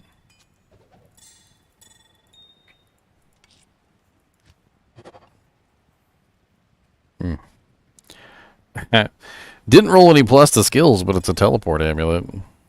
It's 2% increased chance of blocking, 24 strength, 52 mana, 10% magic find with level 2 teleport charges. Ah, man, if only that had rolled with some skills on it. Free teleport at me on the ground, I guess.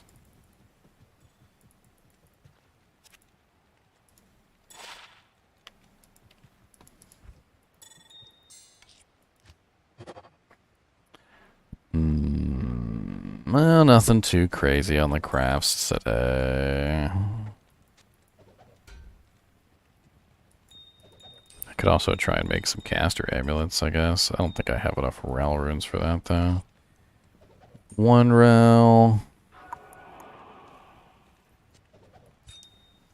Couple towels. I got 3 towels.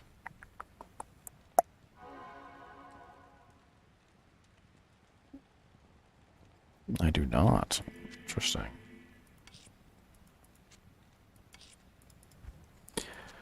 One it is, then.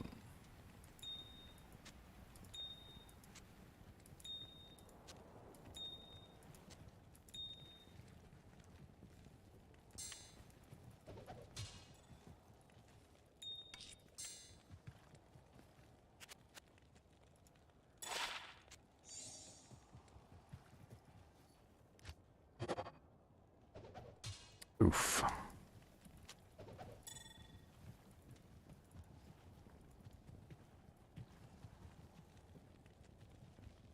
Got a butcher's pupil, some mage fists. The demon limb are great for enchanting. I feel like the demon limb has kind of fallen a little bit out of favor now that they now that the enchant merc is around. Kind of. Like, people still use it, don't get me wrong. But, like, looking at that sexy level 40 some odd enchant, like, I don't know, it's kind of sexy over there. Especially when you have, like, somebody in the group who has one, and he's enchanting everybody. Yeah, there's some good stuff on the ground for a paladin heatonist. The game name is GGM Swap. GGM Swap, and the password is 16. I'm gonna leave the game right now so you can join.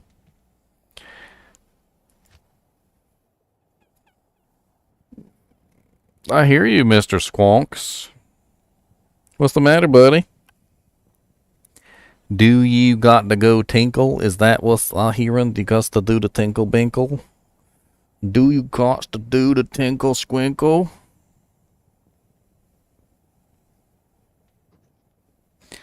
All the animals got to go pee.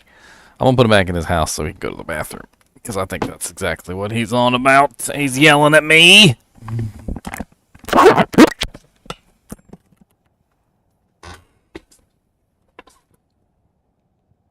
I just came in and dropped a bunch of souls for you, Ginger. As soon as you left. That's great.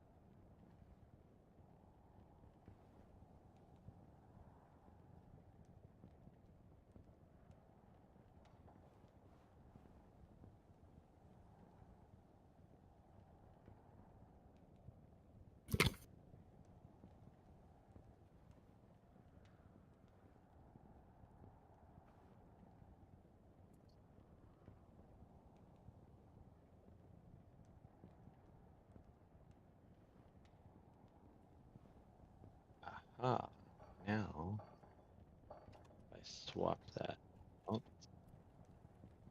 up or down, it makes me go down again. Dang it. What makes you go down? I've only got 2 cold facets in my monarch. I need 2 more for it to go net positive over a spirit shield. You're just trying to hit 200, right? No, I'm trying to hit 17k blizzard damage, which is max blizzard damage. Oh, I meant for the cold master. You said facets. Oh. Nah, I'm at 235 right now. If I swap out. I mean, you don't really need 200, so like you could pull a couple points out of cold mastery. Yeah. Put them somewhere else.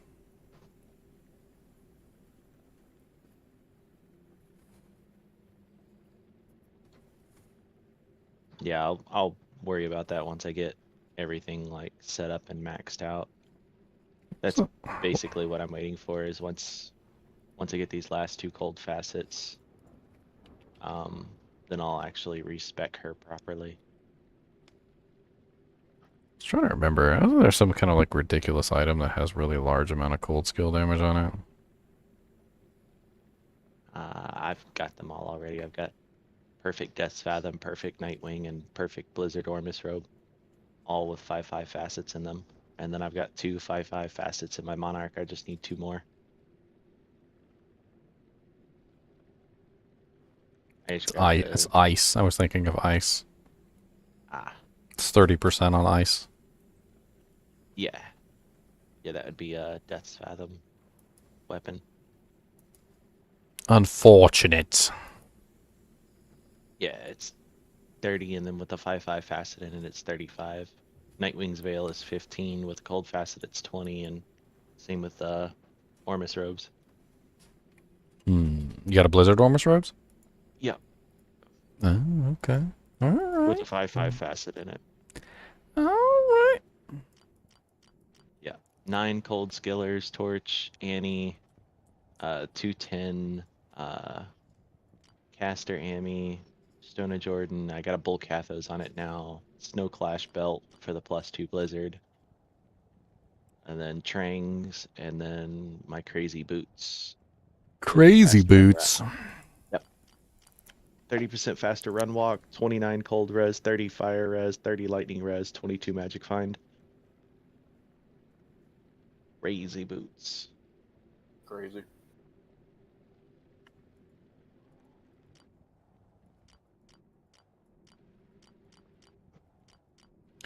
Jean Grey.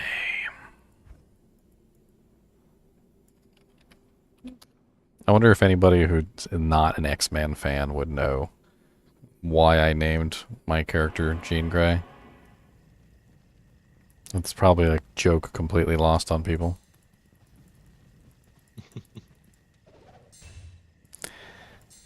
So for those of you who are not X-Men fans, I'll explain the joke. So Jean Grey is one of the X-Men. She's the X-girl, I guess would be the correct term. She's the X-girl who can control things with her mind. She's got telekinesis, right? Well, come to find out, she's actually harboring the spirit of some sort of ancient, like, deity that, like, exists within the realm of the universe called the Phoenix. And at some point or another, Jean Grey activates the Phoenix and turns into the Phoenix, essentially, like, almost forgetting all of her, like, you know, her friends, essentially. And there are certain points where she, like, kind of, like, regains her mind and she remembers her friends, but, like, there are also certain points where she couldn't care that they even exist. And so, you know, obviously this character is using the Phoenix ability, the Phoenix Strike. So I was making a joke, you know, Jean Grey, Phoenix Strike, haha. And she has a Phoenix shield. I know, it's true. And it has a little thing, it kind of looks like the Phoenix's aura around her feet. Yep.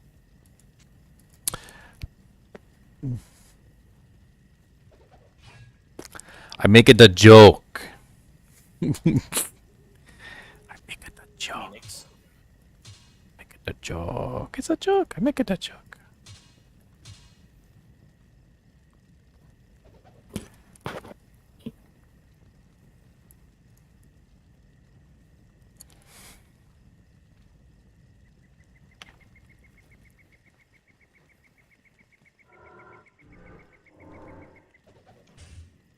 I wonder how much.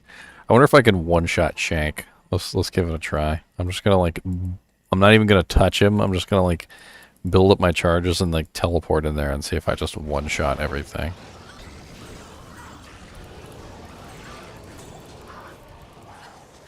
I need max charges. No, come here. I need max charges. Come here.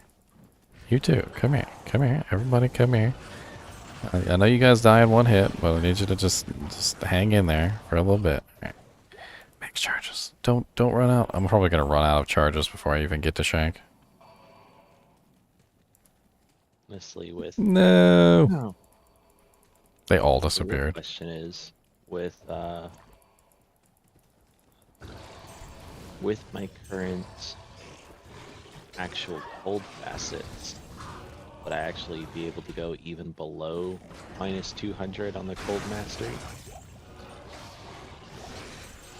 Because right now I'm at -244 because of my cold facets. I'm only 225 on the skill, but I'm at 244 overall. Well, you can't go below 200. It doesn't work. So the cap is -100, and the monsters can't be broken. There's no monsters that can be broken for cold resistance. So the highest that a monster can possibly be that you can break is 99%. So 199 is the maximum amount that Cold Mastery will ever provide you a benefit for. Anything above that is essentially wasted. Yeah. And even then, Like you have to drop it find down. even then you have to find a monster that is 99% cold immune and not immune. Yeah. Now, in the rare situations that you come across a monster that can be broken, it's probably going to be a situation like that where it's like 99%. So like they'll be at like 99 or 98% or something like that. So you will be able to rip them down to negative 100, which is what you're trying to do.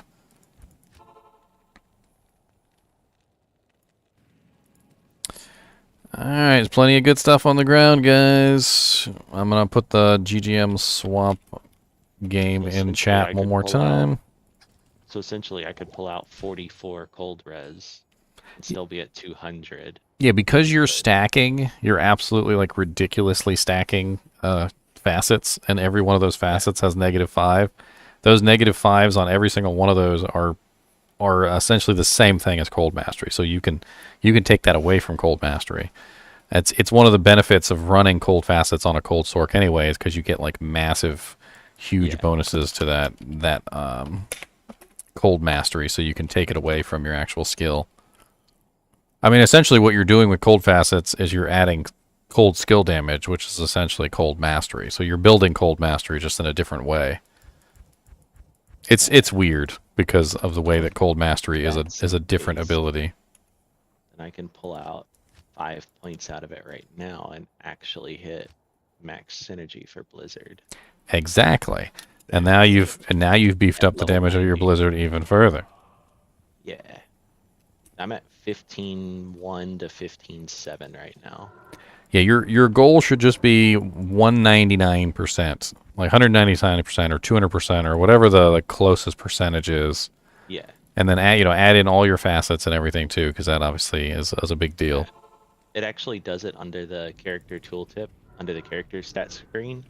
It tells me it's -244 total because it counts mastery under the character screen.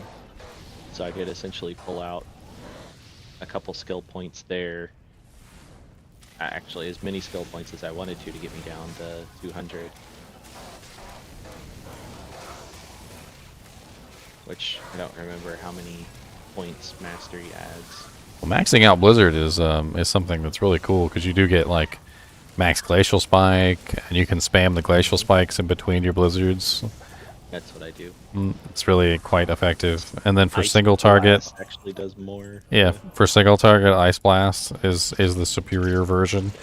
But if you're doing crowd control, glacial spike's definitely better for crowd control. Oh. Yeah, I have both. I have both on my hotkeys. Yeah, Ice Blast right now is doing 65 to 6,700.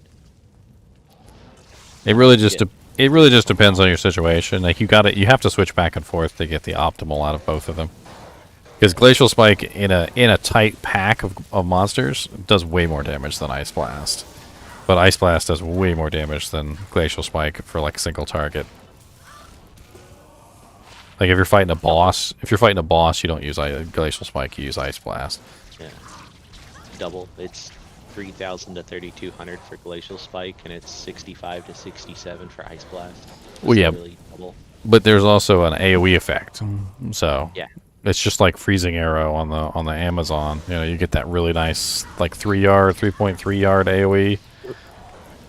So if you pack them up nice and tight, you can really multiply it out really well. It's a freeze length of 11.6 seconds currently. It's pretty nuts. Frozen.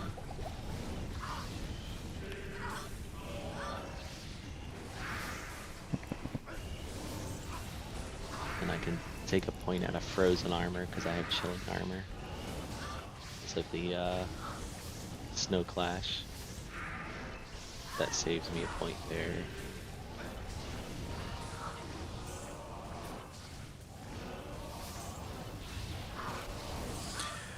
Oh, the issue with claw block is that Kyle, I can't really build it.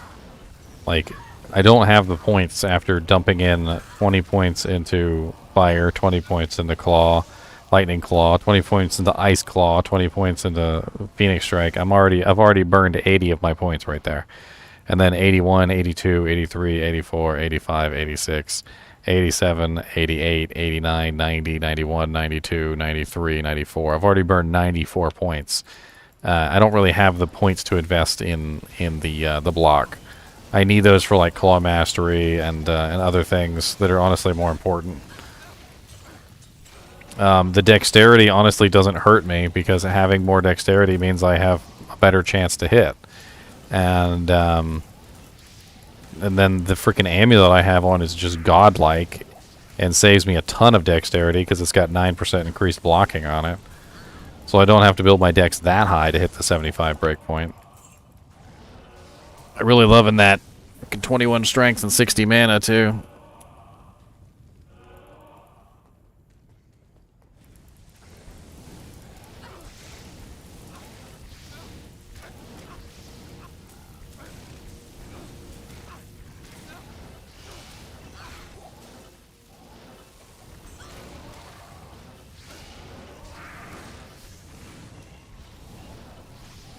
I feel like one thing that they could really do to make Phoenix Strike like kind of a stronger ability is just let it burn, let it use all the charges or all the effects on each orb.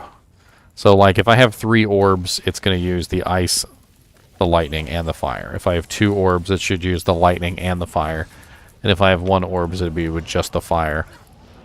But like, as it is right now, it only burns the ice for tier 3, the lightning for tier 2, and so forth and so on.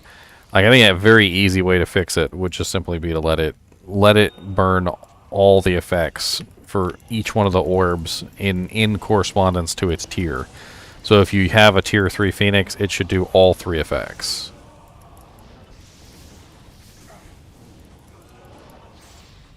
If you have the tier 2, it should do all 2 effects. And if you have the tier 1, it should just do the bottom tier effects.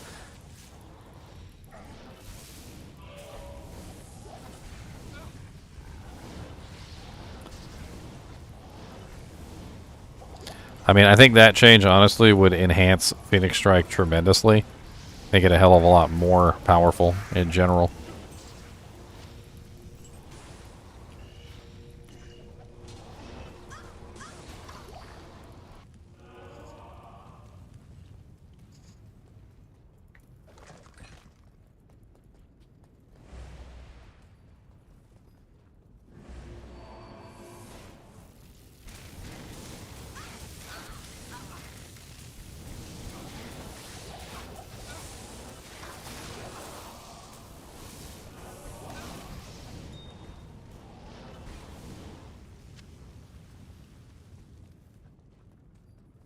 I mean, that's another reason to go with the block instead of the claw block, in my opinion, is because of the attack rating.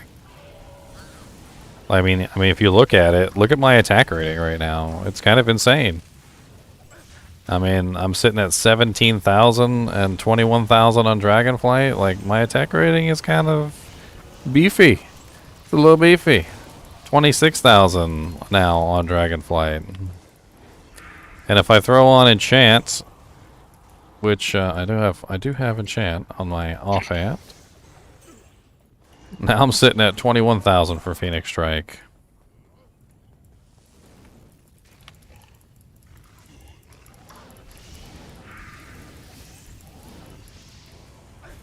$24,000 on Dragonflight. 27,000.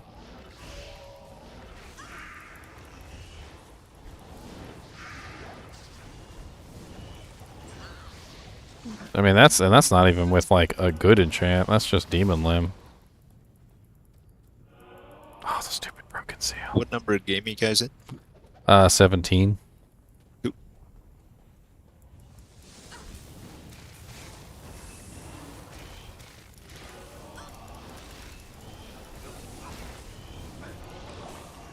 Runebow.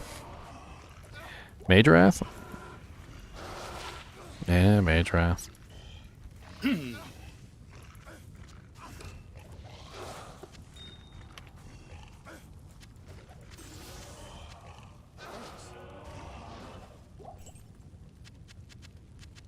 am overburdened.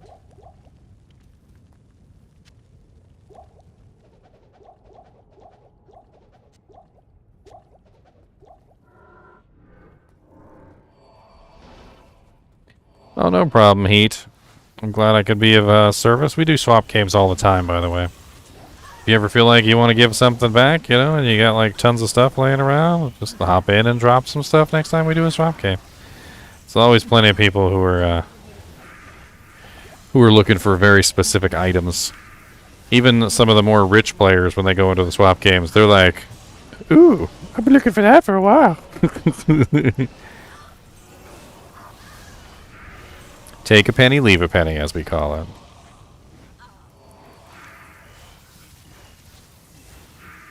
Oh, and also some of the rich players, like they're on to just like meme builds and stuff, so they're looking for even the strange items. Mm-hmm. That's me. I actually found a charm in there that I could use on my gold find barb.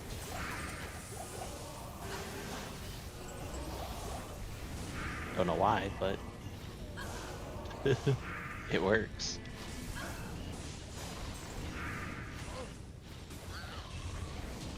Okay, I'll kill them really quick. You dropped a Sace or a Infector on my bow girl. She had no chance. No. She was surrounded. Surrounded.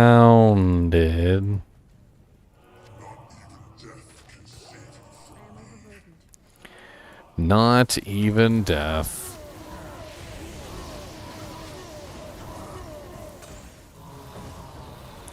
The burning essence of terror. Anyone want a terrorists?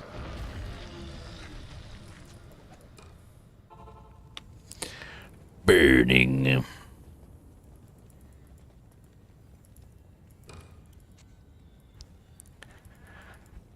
Pink.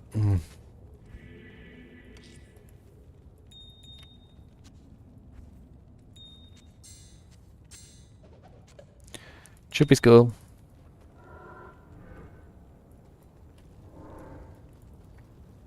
I'll test out my growing cows. I haven't encountered cows in a while. Want to drop some bombs on some cows.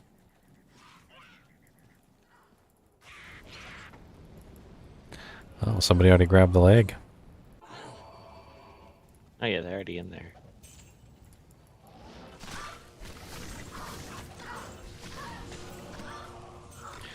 What's up, Busy Grease? I'm gonna shatter most of that.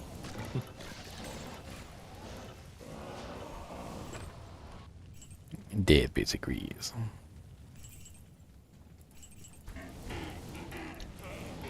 Ow. Things hurt. I'm squishy.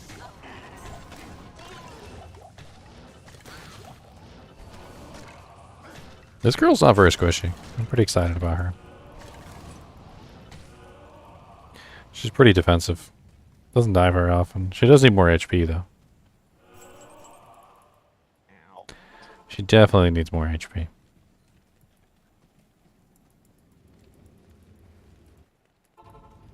Oh, dodge that bullet.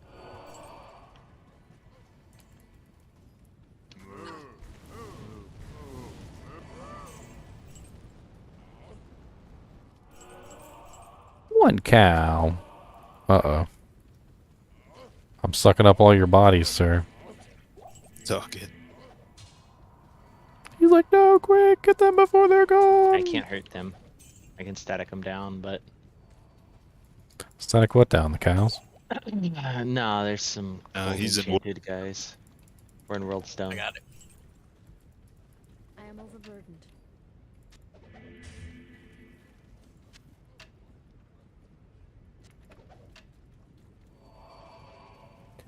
Moo.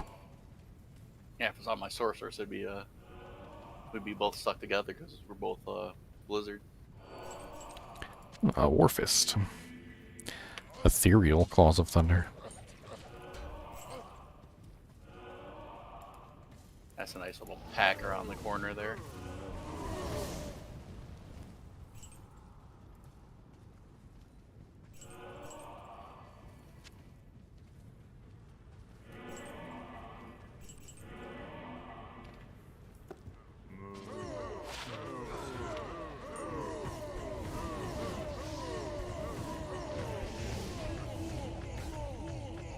Oh, that was scary.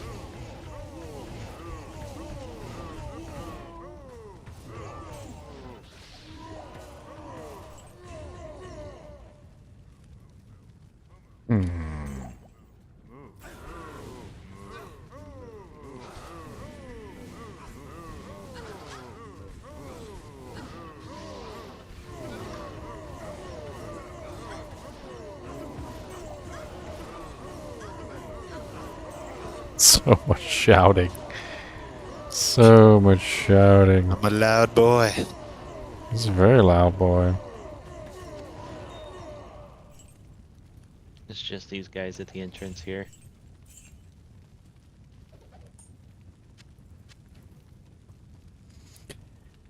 He's a very loud boy. He's a mighty loud boy. He's screaming and a yelling and a telling at the door. Portal up for Baal. Thrown anyway. Ooh. Someone check it. Someone check it. Someone check it.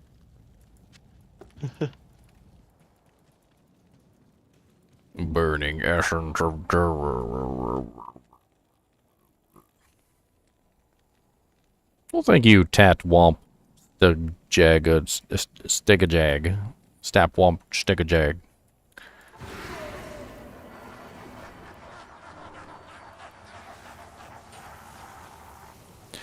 Trying to trade for a Griffin's Eye, what should you offer? Griffin's Eye varies a lot depending on the negative enemy lightning resistance, which is what people are looking for. I mean, it could vary as much as like a really crappy one, maybe like Ohm Plus, with a really good one probably being like a Burr, and a perfect one probably being a couple Burr. Like if it's like really, really perfect. I mean, that's just me spitballing prices, and I think they're pretty accurate. The lower res ones, though, they tend not to go for as much. I mean, people still want them, and they'll still trade for them. But that negative enemy lightning resistance is really the clincher on the Griffin's Eye. And it rolls between 10% and 15%. And the negative, 15 to 20 on the negative enemy lightning resistance. And 10 to 15 on the skill damage, the lightning skill damage. So what you're looking for is somewhere in the middle, probably. Oh, wow. Are you a Crybarb? Because I just... You tell from my loud shoutings? Well, take a look at this helmet that just dropped. Crybarb.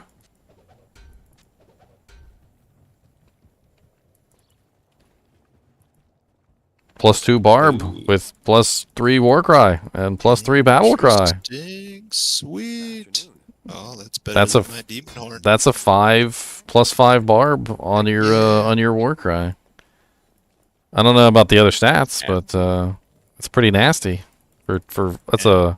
What is Battle Cry? My bow goes down a little bit because it's not plus War Cries, but no. +2. I only lose 1 point, but I gain 6. How much extra damage does it give you? Oh, 2K? Yep. Hey. Because, yeah, I'm at level 40 now, Warcry. It gave me, so that 1 more point. Or actually, that's 2 more points to Warcry. I go from 1944 on the top end to 2068. So 124 damage increase from 2 levels. All right. Yeah, Battle Cry too. +5 Battle Cry. That's a good point. Yep.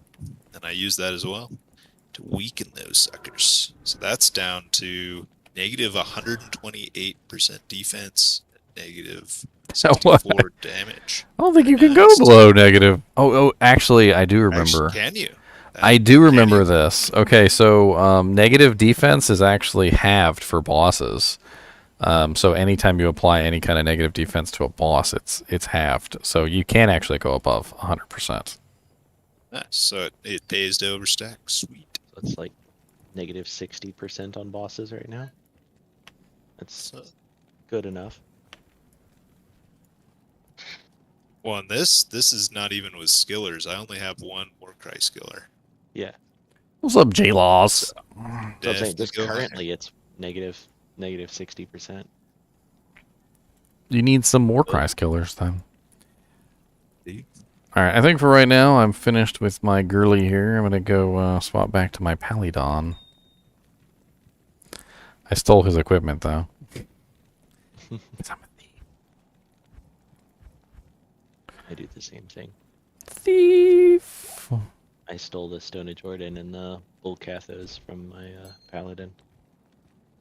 What else did I steal from him? I stole a lot from him.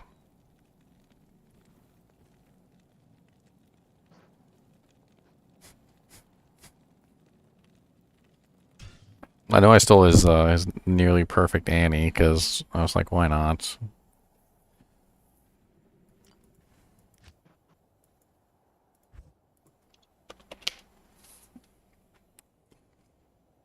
Be nice to be back on my OP paladin.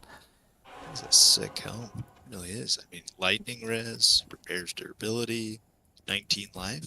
I didn't really look at it Still, that much. Like, that is like the helm. Link it in people read about. link it in Heck yeah. chat because I want to look at it. I want to molest it on the screen. Didn't expect that, did you? Expect the unexpected. Oh no, I'm pressing multiple buttons because I'm a character who's... Yeah, it's in chat. No, reflexes. Oh, it is really nice. Yeah, I mean, it rolled +2 barb with 2 +3s, which is already, like, pretty sweet. And they're actually pretty good +3s. Could have rolled a third +3. That would have been, like, really a clincher. Yeah, you can socket it. It does really good defense, 229. It's kind of a low-level helmet, too, with only level 45. Mhm. Is the Carnage helm the elite base? Could you upgrade that? Carnage helm D2. I can't even remember which one that one is.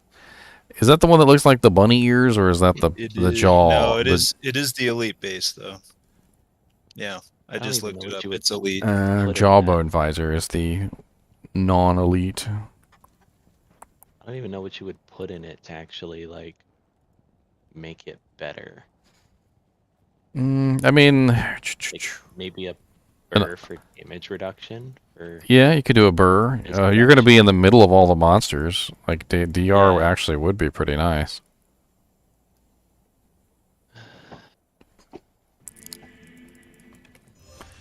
I recently did a lot of work on my item pack, and one of the things I did on my item pack was I literally made it so that I had like a base for everything. You know, let me bring up my item pack.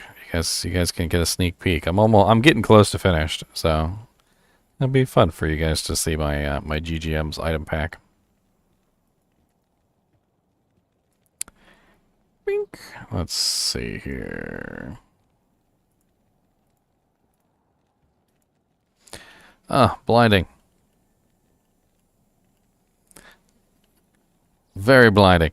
Alright, so this is my new GGM items pack. It's definitely better than Kingpin's, not lying. I've got a lot of stuff in here now that wasn't in Kingpin's. First off, one of my biggest contributions is all of the bases. So every single base that you could ever want is inside of the socketed and white bases. So even if you wanted to pull up something silly like a mace, normal difficulty, flail. There's a flail and an F flail right there. Even a club. Then on top of that, not only do I have all the bases, I've also included every single rune word in the pack as well. So in the Kingpin's pack, the original pack, there was like no rune words. Like if you wanted something like Lionheart, well, good luck. If you wanted something like a dragon armor, good luck, because it wasn't in the pack. Like none of that stuff was in the pack. And not only have I included multiple versions of the rune words, but I have like in each individual base, like maybe you want to drag it in a sacred armor, or maybe you want to drag it in a great hauberk, so forth and so on. Even things like wealth I have in multiple bases. I've actually almost finished with all of these, including the helmets and the shields. Even something as simple as like a splendor I have in like a Bloodlord skull, Grim Shield, Monarch, Zakharum. The weapons are the things that I'm working on right now. There's currently a whole lot of freaking bloody weapons. It's absolutely ridiculous. As you can see, we have like way too many weapons. Believe it or not, I've actually finished quite a large number of them. I think I was down to... I finished Plague. Pride was finished. Rift. I needed to add some extra bases for those. Silence is done. Spirit was finished. Steel. That was where I left off. I haven't finished Steel yet. So everything below Steel, Strength, Unbending Will, Venom, Voice of Reason, White, Wind, Wrath, and Zephyr, those all need to be edited. I've also added some other interesting categories in here in my item pack. So I have the sets that are ethereal. So I have a sneaking suspicion, and this is just my sneaking suspicion, that I feel like we may see in the future sets allowed to be ethereal. So I wanted to add in basically all of the sets in an ethereal form so that you could play around with them if you wanted to. So these are all the ethereal sets. They're obviously cheated, but in the future, maybe it will be something that we can find. And so maybe it won't be cheated anymore. Maybe it'll just be ethereal sets. On top of that, I've added a lot of miscellaneous items that were missing from the packs as well. Like, for instance, just absolutely silly things like the gems were all missing from Kingpins for some reason. So all the gems are there, including the chips, flaweds, diamonds, perfect topazes. I'm also added a large number of jewels that were missing. Like, there was the generic jewels, but there wasn't anything like random. There wasn't anything that was not like end game level GG jewel like type equipment. And then I added a lot of miscellaneous stuff too, like potions, like standards of heroes, strangling gas potions, identify scrolls, like anything that you want to edit in, antidote potions. For whatever reason, they're there. Even the token is in here. You got the token of absolution in there. I mean, it's like tons and tons and tons of crap. Just like more items than have ever been in the Kingpins pack. I've even including all of my offline characters. If you guys want to play around with my offline characters, these are my LOD offline characters. So these are the ones that are not in Diablo 2 Resurrected. And then I also have the online, the Diablo 2 Resurrected characters. These are the ones that I've actually like pulled into Diablo 2 Resurrected. You can't edit these files, but you can put them into your folder if you want to and play around with them. I've also fixed the torches, which is also an interesting thing. So the torches were broken. All of the torches in the Kingpins item pack were the 1.11 torches that had 25% chance to proc Hellfire. And they changed that. I believe it was in like 1.12. They haven't been that way for a very long time. So all of the original torches are here. These are the ones that were originally included in the Kingpins pack. And when you go into the unique items, into like the class items for each class, there are new torches in here that actually have the correct values. So you don't have to worry about editing that every single time you fix it. I've also went through the process of including ethereal versions of every single unique, which did take me a very long time. But if you go into, like, for instance, the normal folder, you'll notice that we have Silks of the Victor F, Twitch Throw, and Twitch Throw F. All of the ethereal versions have been pre-calculated out. It's one of the things with Hero Editor that was always kind of stupid, that I never really understood why, but when you turn in an item ethereal in Hero Editor, it does not calculate out the defense properly. So I spent about a day going through every single armor, every single helmet, every single item in the game, and calculating in the ethereal defense properly so that when you load it into Hero Editor, you don't have to go through the process of doing that yourself. Also, the weapons are all ethereal as well, so any weapon that you might want to find that's ethereal is all in here. I've also added a couple like cheated items just for fun. Like if you want, say for instance, a ethereal, what is that called? A grandfather. I think I put it in the cheated items section because I didn't want to actually like add the cheated items into the regular section. It's more of like a what if section. So like I have like these what if sections. There are also 1.08 items in here. The original like old Stone Ring of Jordan, the original Arcane's Valor, the original Bolcathos, and the original Harlequin Quest if you want to play around with like 1.08 stuff. And trying to remember if I left anything out.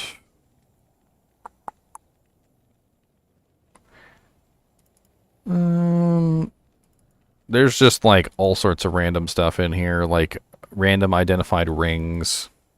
I've also taken like a large number of items from other people's packs and just kind of conglomerated them in here because why not? These are just items that can be useful for various reasons. These actually can go somewhere else. These are unidentified items. So what that means is that you don't know exactly what stats they have. Kind of gives you the ability to just like throw an unidentified item in and play around with it. Tons and tons and tons of unidentified stuff in here.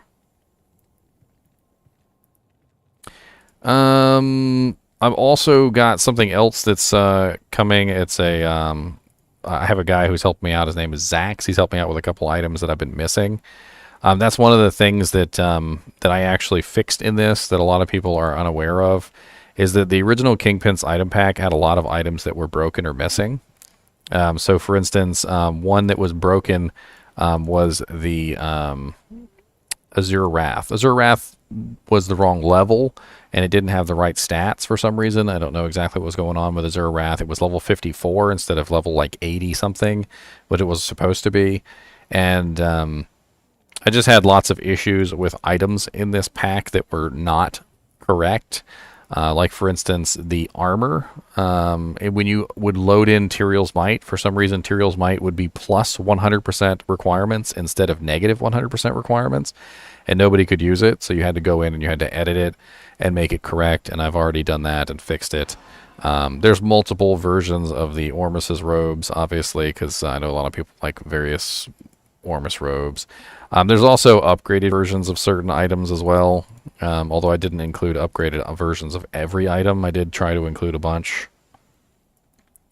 I even have some of the rune words in here that are brand new. So like the ones that are, that you can't actually make in Diablo 2 Resurrected, or sorry, Diablo 2 Classic. So like the Plague rune word is in here.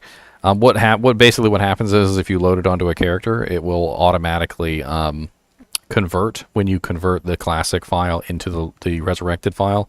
It basically just automatically converts it to the new rune word, and it'll roll it automatically. You can add a couple of them, and then they all roll, and then you can pick the best of the lot.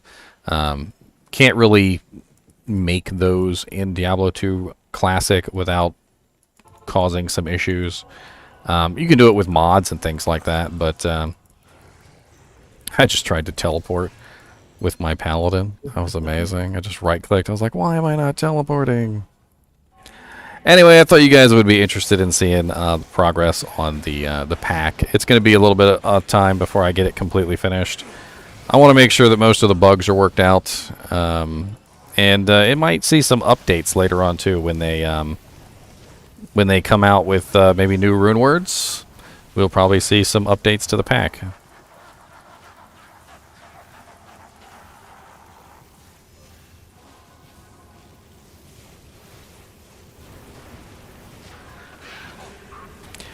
Updates. Dates of the up. Speaking of dates, I was looking at a what was it? All these little bars and stuff that they have on the aisle, like the health food bars. And there's this one bar that like I was looking at, and it actually looked kind of good. I don't know why, but I was really interested in purchasing it, and I read the ingredients. Then I picked up another one and I read the ingredients, and I picked up another one and read the ingredients. Every single one of them is dates. They're just dates. Like, it's like dates and some flavoring, and dates and some flavoring, dates and some flavoring. And at some point or another, I realized, I was like, okay, I think every single one of these bars is pretty much just dates with some flavoring added to it.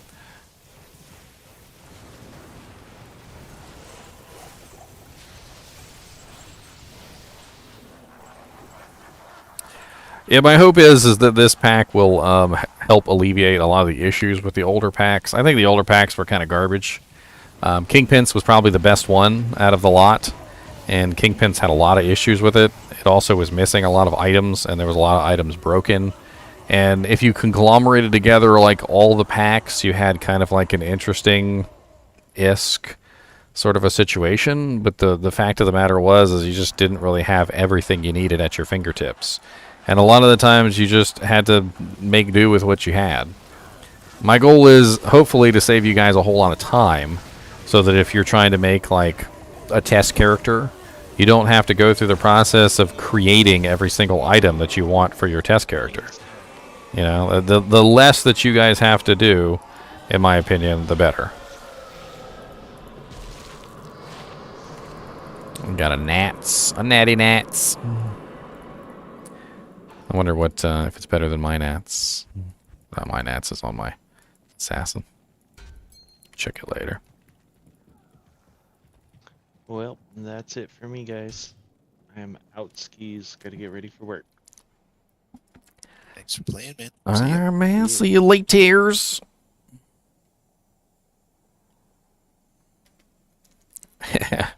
20 years ago, I probably should have been producing a pack. I mean, Kingpins is definitely a pack that a lot of people use. And, I mean, I'm not trying to, like, down the pack, because it's definitely helped me with a lot of my videos. But, I think it's time for there to be something better. Something a little bit better on the horizon, you know what I mean? It's 22 years later, and I'm pretty sure that, that Kingpin's last update was, like, 2004 or 2005 or something like that. That's how old the pack is. It's basically from like 2005.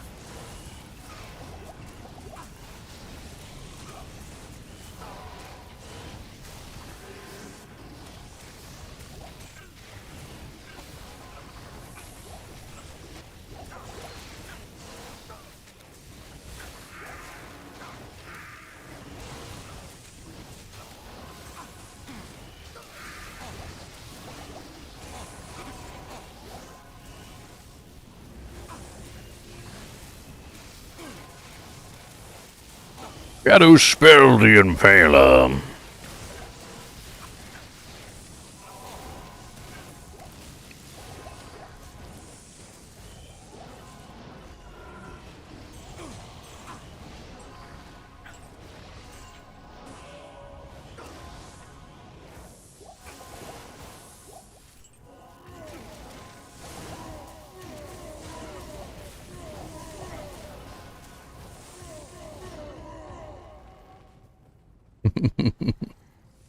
You and your fancy new green hat.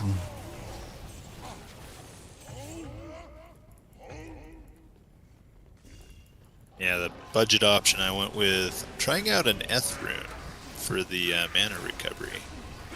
The other option I thought about was a soul rune for damage reduction. I mean, you might be I better. really do need magic damage reduction. That's the biggest trouble I have. You might be better off with plus mana. Regeneration doesn't really work too well as much as plus mana does. You might be better off with like a perfect sapphire or something. That's a good point. I'm pretty sure there's a chart, and you can look at the chart and see, but like, depending on how big your mana pool is, more mana could potentially be more regeneration than the Eth rune. Yeah. I'm at 1300 right now. Well, just under 1300. Yeah, 1300 mana? Mana. Oh wow, that's a pretty hefty little doojank of mana. Yeah. Of course, you're also using your shouts, so you could. Yeah, I mean it disappears pretty quick. Well, you could potentially multiply that, like sapphire, whatever the sapphire gives you gets multiplied, right? Yeah, An etnax probably a good option. and an test out. amulet. That's a nice, 'Cause, solid. yeah, 15 really isn't that much. It's not like meditation. It's like if it was like plus 100 regen. Well, no, you have enough mana that, that a little bit of regen actually could go a long way. I didn't realize you had so much. Yeah, I still tank it really fast if I don't have meditation.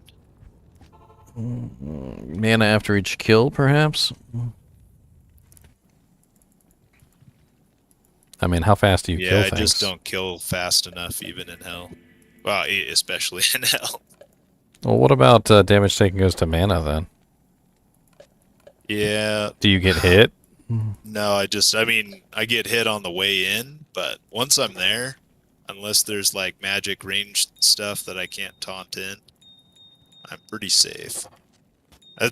That's why I say magic damage reduce would probably help the most, because that's really my bane, is the frickin' Hell Knights or whatever that shoot me with magic and I can't taunt them over. Tauntiness.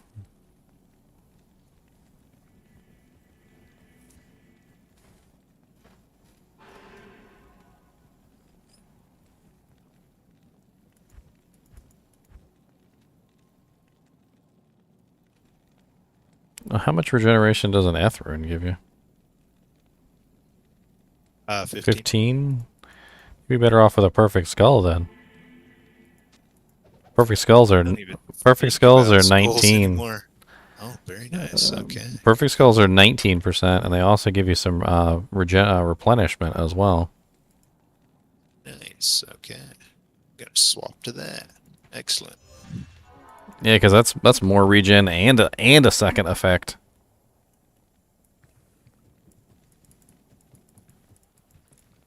I talked about that in my runes video, where I was talked about the runes like separate from rune words, and I was like, you know, runes aren't always the best choice. Like sometimes the gems are the better choice. It really depends on like what specifically you're looking for.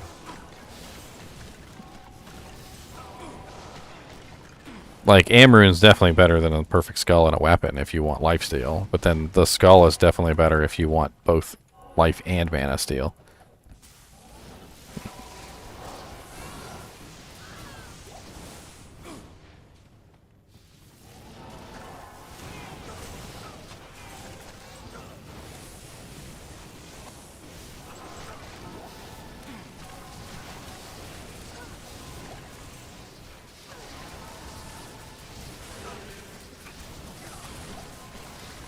I was actually wondering about that, if MDR and PDR still combine. I don't think they do anymore, do they?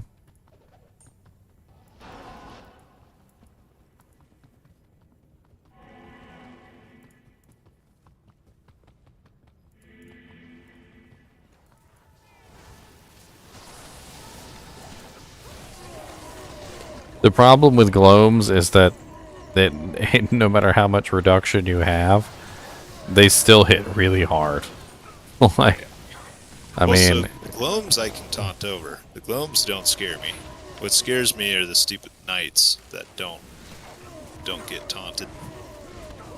They literally are my only thing that I fear, which is why chaos is definitely a struggle. maybe you need to see if the light radius thing actually works. Apparently, very low light Or, I mean, radius. how I solve it is I just jump to them Well, and stun them out. apparently, very low light radius means that monsters can't see you from far away, so the ranged monsters generally don't participate in the combat. I mean, there's tons of items in the game that give huge negative light radiuses. Usually have some sort of catchy name like Shadowfang or like Gloom. That'd be interesting to look into. Oh, Gloom. What armor are you I wearing? would venture a guess, though, that in doing that, I'm sacrificing FCR, 4+ skills. I mean, yeah. I was actually just thinking about that. Somebody was talking about that the other day. They were talking about the utility of like hits blinds target, or like casts blind or whatever. I can't remember the Anyway, gloom has the effect. Like when monsters hit you, it casts the blind on them, and then they're just standing there like idiots. And it works really well for ranged monsters. Dark Sight. I think Dark Sight Helm. It's like my favorite leveling up helm. Because it cannot be frozen, and it gives the dim vision when struck. Super nice. And I think it's got mana steal on it too, so helps with mana. It's too bad you can't have ravens. Yeah. Actually, wait, isn't there something that has raven charges? It does, but they don't work. Oh, that thing, yeah. I did that's something would be nice for them to fix. All of the O skill type stuff that doesn't persist, like the Iron Golem. It seems like it'd be an easy fix, although if it was an easy fix, maybe they would have done it by now. So maybe it isn't as easy as I think. I don't think it has anything to do with it being an easy fix or not. I think they just don't want to touch the unique items. Yeah, it's a can of worms. They're like, no, don't touch it. Well, I mean, many people have pretty much hailed Diablo's itemization as almost like perfect. Like the itemization in this game is insane. Like the way that it allows you to build stuff, the way that it's not too broken, overpowered, where it's like balanced properly, and it's very difficult to just say, okay, well I can change this, because it changes a lot of things about the itemization. Like take for instance the change they made to Holy Bolt. They didn't even change the item. All they did was change the skill, and by changing the skill they changed the item. So Principle became overnight an item that was, you know, hey, this is a piece of crap, to wow, this thing's actually pretty good and I might actually use this on my paladin. I mean, it's +2 skills. What's not to like about +2 skills? But the real benefit is all the other amazing effects that it has. The stupid spamming holy bolts. Honestly, the plus max poison resistance isn't too awful either. It's nice to have a higher level of poison resistance, so you don't have to worry about it. Well, I hope though it wouldn't be an item change, you know, to fix like the ravens persisting, or peace, you know, the Valk persisting, that sort of thing. If that's skill based, then they can just tweak the skill. Then that'd be sweet. But maybe it is more complicated.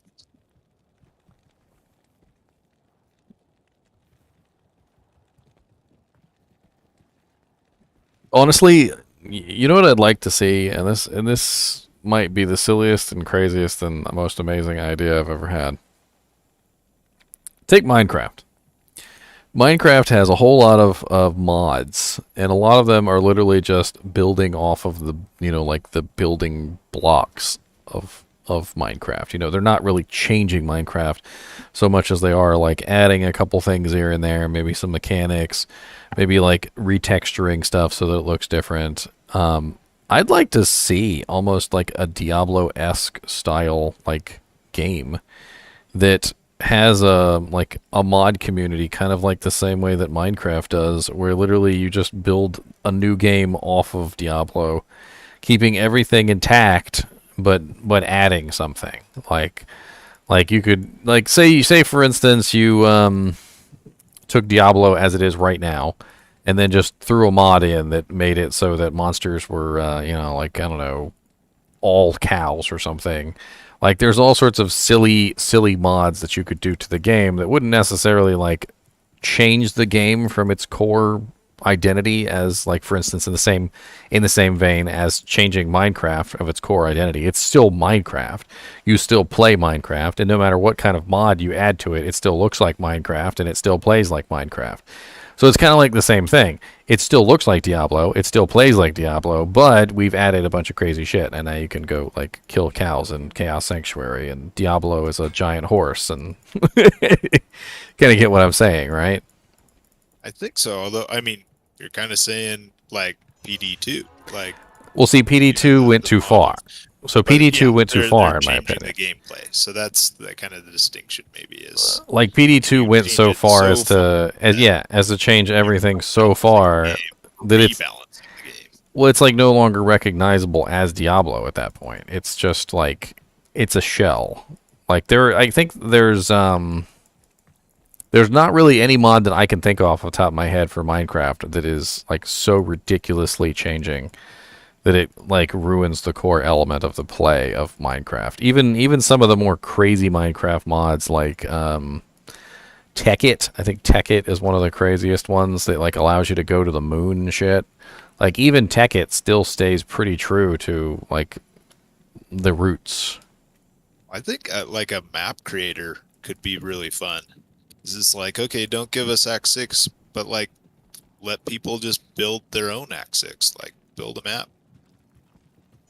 I mean, I've for the longest time I've been really keen on like a Diablo Maker idea, which is basically where like somebody gets the assets of Diablo, just like in Mario Maker, builds a map and has like a challenge with a set goal, like do this goal without like taking any damage, or kill this monster without dying 2 times or something like that, or whatever the goal is.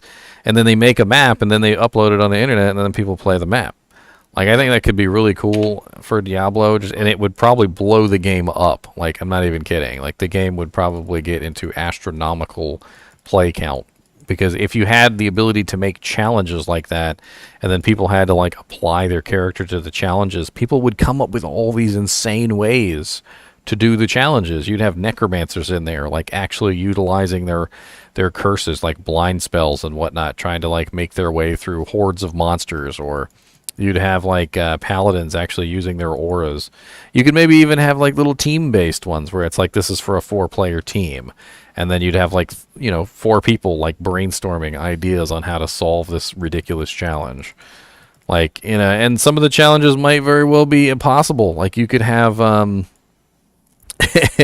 you could have challenges set up where the monsters are running like conviction, fanaticism, spectral hit, extra fast. There's like Stygian dolls all over the place. Like, you could make it absolutely insane, and then the people have come up with a way to solve your absolutely insane, ridiculous, like, zone. Yep, that'd be sweet. They just got to release. Well, yeah, I don't know all the details of why they didn't allow online modding, because that seems like you'd need that capability to make that happen. I don't know. Mario Maker isn't a mod. Mario Maker is an official thing from Nintendo. I mean, they could make an official game mode like that. Oh, yeah, they just... Okay, I see what you're saying now. Yeah, so they like, release it as their IP, like Diablo 2 Map Maker. Yeah. Yeah, Diablo 2 Map Maker, or Diablo 2... Did they do that with StarCraft? Like, that was a legit... you could make your own online maps. Yeah, Warcraft, like StarCraft, all sorts of stuff. There was online maps you could make. It was so built into the game. You just like there was a little shortcut, and you just started making maps. Yeah. Yeah, so that's very in line with Diablo. Going back to what you were saying about, I mean, the user base made Diablo more. Well, I mean, maybe not more, but just as much as the developers did. It's like, they set the table, like they put all these freaking options, but it was people playing the game and figuring stuff out that really made the builds, or discovered the builds that were fun and interesting and overpowered and whatnot. Yeah, and exploiting the So, crap out of the people game, so they had to put me fix to it. maps, and who knows what they'll come up with. I don't know. I think Diablo 2 Maker is a $1 billion idea. I think if they did it properly, I think people would buy the game like literally just for that aspect. And I think if you tied it together with the regular game, you basically would say, okay, you have to build a character like that can complete this challenge. So it's not just like, oh, we give you like pre-made characters like Mario Maker, where you basically just choose Mario, Luigi, or Peach or whatever. No, you actually have to build a character that's capable of taking on the challenge. And it would give people a whole new reason to hunt for items. It would make more like niche items more valuable, like stuff that you might not necessarily think would be valuable. Like, for instance, we were talking about Dark Sight earlier, which blinds targets. You know, if you're hit, it blinds them, right? That could be extremely useful if, like, the game is set up with a huge number of, like, ranged monsters and you need a way to somehow mitigate the massive amount of damage that's coming in. Like, if they're constantly blinding themselves on you, it would lower the amount of incoming damage that you have tremendously and break up the damage a little bit and allow you to survive. Even an item like Hawanen's Splendor, which is, or not Hawanen's Splendor, what's that other one called? It's the crown that has the weaken on cast, or even Obsession. Obsession has the weaken on cast now too. Delirium on a Mercenary. All sorts of interesting things could come into play if you made it like dangerous enough. Like, for instance, you could probably also control the player count. So, you know, like, it would automatically be like a player's 8 game. So you'd be trying to, like, complete a challenge with one person on a player's 8 character. Or as a variable, you just set it to 20. Yeah. Have it as a maybe game. maybe Just even go crazy. even higher. Yeah.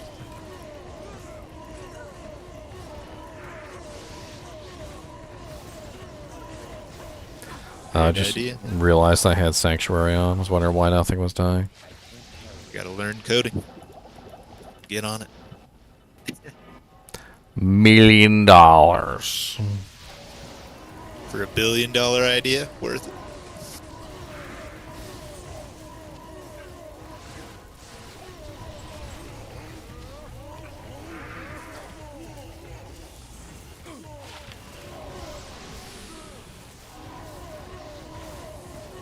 Just learn coding. Let's go. You got this. I mean, I just think Mario Maker was one of the most brilliant moves by Nintendo, like, just bar none.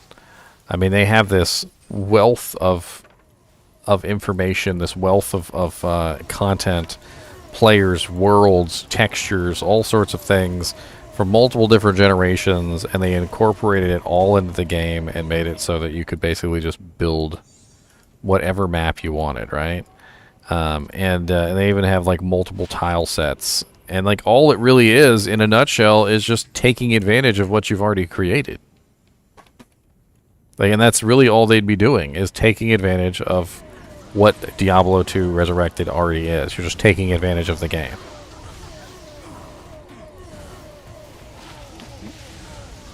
I mean, how hard is it to make a map and plop a character down in it?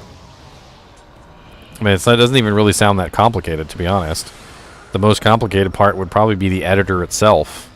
So you would basically just, like, make the editor that would include all the tile sets and everything.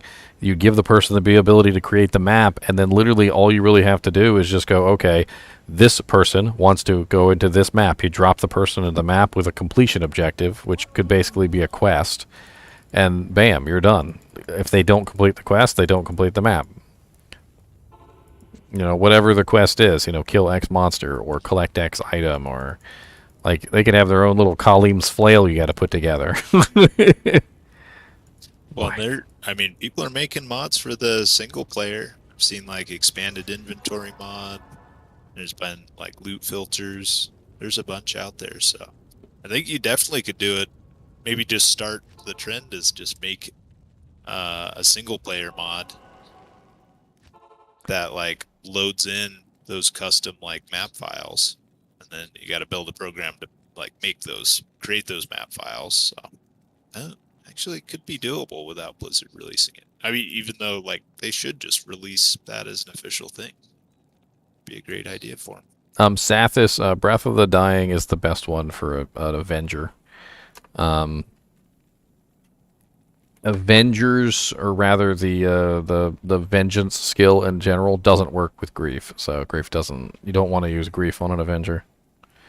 You're just going to end up in a poor situation where your vengeance skill isn't putting out any damage, but you're still doing physical damage because Grief does have rather high physical damage. But it's not really going to work out very well because Vengeance is a rather slow attack by comparison to something like Zeal. It just doesn't really work out well.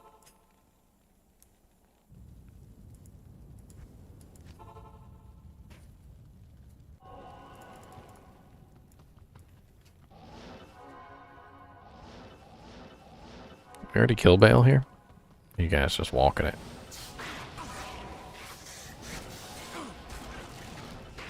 Oh god, look at all those glomies. What's up, glomies? Look at all the glomies. The glomies everywhere. Glomy, blomy, blomies. Glomies in your hair.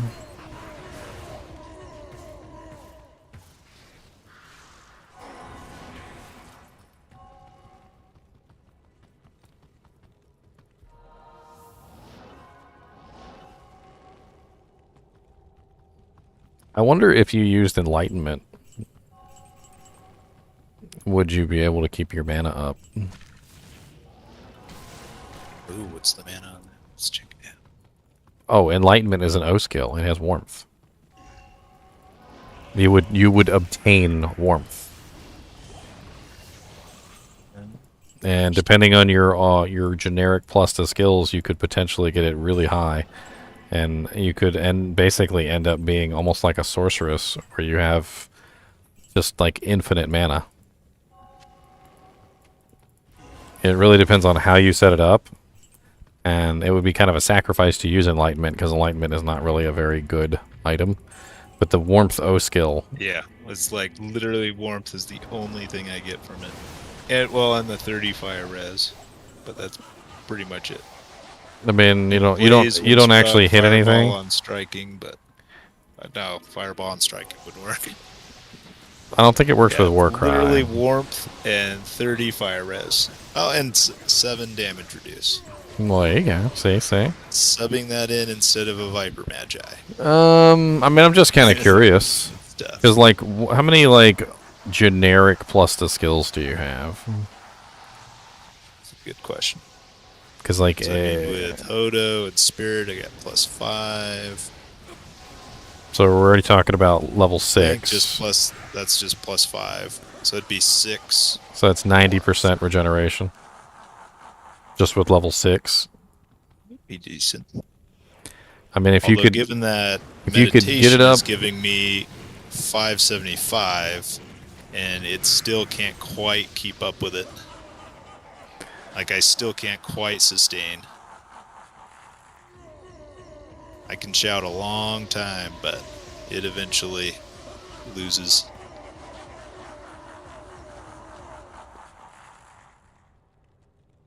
high level warmth is essentially the same as meditation aura, although the two can stack if a sorceress has paladin in the party or an insight rune word. It may be redundant. In this case, the formula is base regen times warmth plus item. Oh, you're reading base. According to the thing, the formula is base regen plus warmth. Or sorry, base regen times warmth plus item. So the warmth is actually multiplying your regeneration. I always thought that they just stacked, but maybe I'm wrong. Let me look up. Let me look up. Let me look up Amazon Basin. Amazon Basin warmth. Amazon Basin usually has more information than some of the other websites, like calculations and formulas and crap.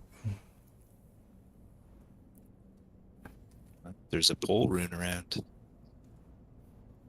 Might be worth a shot. I've got a 3 open socket. I think it's an Archon.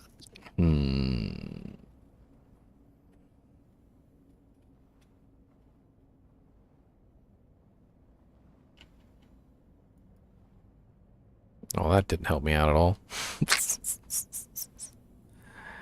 It did not help me out at all.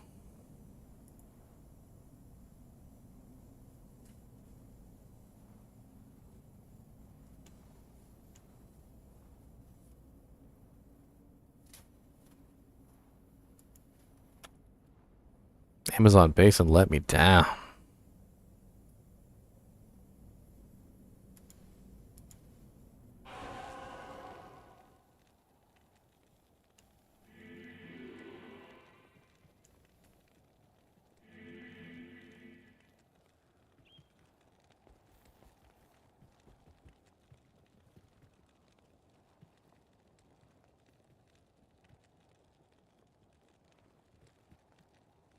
I'm so confused about this formula. Base regen rate times warmth plus item. So I'm assuming when it says item, it's referring specifically to Mage Fists or something like that, right? So Mage Fist is considered the item. The skull that you put in your helmet would be considered an item. Base regen rate. I have no clue what base regen rate is. I mean, I always thought that base regen rate was 0. Although, but then where does the insight polearm factor in? Because it's not showing unless the base regen rate is considered the insight polearm. I mean, if that's the case, then it's literally multiplying the insight times the warmth and then adding in the items afterward. So the items aren't multiplying, but the base regen rate is multiplying by the warmth. I feel like there's got to be a better article out there. Well, I'm reading the warmth article on Amazon Basin, and this says in the detail, it says adds to the regen mana percent applied by meditation. So I think they just stack. That's what I always assumed. And then I come across the fandom page and it says something different.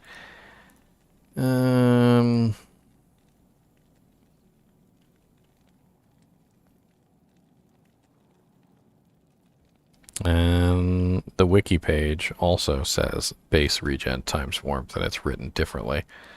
That's how you know it's not just copy and pasted. They wrote it base regen star warmth plus item, which is different than the other website wrote it.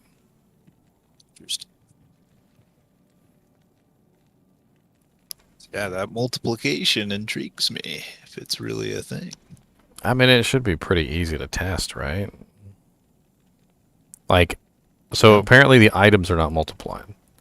So what we could do to test it, which should be relatively easily, is give a character basically the same amount of mana that you have, and then give him an item that gives the same amount of regeneration, and then put on the enlightenment armor as well, and then test out the difference between the two.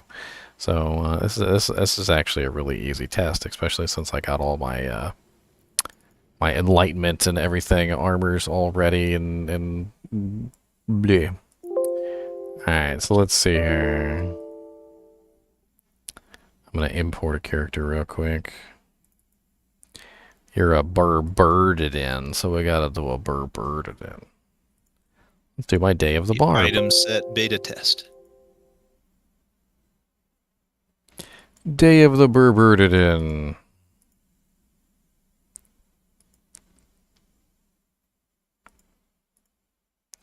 Alright, so how much mana are you running exactly? After bow is 1286. Alright, 1286 is how much we've got.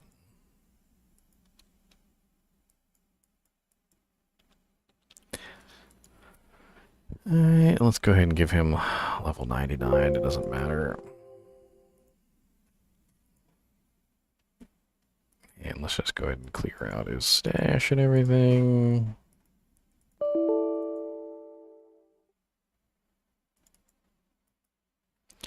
Go into my GGM item pack over here.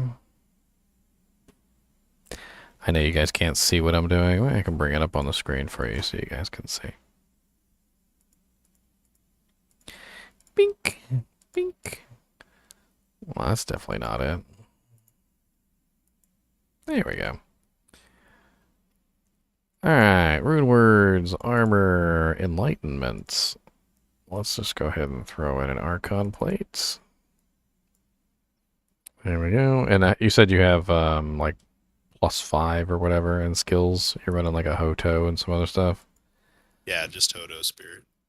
I'll just do this. Well, and a Viper Magi, but I can't do the Viper Magi if I'm doing Enlightenment. I'm gonna do like a cheesy item specifically for this, so that I don't have to worry about it. Because we want it to be as uncontaminated as possible to actually get it like correct. So ring-a-ring, ring-a-ring, ring. Let's just use something generic like a bull cathos. I'm gonna edit it. We're gonna put in. You said you have +5 generic. So let's change this to +5 generic. There we go. We got a +5 bull cathos, boys. All right, and now we need our generic item that provides us with as much mana regeneration as we would have otherwise, besides the effect. So let's just go ahead and use something that already has regeneration, so I don't gotta pull it up. We'll just grab some Mage Fists. And what's the specific amount of regeneration that you're running, like right now, like with your meditation and everything? I've got 594% regen mana. 594%. Apparently, I can only go to 255 on a single item. 594, because it's meditation and then the 19 on top of that. I'm gonna hold on. 5. So you'd probably just have to add a merc to him and give him meditation. Well, I need an item too. That's the thing, or I need multiple items. See, the goal here is that I'm trying to simulate whether the warmth plus the insight is more than just simply an item with the effect. And this would tell us whether or not it's a multiplication or an addition. If it's an addition, it should be exactly the same. If it's a multiplication, it's going to be many times greater. Well, and you also, I guess you don't really have to emulate my exact situation. I would just put just a whole lot of mana, just like 2,000 mana, just so it's easy to see the mana going up and down, and just see how fast it goes. Too much, I might not be able to actually see it because it's kind of insane how fast it goes. All right, so we need another 255%. Let's change this.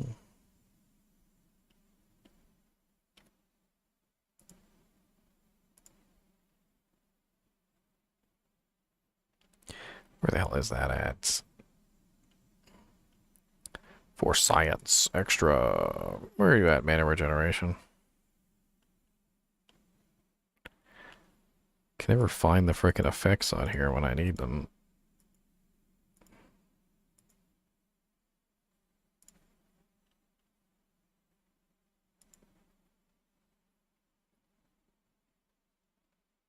And the editor can give me meditation aura, correct? I could just give myself meditation aura. There we go. Another 255% from the belt.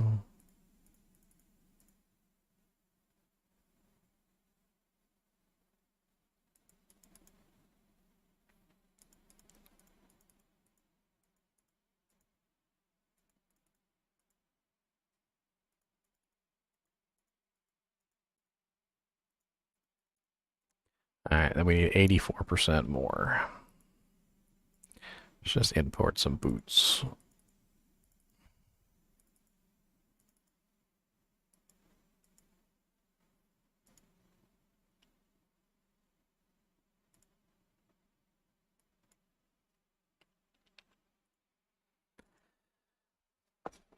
Alright. And then last but not least, the meditation aura. And then we should be good to go. Just use a wand. Who cares? Just grab a...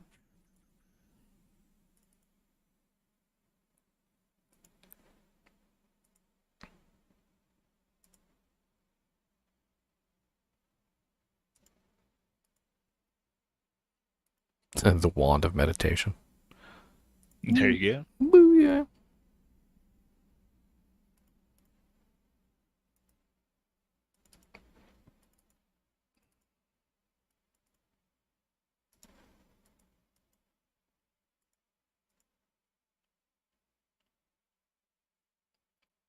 Alright, skills, aura. Where you at, aura? Aura when equipped. There it is. What level is the meditation on your Jank? Low 12. Level 12. So 575. Alright, Dave the Barb. Let's go. Open it back up.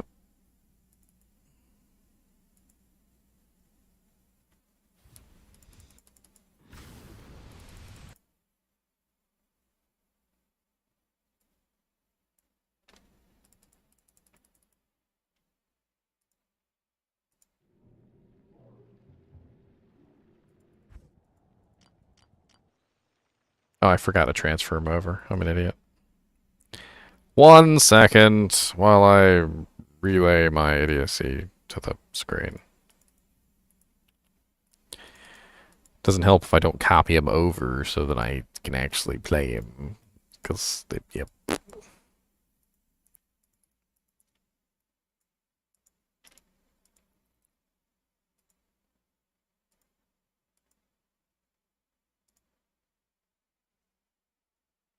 Try number 2. Yes, the Wand of Meditation Aura. That's right. Alright, so basically what we're testing is we're trying to figure out whether or not the calculation is correct on those 2 websites, that it is a multiplication and not a addition.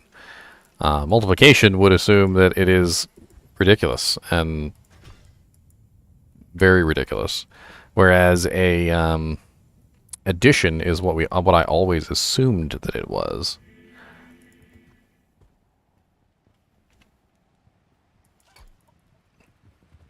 He can't use the armor because he doesn't have enough strength. Reset me. Good day.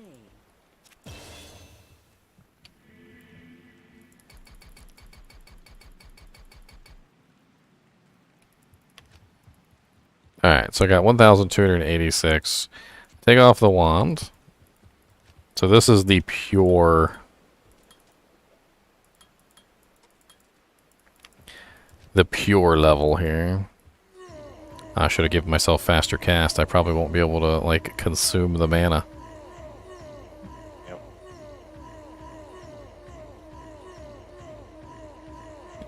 But actually, this will be good because the mana will move slow. Well, I can't actually consume the mana. That's what I'm noticing. Unless there's a higher level, higher mana cost skills that I can spam. What do we got? 5, 3. This is all like really low mana cost stuff, isn't it?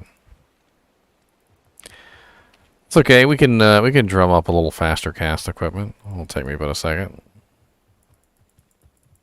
Actually, that's what I'm gonna have to do. Actually, no. Rework the build completely, as you lose Viper Magi.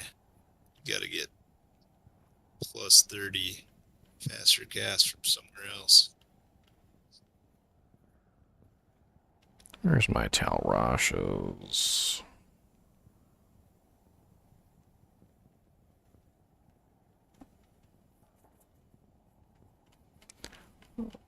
It's probably at the top and I didn't see it.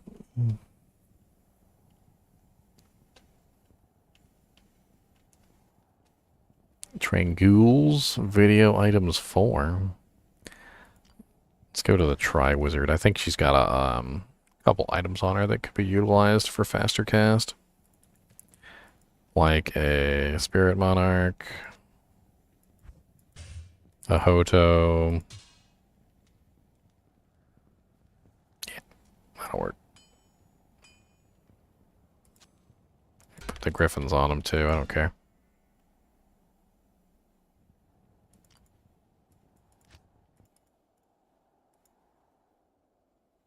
You wish you could play for 5.5 hours? I've played for a lot longer than 5.5 hours, Jay. Hate to tell you, but I've played for a really long time. Way longer than I probably ever should. Girlfriend yells at me. Oof, can't put on the Hoto because I don't have enough dexterity. question is, how high can mana roll on a Druid? Bet it can roll higher than Perfect Sapphire. Perfect Sapphire is plus 38. Seems pretty good.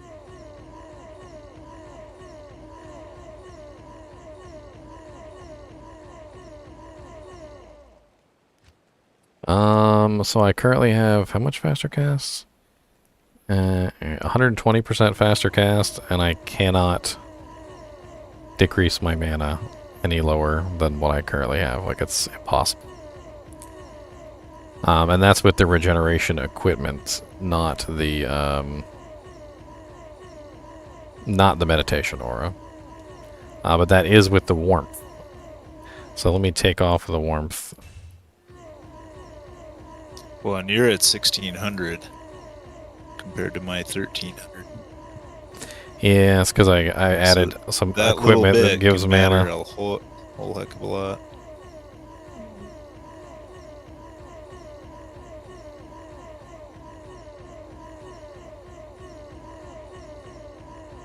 I mean, now it's going down a little bit, so I took off the warmth. Alright, so let's take off the regeneration equipment. Let's see here.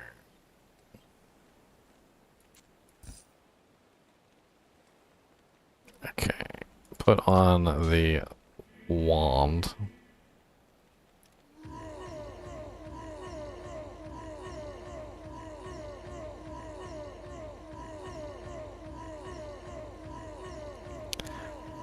I need to custom tailor some pieces of equipment for this. What's the max breakpoint for the faster cast? You want 105.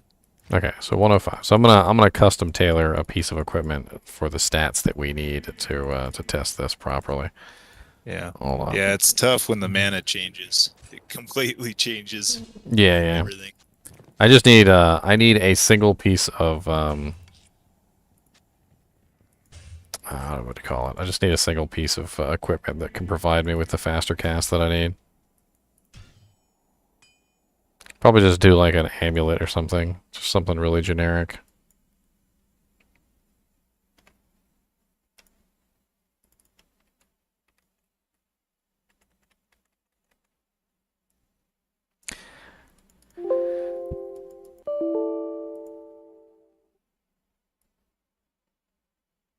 So your max breakpoint is 105? That's not the max. It's the same as the sword. The very max is 200. Okay, so anything below 200 105 won't matter is where anyway. you want to be at the very least. But Okay. at 86, well, that's the sacrifice I may have to make, is just to drop down to 86. I think is the lower breakpoint. Alright, let's do something rather generic. Like the Nokazan relic. Oh, 63. Never mind. I don't know what I was. Oh, I was thinking 86 is faster hit recovery, but faster cast, 63 is. 63 is your max breakpoint? No. It'd be my sacrificial, like, worst case breakpoint. But really, you want 105. Okay. Cast. Faster cast rate. We'll do 105 on the amulets. So if I drop down to 63 breakpoint, I probably can sustain no problem, so I'm not casting as fast.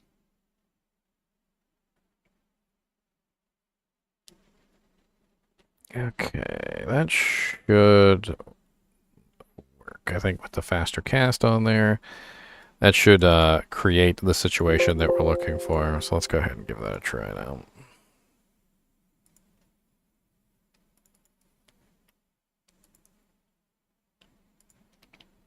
Oh, little bunny foo-foo, hopping through the forest, scooping up the field mice, popping them on the head. Down came the ginger fairy, and she said, "Don't you know how hot this sun is? I'm gonna get freckles out here."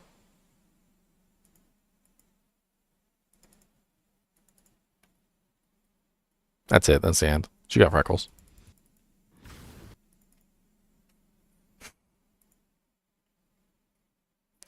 We're just testing something with the regeneration. Apparently, there's some sort of equation that's floating around the internet about regeneration being a multiplication of warmth times your base regen or something. I don't know. We're just going to test it and see what the hell happens. I have a concocted plan to test it and see.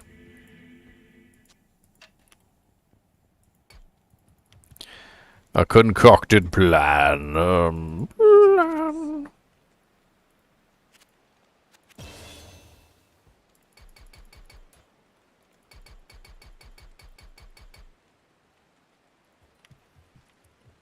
Bink.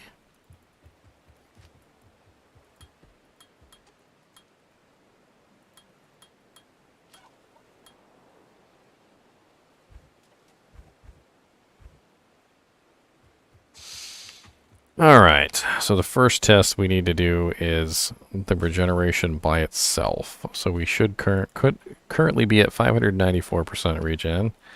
So this is only items, no insight, no warmth.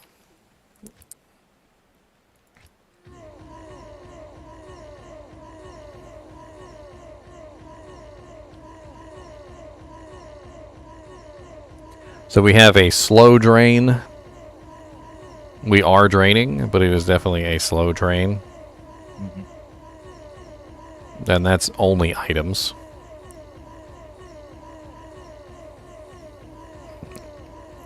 I think that's good enough. Alright, now let's test just the insight aura with no regeneration.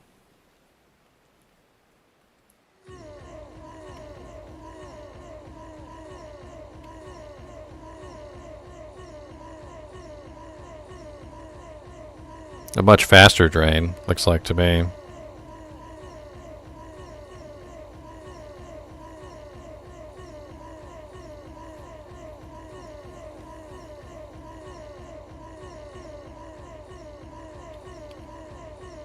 Are we messing with total mana? I was pretty sure we had the same amount of mana on all objects. I even picked objects that didn't have mana on them, specifically for that purpose. Alright, so the next test is the warmth aura, which I have +5 skills. So we've got no regeneration, just the warmth aura. Or sorry, the warmth skill, the O skill.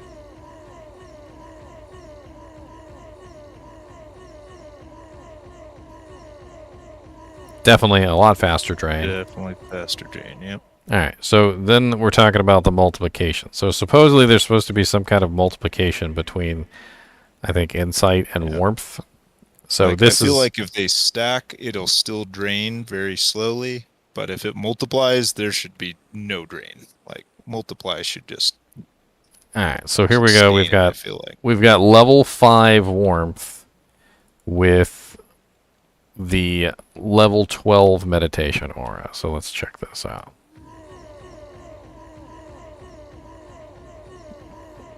I almost want to say there's no drain, but it does look like it's draining really slow. It's having trouble keeping up, but it keeps going back up to 1200. Interesting.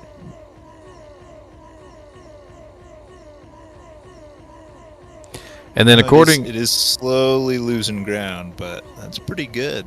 But according to It's definitely better. According to the formula, regeneration is also added into the equation. So right now, I have these boots right here, which are 84% regen. I mean, that could be equivalent to like mage fists, and then like the skull in your helmet, and maybe some other items that you have regen. So now we're running the meditation, the warmth, and a small amount of item-based regen.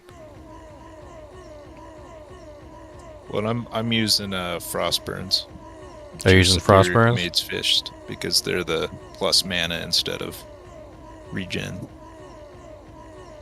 So the addition of a small amount of item regen with the meditation and the warmth completely cancels out the any loss of mana. It looks like at this point, I don't think if I hold this forever, it would probably ever run out. It's pretty cool. Okay. I'm still not sure if it... I don't know if it totally proves it's a multiplication. How much... It's just... The stacking is just... It's stacking up to a point. How much mana is your is your war cry? Because I know mine's probably not as high level as yours. Mine's 38.5. So mine's 28 mana cost. So you got about 10 more. 10.5 more mana cost on yours for the plus the skills. Never run out of mana with the combination of everything though. Well, it might be worth trying. I don't know. I just need a pool rune. Just something I wanted to look at for fun. I'm not really sure if that answers the question or whether it's a multiplication or not. But, I mean, you do got to keep in mind that the warmth is only 90%. So, the warmth being added from the armor is essentially the same amount that's being added by the boots. I mean, I guess you could technically test it that way. So, the boots plus the U-wand should technically be about the same as the armor plus the U-wand in both scenarios. So let's check the boots real quick. I mean, one way you could probably do this is actually count how long it takes to reach 0. But it's going to take a long time like to reach 0. Or something. Yeah. I mean, honestly, it's draining kind of quick. I mean, it'll take a little while, but it is draining a lot quicker than, say, like any of the other things. Let's actually do that. We'll count it down to 1100. So 1 1000, 2 1000, 3 1000, 4 1000, 5 1000, 6 1000, 7 1000, 8 1000, 9 1000, 10 1000, 11 1000, 12 1000, 13, 14, 15, 16. About 16 seconds. And then with the warmth, hold on.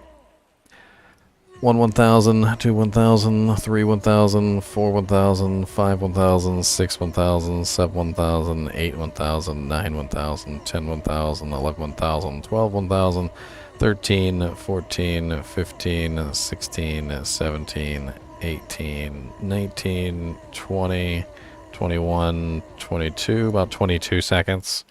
I don't know, there does seems to be a difference between the two. Yeah. But it's marginal at best. Yeah. I bet it's just because of the stacking. Because multiplying, that should just blow it out of the water. Yeah. If it was truly a multiplier. How do you multiply percentages, though? Still, that's... well, or, yeah. The 95, you'd multiply 195 times it, I assume. That would be the multiplication. But that means it's doubling your regen. That would mean my almost 600 regen is now 1200 regen.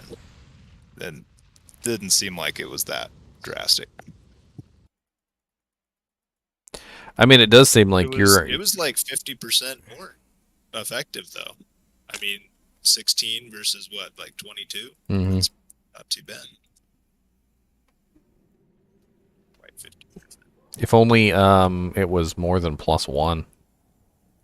Like, because if it was more than +1, you might actually be able to kind of like work it in somewhere.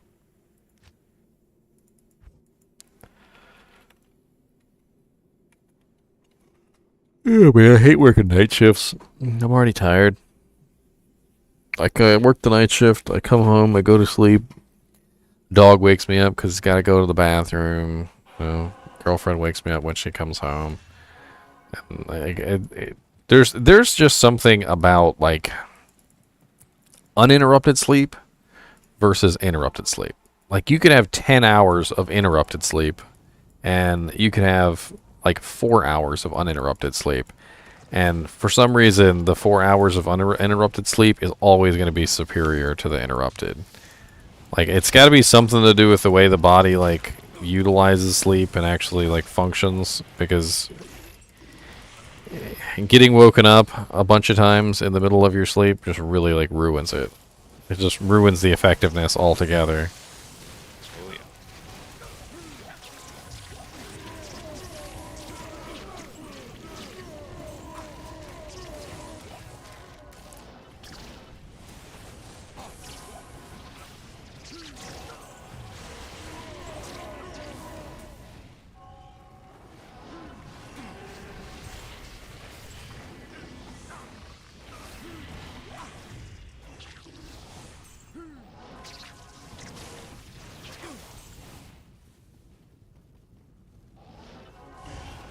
Another alternative is just work all your dead bodies for mana potions. I need rejuice, not mana. The mana can't keep up. Well, the mana pots act as extra regen, right? Oh yeah, they do. They still just can't keep up. I don't know. I'm kind of surprised you're running out with my chests. Like, it really kind of felt like you were, your Oh yeah, no, character's I actually solid. sustain really well with meditation. I'm sustaining pretty good.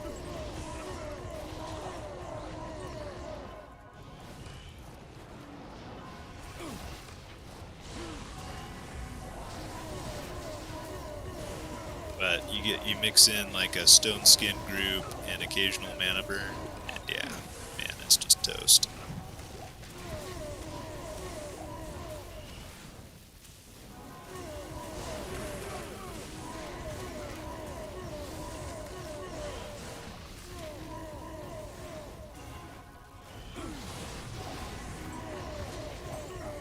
I still think a little bit of damage taken goes to mana would go a long way on your character. 'Cause Yeah, every time you get hit, anytime things get, like, you know, hairy, it could potentially work out to your advantage. yeah. And Well, there are when single. I get hit, it's usually the elite because I haven't stunned them yet. I mean, there are like items, specific items that have massive amounts of damage taken goes to mana. Nauseous comes to mind. Doesn't Nauseous have like 75% damage taken goes to mana on it? And +1 skills?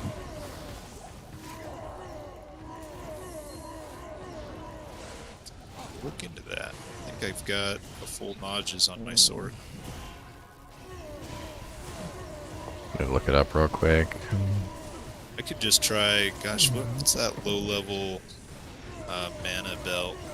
Yeah, so Nauseous light plate is 45% damage taken goes to mana. All resistance is 25, +1 skills and 65 life. Pretty good defense too for a plate.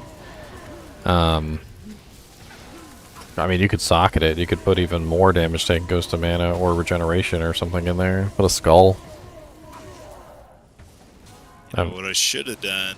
Actually, I should just rebalance this character, respec it a little bit. So I really don't need 4,200 life. I mean, another thing you could do is, do you have Unless a? I really get slapped, then it's nice to have. But usually it's more than enough, and I could put that towards mana. I usually find anything over 1,500 to be fine, unless you're fighting Ubers. Yeah. I think Ubers are the only place in the game where I've really found like you needed more than 1,500. However, if you go like the raw sponge method, which is where you don't really have a lot of defenses, you don't really have a lot of like resistances or like physical damage reduction, you can get more health to make up for the fact that you don't have the resistances. Gives you a larger cushion, essentially. Yeah, I'm capped res, but I'm not over capped. I'm just all 75. But my defense is only 5,000, so I definitely get hit. Or when I do get hit. Well, maybe damage It taken hurts. goes to mana would be a good Mostly thing. elemental, though. Well, see, here's the thing. You got lots of HP. The raw sponge method, honestly, might be the better choice. Because, you know, if you go with damage taken goes to mana and they're hitting you, but you have so much health that you don't really care that they're hitting you, you know, that all that damage is going to go straight to your mana pool and fill it back up. I mean, even something as simple as a Night Smoke belt could work wonders. Night Smoke is 50% damage taken goes to mana.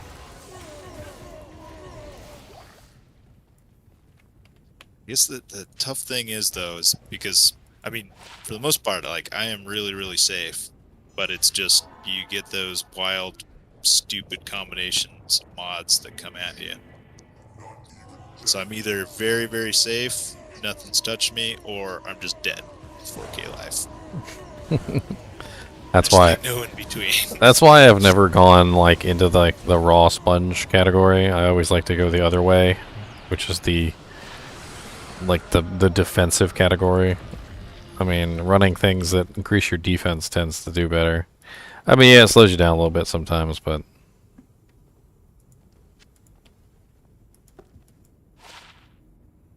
That's why I really like my Vengeance Paladin. He was just kind of broken OP, like tanky.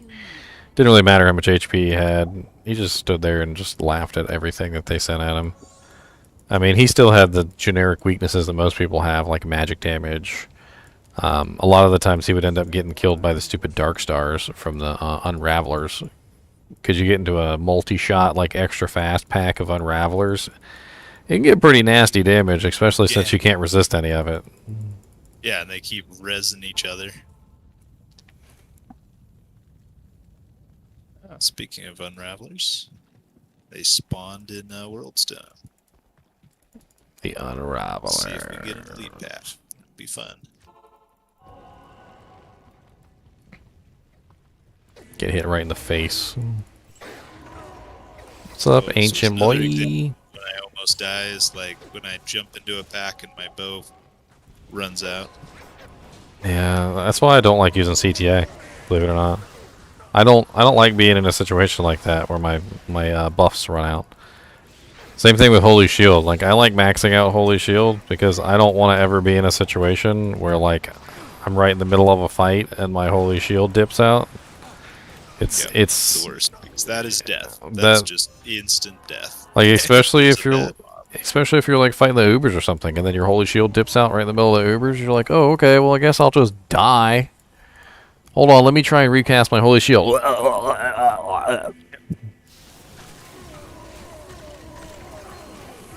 And I think the worst thing is you can't see that it's gone. So, like, you just start dying. That's the other quality of life. I'd really like him to show, like, a timer. Especially with the quick start bar now. It's so nice.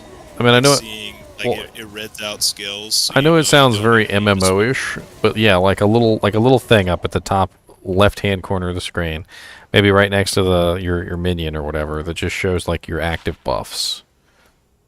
Like an active buff. That, or at the skills bar, if there's just like a shaded like clock that's ticking down, just some visual cue of where you're at.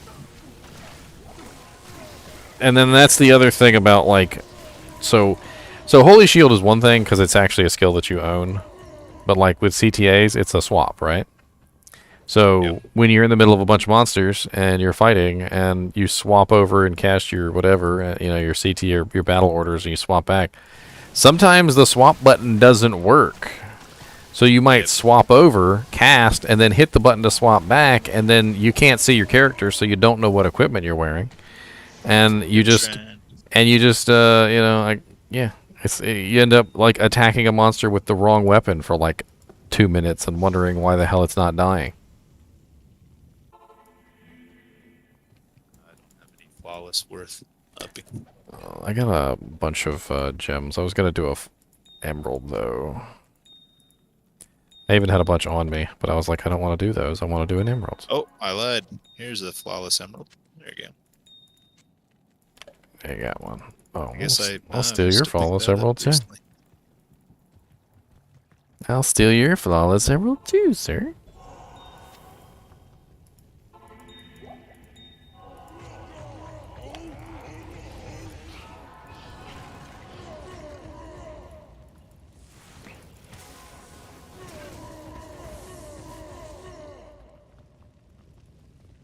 I mean, I'm fine with Holy Shield. I just, I don't want to have to recast it.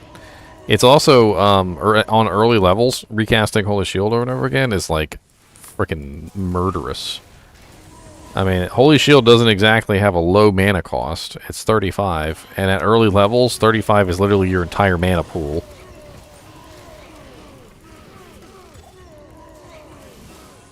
And having to cast that in the middle of combat is basically the equivalent of, oh, okay, I guess I just won't have any mana to do anything with.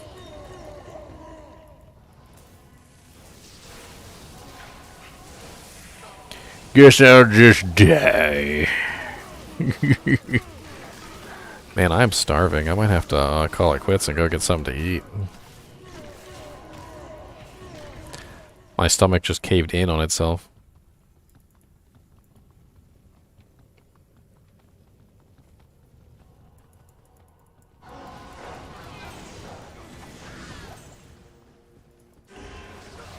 The other day, I skipped breakfast, went out and did some yard work.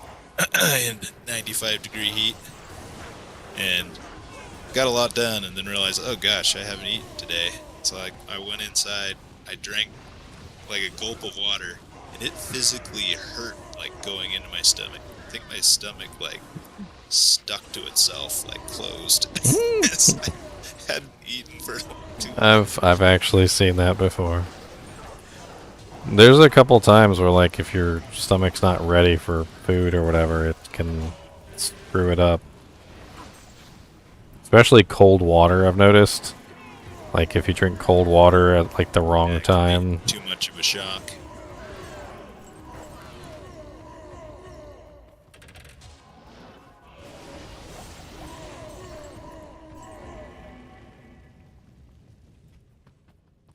The mana potion addict route.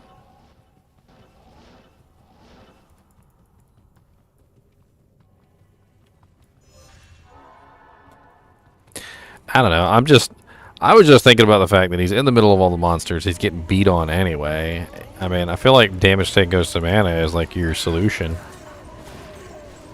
And even if you don't want to do Naja's Plate, I mean, are you using an Arachnid's Mesh? No, I haven't found one yet. Well, then just try Night Smoke. Night Smoke is 50% damage taken goes to mana. It also has all resistances 10 on it. That's the build I was trying to think of. Yep, thank you. Yeah, that 50% damage taken goes to mana. There's going to be a lot of damage taken goes to mana.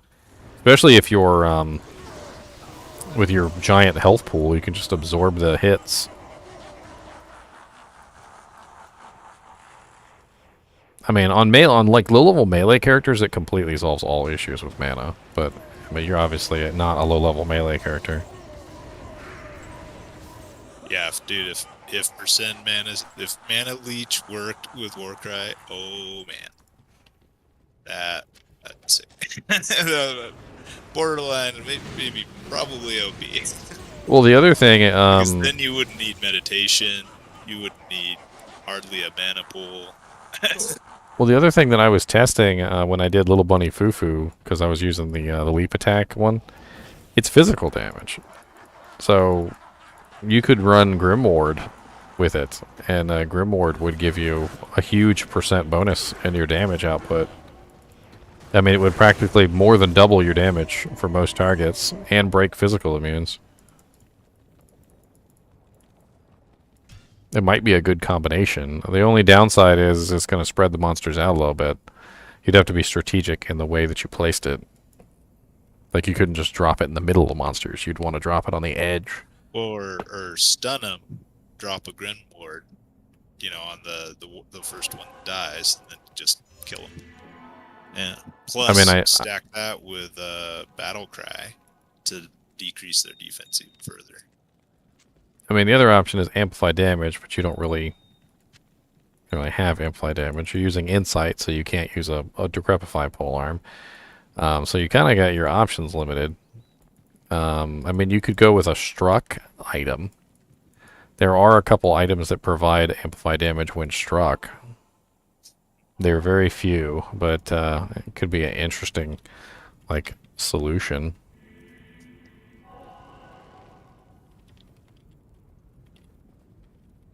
I'm trying to think of one of them right off the top of my head. I'm pretty sure it's a bow, but when struck. Yes, it's the brand bow. Not exactly cheap. But it's a 35% chance with level 14, which means it would last for a very long time. So, like, you'd swap, and then you'd, like, just wait for the proc. And level 14 is a large enough radius. It's a 10 and 2/3 yard radius, so it's basically about the same distance as Conviction Aura. So it would hit everything in a 10 and 2/3 radius, and then you'd swap back. Way more than I need. So I only hit 4.6 yards. And at level 14, you're looking at 47-second duration, so you wouldn't even really have to do it that much. Like, you would just swap over, like, let him hit you one time, and it would probably proc, because at 35%, it's probably going to proc, like, every time. I don't know. Grimward seems like the easier solution, though, since it's a native skill.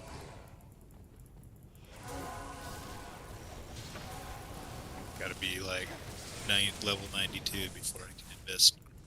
That's the other thing, is the investment in all the war cries is a lot. Yes, that's what I was talking about with my martial arts, and she's fun, but she has such a high investment in points. It's kind of insane. I might eventually, like, if I can get my hands on the Plague Claw and maybe at an Infinity. What I was thinking of doing was focusing on one claw instead of going the full Phoenix route. Because I mean, you can basically break every single lightning immune just about. So I could just like focus on like the lightning claw or something, or maybe 2 claws and instead of all 3, and then I'd have some extra points to actually spread around to something else. I mean, if I gave up on one of the 3 claws, I could probably get 20 points to put into anything else. And if I gave up on 2 of the claws, it would be 40 points to put into something else. Could be a more interesting build.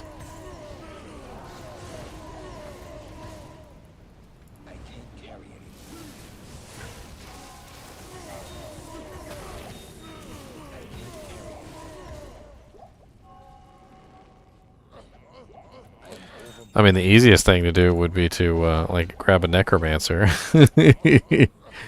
and just, like, have him follow you around, just spamming amp damage on everything.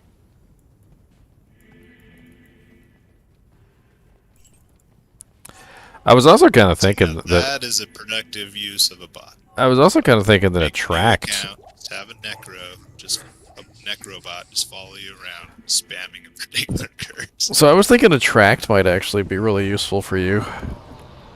Like, if you think about it, what you could do is you'd have like an item with attract on it. They're actually really easy to come by. It spawns on rings, it spawns on amulets. There's all sorts of crap that has attract on it. And then you would just cast attract on a monster in the middle of a pack, and it would condense them, right? So it would cause all the monsters to collapse on the one, and then you would teleport right on top of the pack and just demolish, and it would focus your damage better because all the monsters would be grouped for you. So when you do your war cry, it would hit everything, as opposed to, you know, you having to. My DPS, because I have to stop war crying. I have to stop damaging and taunt stuff into me. I mean, attract is, I'm trying to remember, like, I had some, like, really nice attract rings. But I know there's also, like, just unique items that have attract on it. I'm trying to remember if there's any, like, easy ones that you could use. I need Amazon base, and that's the one that tells me all the... Delirium has level 17 charges. Interesting. Yeah. I guess that's the only item. What? That one's a little bit difficult, though, because of the way that it procs everything else, too. Like the confusion and all the others. And then it would overwrite your amp. So it looks like it's daggers, wands, shrunken heads, circlets, amulets, and rings. All of them apparently can have attract charges. And then, the highest that you can have is level 5. Circlets, amulets, and rings only go to level 2.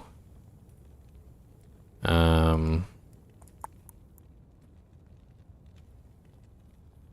could probably just gamble a dagger, but I don't know if you actually want to utilize a dagger. I feel like the amulet. I feel like the amulet and ring. The amulet and ring is probably the better choice, like by far. So finding a decent ring with attract charges on it would be good. I mean, you can find godlike rings that have attract charges on them. So it's just a matter of finding one or crafting it. I thought I actually had saved one somewhere, but I can't remember.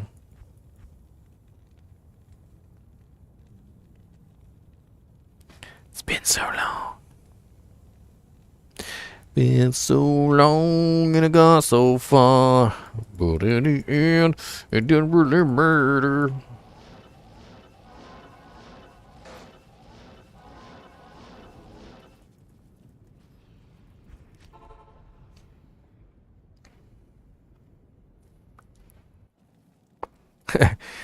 Does it bother anybody else that they changed the, like in Diablo 3, they changed it from mana to all sorts of other resource points? Like, they couldn't just keep one resource, like global resource. They had to, like, invent several other resource points that didn't have anything to do with, like, the mana pool. Like, rage points, and I can't even remember all of them.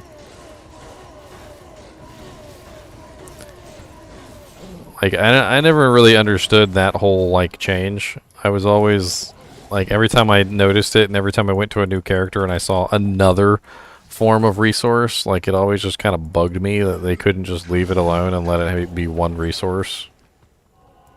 Like when directors convert a book into a movie, well, our screenwriters do, but then the director... screenwriters, they take license because there's certain things, okay, that are better presented visually in a different way, maybe than the book did. But then the director goes even further. It's like they've got to put their creative stamp on it. They can't just See, bring it over. I've never really felt that way about movies. Like, I understand that some scenes are difficult, like would be difficult to accurately represent, but like. I'm honestly, like, every now and then when I see a movie or a TV show that actually accurately represents something, and then it, like, does really well in the box office, and people absolutely love it, I literally say the same thing every single time. I'm like, see? Like, you don't have to change anything from the book. Like, just leave it alone, and look how good it did. Exactly. Like, you guys keep changing everything, and that's why people hate it. Don't change something just to change it. Just accurately represent it. Like Diablo 2 and Diablo 2 Resurrected is like one of the clearest examples of this. Like, it was a game that was a remake of the original that literally didn't change hardly anything at all. Like, they kept it almost identically the same. And it's done some numbers.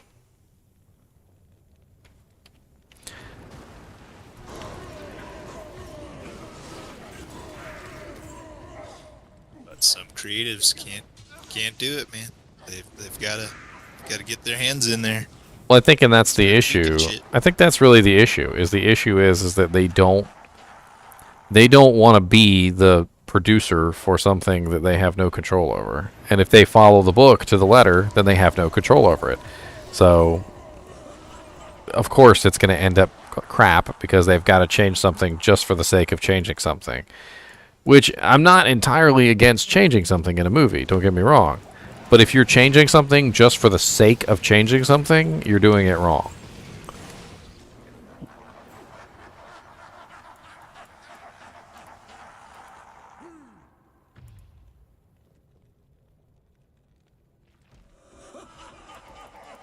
I mean, even the Lord of the Rings movie, which Lord of the Rings stayed pretty close to the correct, like, storyline for the books and whatnot. But even the Lord of the Rings movies changed things for no reason. Dude, Peter Jackson's ego just couldn't help it sometimes. I don't know. I think they did some things for thematic reasons, which is basically like the story wasn't dramatic enough. Like, I don't know. I understand that the freaking books are really long, so if they had included everything, they definitely would have had some issues. But I don't understand why they didn't include Tom Bombadil. Like, that was a very important scene. Like, to me, the seriousness of the ring was underlined, by all the characters. And then eventually what happens is they come across Tom Bombadil, and Tom Bombadil's like, oh, it's like a toy, and he plays with it and gives it back. Just bored with it. And I think I can kind of understand why they took it out, because they didn't want, like, the ring to be seen as a toy, essentially, like it was a... They didn't want to take away from, like, the terror or the fear of it. But here's the thing to me, like, it doesn't take away from the terror of the ring.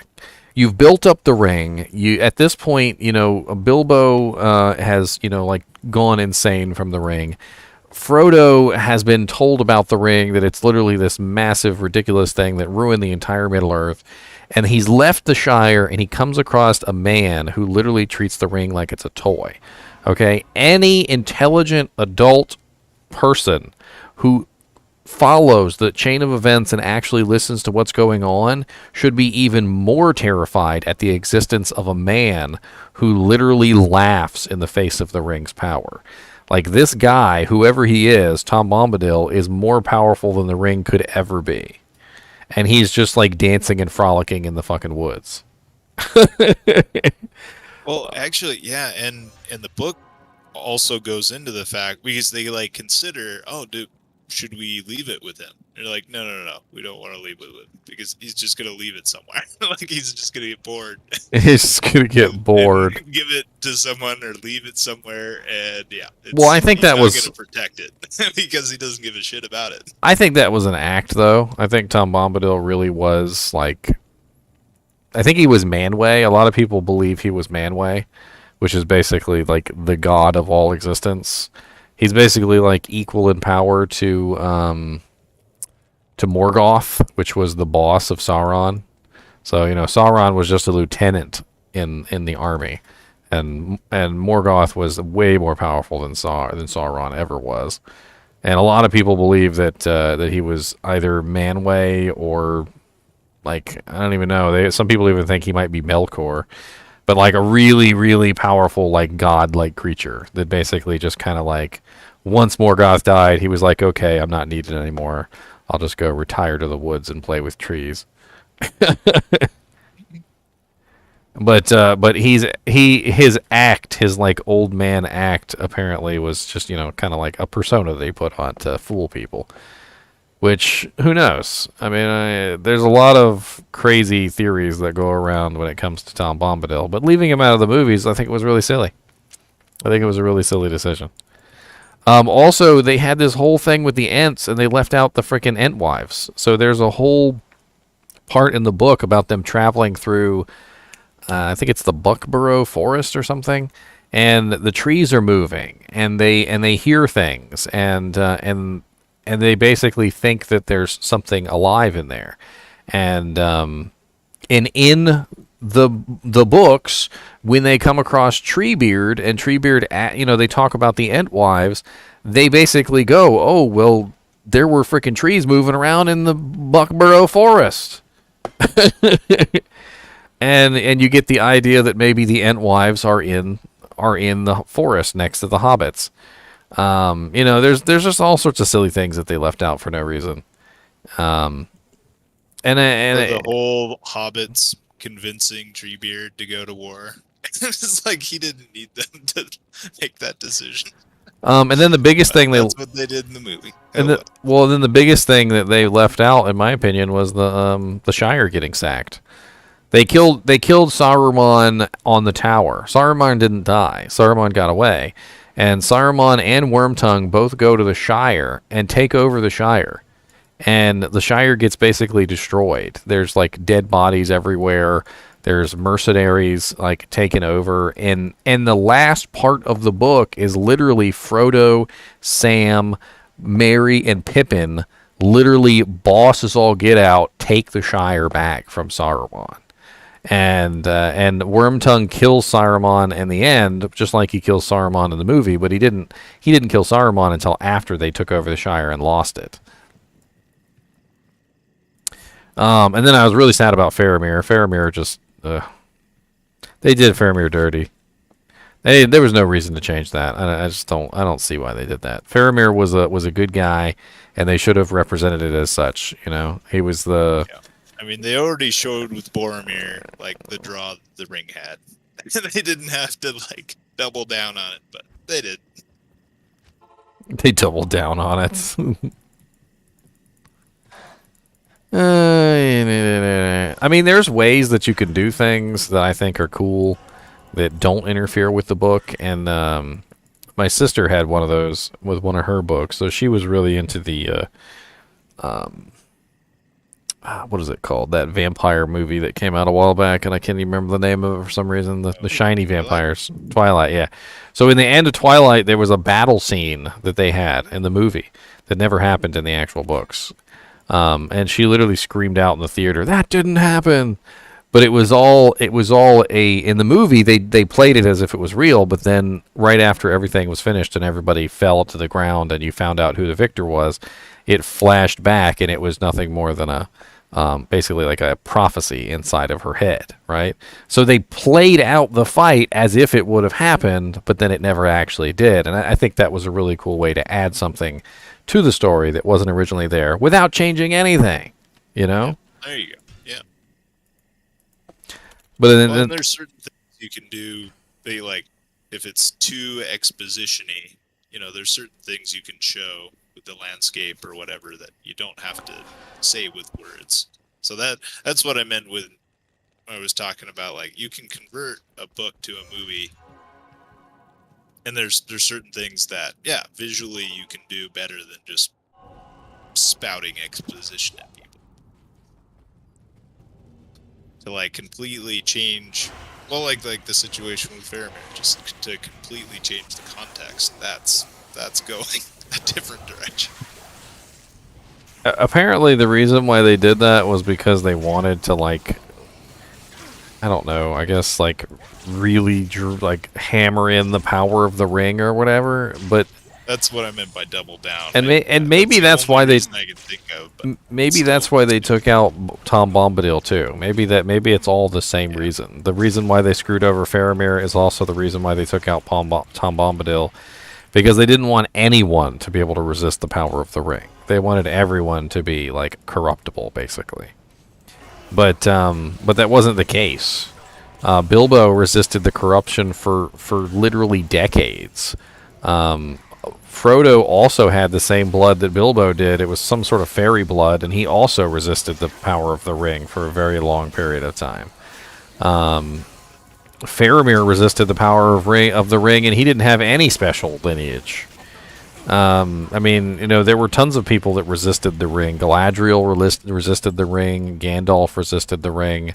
I mean, like, they didn't need to go out of their way to, like, ambush the few people that, like, went out of their way to be like, psh, that trinket, who fucking needs that thing? well, and where it's really easy then to like overshoot, right? Is by basically showing that much power for the ring, really doubling down and tripling down on the fact that, oh gosh, nobody can match this. It's like, well, Sauron created it, so he's like a badass. Why does he go out like such a bitch at the end? He's this piddly little eye in the sky. Like, seems like he could muster a little bit more. Yeah, you're absolutely right. The kings of Gondor were of a special line of lineage. That's why I didn't mention Aragorn. Boromir and Faramir were not kings. They were of the line of stewards. So they didn't have the Numenor blood in them. They didn't live forever like the Numenor kings did. And even Aragorn's Numenor blood was very diluted. Can't remember what name it was. One of the characters, I think it might have been Elrond, actually specifically called his blood diluted. Or maybe it was the steward. I think it was the steward that said it. Boromir and Faramir's father. Can't remember his name. Denethor, I think. I think it was Denethor. I think that's right. Denethor said it. He's like, the diluted blood of the line of Numenor will not take the throne for me, or something like that.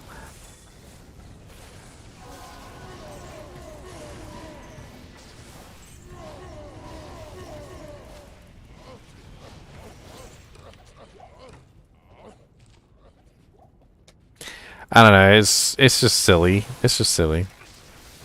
Very silly.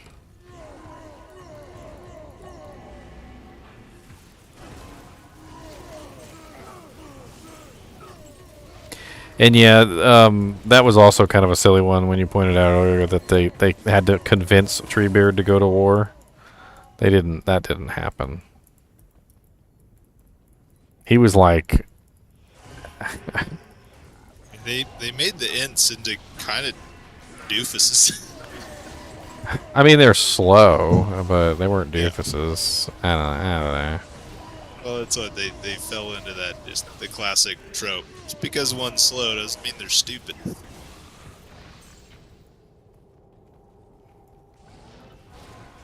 But that's how they're often portrayed.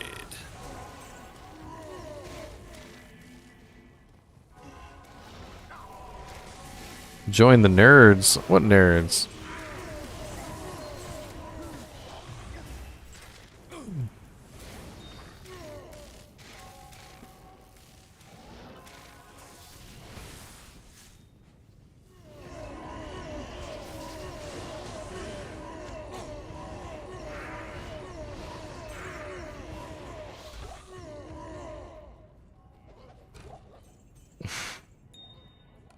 Picking a fight with a tree.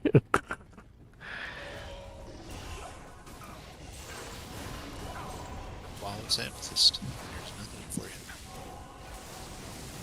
Well, the Ents were like an original creation of the gods or whatever in the Lord of the Rings universe.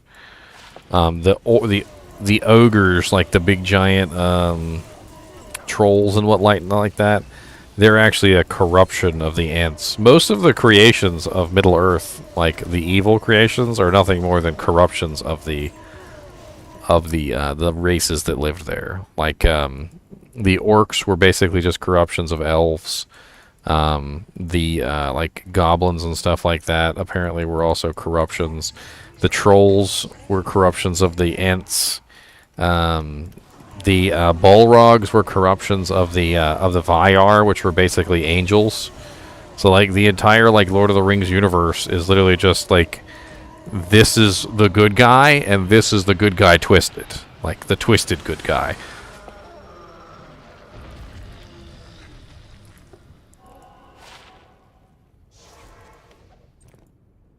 The twistiest of twisters. Well, and doesn't it go that, like, Sauron wasn't supposed to be the bad guy? You know, they all kind of had, like, a mission when they went down to Middle-earth.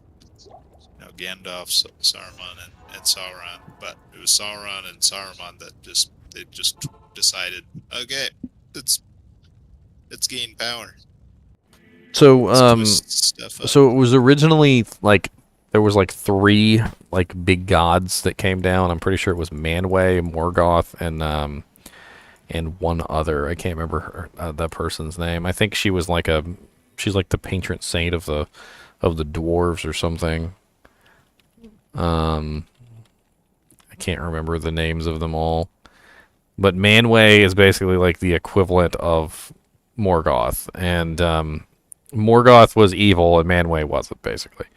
I mean, if you really want to like break it down.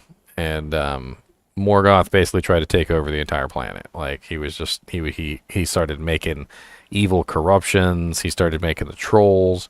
He made the orcs and all sorts of other stuff. He tried to kill like everyone, including the dwarves and the humans and the elves. Like, he hated everybody. The men of Numenor were in like full swing at that particular point. Like, he started making Balrogs. There was like evil like lieutenants riding Balrogs, and there was hundreds of them. Like, just hundreds of Balrogs all over the place being used as like mounts. Like, that's how powerful he was. And like one Balrog is basically about the same power level as Sauron. So like, if you think about Manwë as like 10,000 times the power level of freaking Sauron. It's not even close. Oh Lord, I'm getting raided. What's up, Vegestrill? Uh-oh, here we go. I'm going to put some emotes up there, too. You guys don't get to do emotes by yourself. Look, I got Chinchillas. And I got cats. And I got laughing gingers. You get the laughing gingers on there. There you go. I got some of these, and I got weird cats making faces at you. Look at this one. That's a derpy face. I got emotes too. Look. And I got chonkers. I got chachonka chonks. Chachonka donks.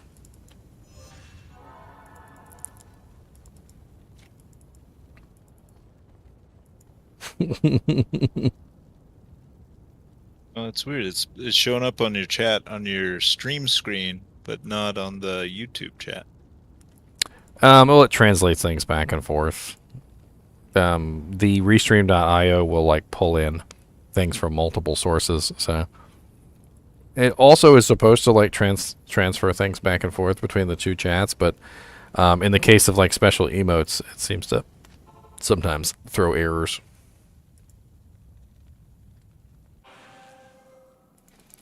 Rating channels.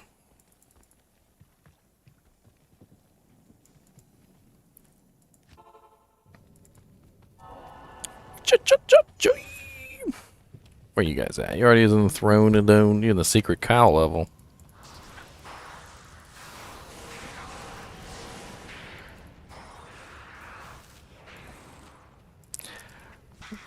I feel like we need more secret cow level-esque type areas too. I think that would be fun. I will take a secret sheep level, a secret cat level, a secret dog level. I don't even care. Give me a whole bunch of weird levels. A secret squirrel level.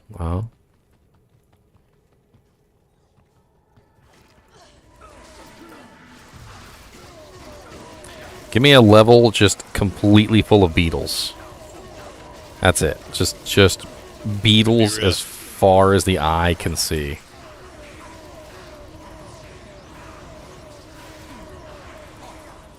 So many beetles. They were just owning my Merc because every time I'd hit him, they'd just spam and the Merc was just done. Have you ever seen the like jumping barbarian in a sea of beetles? That you can literally murder your teammates. Like, that's how crazy it is. I've done it. I've watched it. I've been there. I've been murdered by it. It's awful.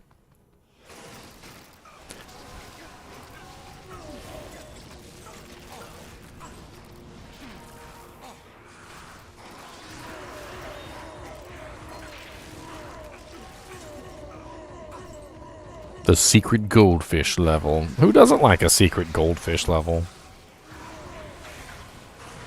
Electricity damage will be king there. You need lots of lightning. Alright? Shock the goldfish out of existence.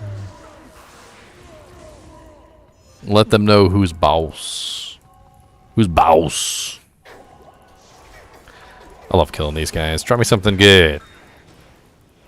I need a cham rune. Give me a rune. I need a cham rune.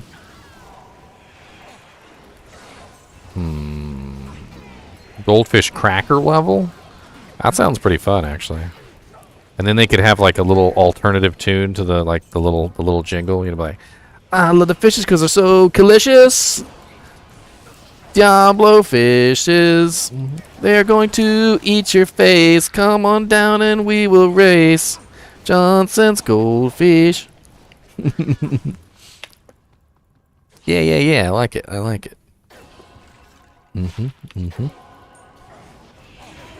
And the elites can be like the really big goldfishes. I don't know if you guys have seen them, but they sell like a giant goldfish now. It's like a package, but the fishes are like this big.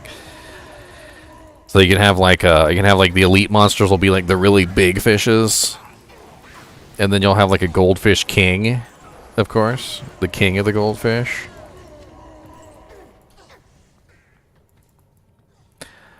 I have so many things I want to see added to Diablo 2. I hope they do continue development.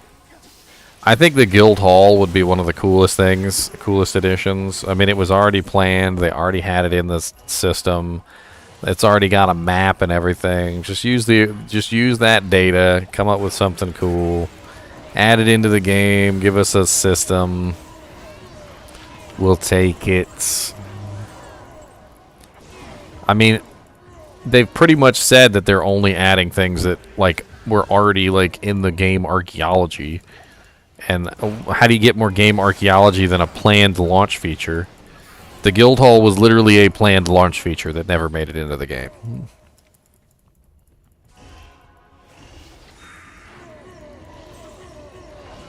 You ever have it where your mustache grows so long it starts to curl back into your mouth, and it like Then you get like this little like, feeling like you got a hair in your mouth, and you're like, oh no, wait, that's just my mustache. Yep, that's my signal. That's when I trim the beard. Trimming time. That or just chew it off. Chew it off. Yes, it's so annoying. See, somebody knows my pain. The beard, hair, mustache, curling pain. And I've got a very curly beard, if you can't tell. My mustache and my beard are just really curly. Like, if I really pull them out and just, like, stretch them, they're kind of long. But as soon as I let it go, they just immediately curl back up, so...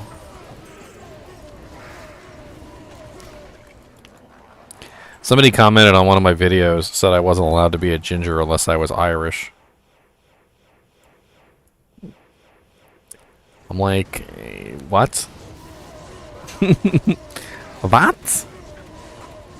That's a trigger you just don't pull. I'm not allowed to be ginger Just unless leave I'm that alone. Irish. You mean after all this time, you're not Irish? I don't know what I am. I mean, it's not like I was born in Ireland. It's DNA tests. Yeah, No, I that just assumed. that DNA test turns out I'm 100% ginger. That's so hard. If you get the DNA test back and they're just like, you have brown hair. It's like, nope. Try again. I wouldn't be surprised if it was confused in some way. Dude, my mom got one. They live in Nevada and they can get it free with the state. And yeah, it came back and said she's lactose intolerant. It's like, no, she's not. Oh well. I know when I was growing up, I've always had like the weird hair that just doesn't kind of want to stay the same color. Like, because it's strawberry blonde, so it's like sometimes it's really fiery red, and sometimes it's like blondie, and sometimes it looks kind of like ashy brown, I guess would be the term. And like, it never really kind of like stayed the same color. My beard came out like nice and bright red, though. I mean, I guess there's that.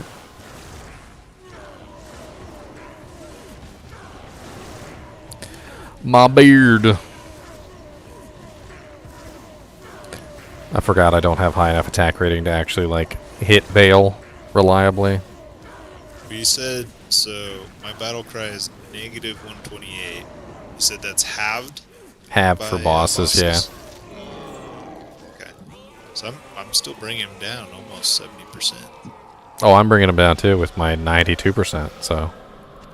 I'm pretty sure they stack, since yours is a curse and mine's an aura. Oh, well, that's interesting. A legendary mallet with amplified damage proc on it and 40% increased attack speed. With 20 min damage. Holy crap, that's a lot of min. I didn't think min could roll that high. Faster base. I didn't think min could roll that high. 20 min is a lot of freaking min.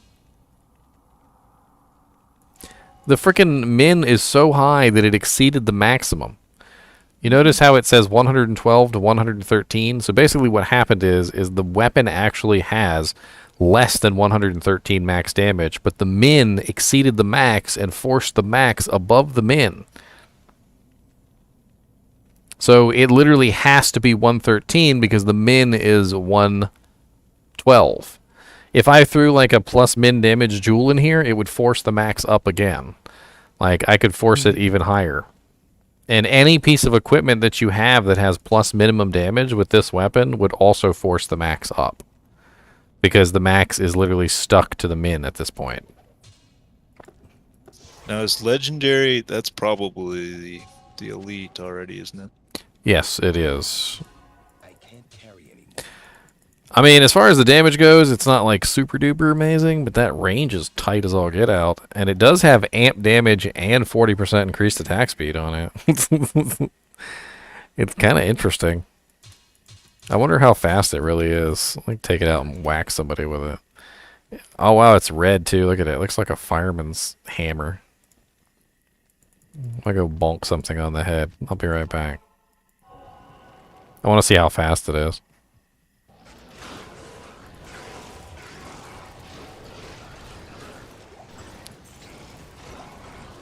Honestly, it's not bad. I mean, obviously I'm a Dream Paladin, so long as you zeal or frenzy with it, you can overcome its slowness. Well, you could also socket it and throw another Shale Root in there. Slow compared to a Phase Blade.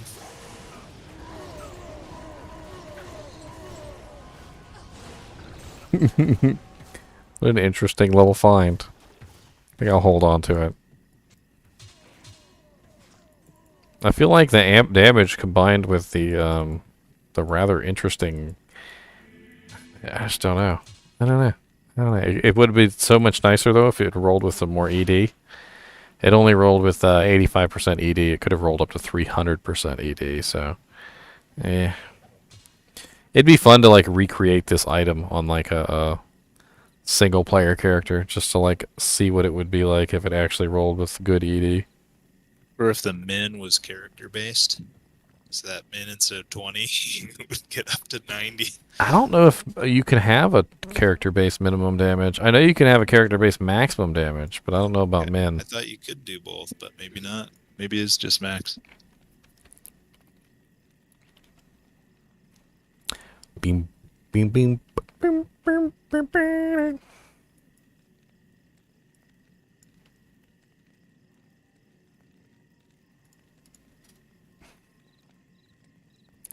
I hate how freaking, like... So if you type in D2 into a search engine at this point, like, there's another game that pops up now that has become popular. It's Destiny 2. So if you type in D2, it pulls up Destiny 2 crap. Actually, I did that like a year ago, or maybe it's more than a year ago now, like before D2R came out. And yeah, there was like more stuff about Destination 2. Oh yeah, let's try it with D2. let's try it with fanaticism. I got fanaticism. I forgot I had fanaticism. Of course, I won't get my dream auras, but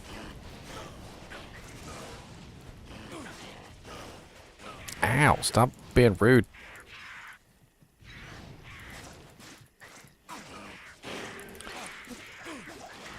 Stupid quill rats and their stupid.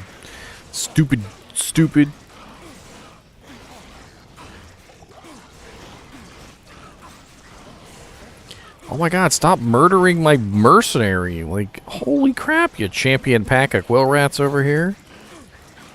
Eat it.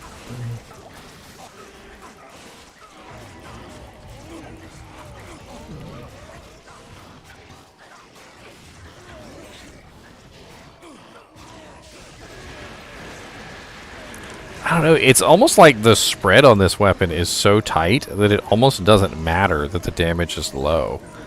Like, it literally hits the same amount every single time you hit somebody.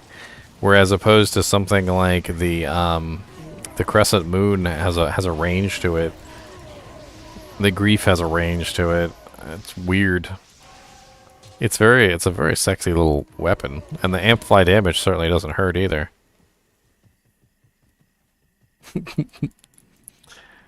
Crazy finds. Rare items are one of the most interesting things about Diablo 2 because it doesn't matter how many times you play or how much you play. Eventually you can come across an item that has got like insane stats and you're just like, well then, you're a very handsome fellow. Very sexy indeed.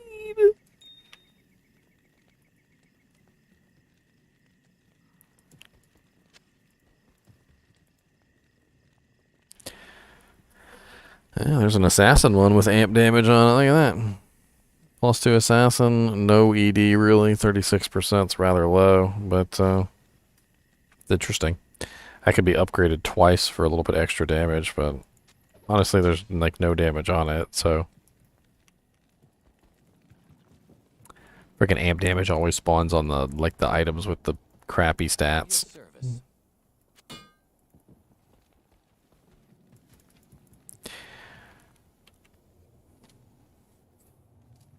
Alright, guys and gals, I'm gonna go get myself something to eat. I'm starving.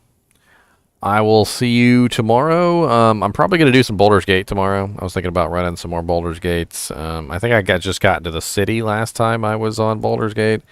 If you want to like catch up, I do have those videos available, I'm pretty sure. Let me link the first Baldur's Gate video if you guys want to catch up. Later, man. It's finally cooled down, so it's time for a walk for the dog. She's been like whining. Have a good night, guys. She hasn't been realizing that it's like 95 out. It's not cold yet. Alright, see you guys. There it is.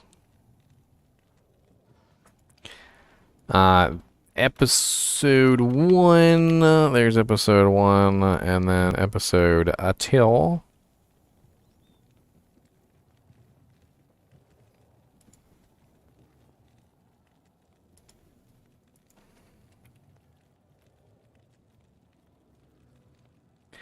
And then I also have episode 3, because we did episode 3, and I want to pick up from where we left off on episode 3, so we'll have some fun with that tomorrow.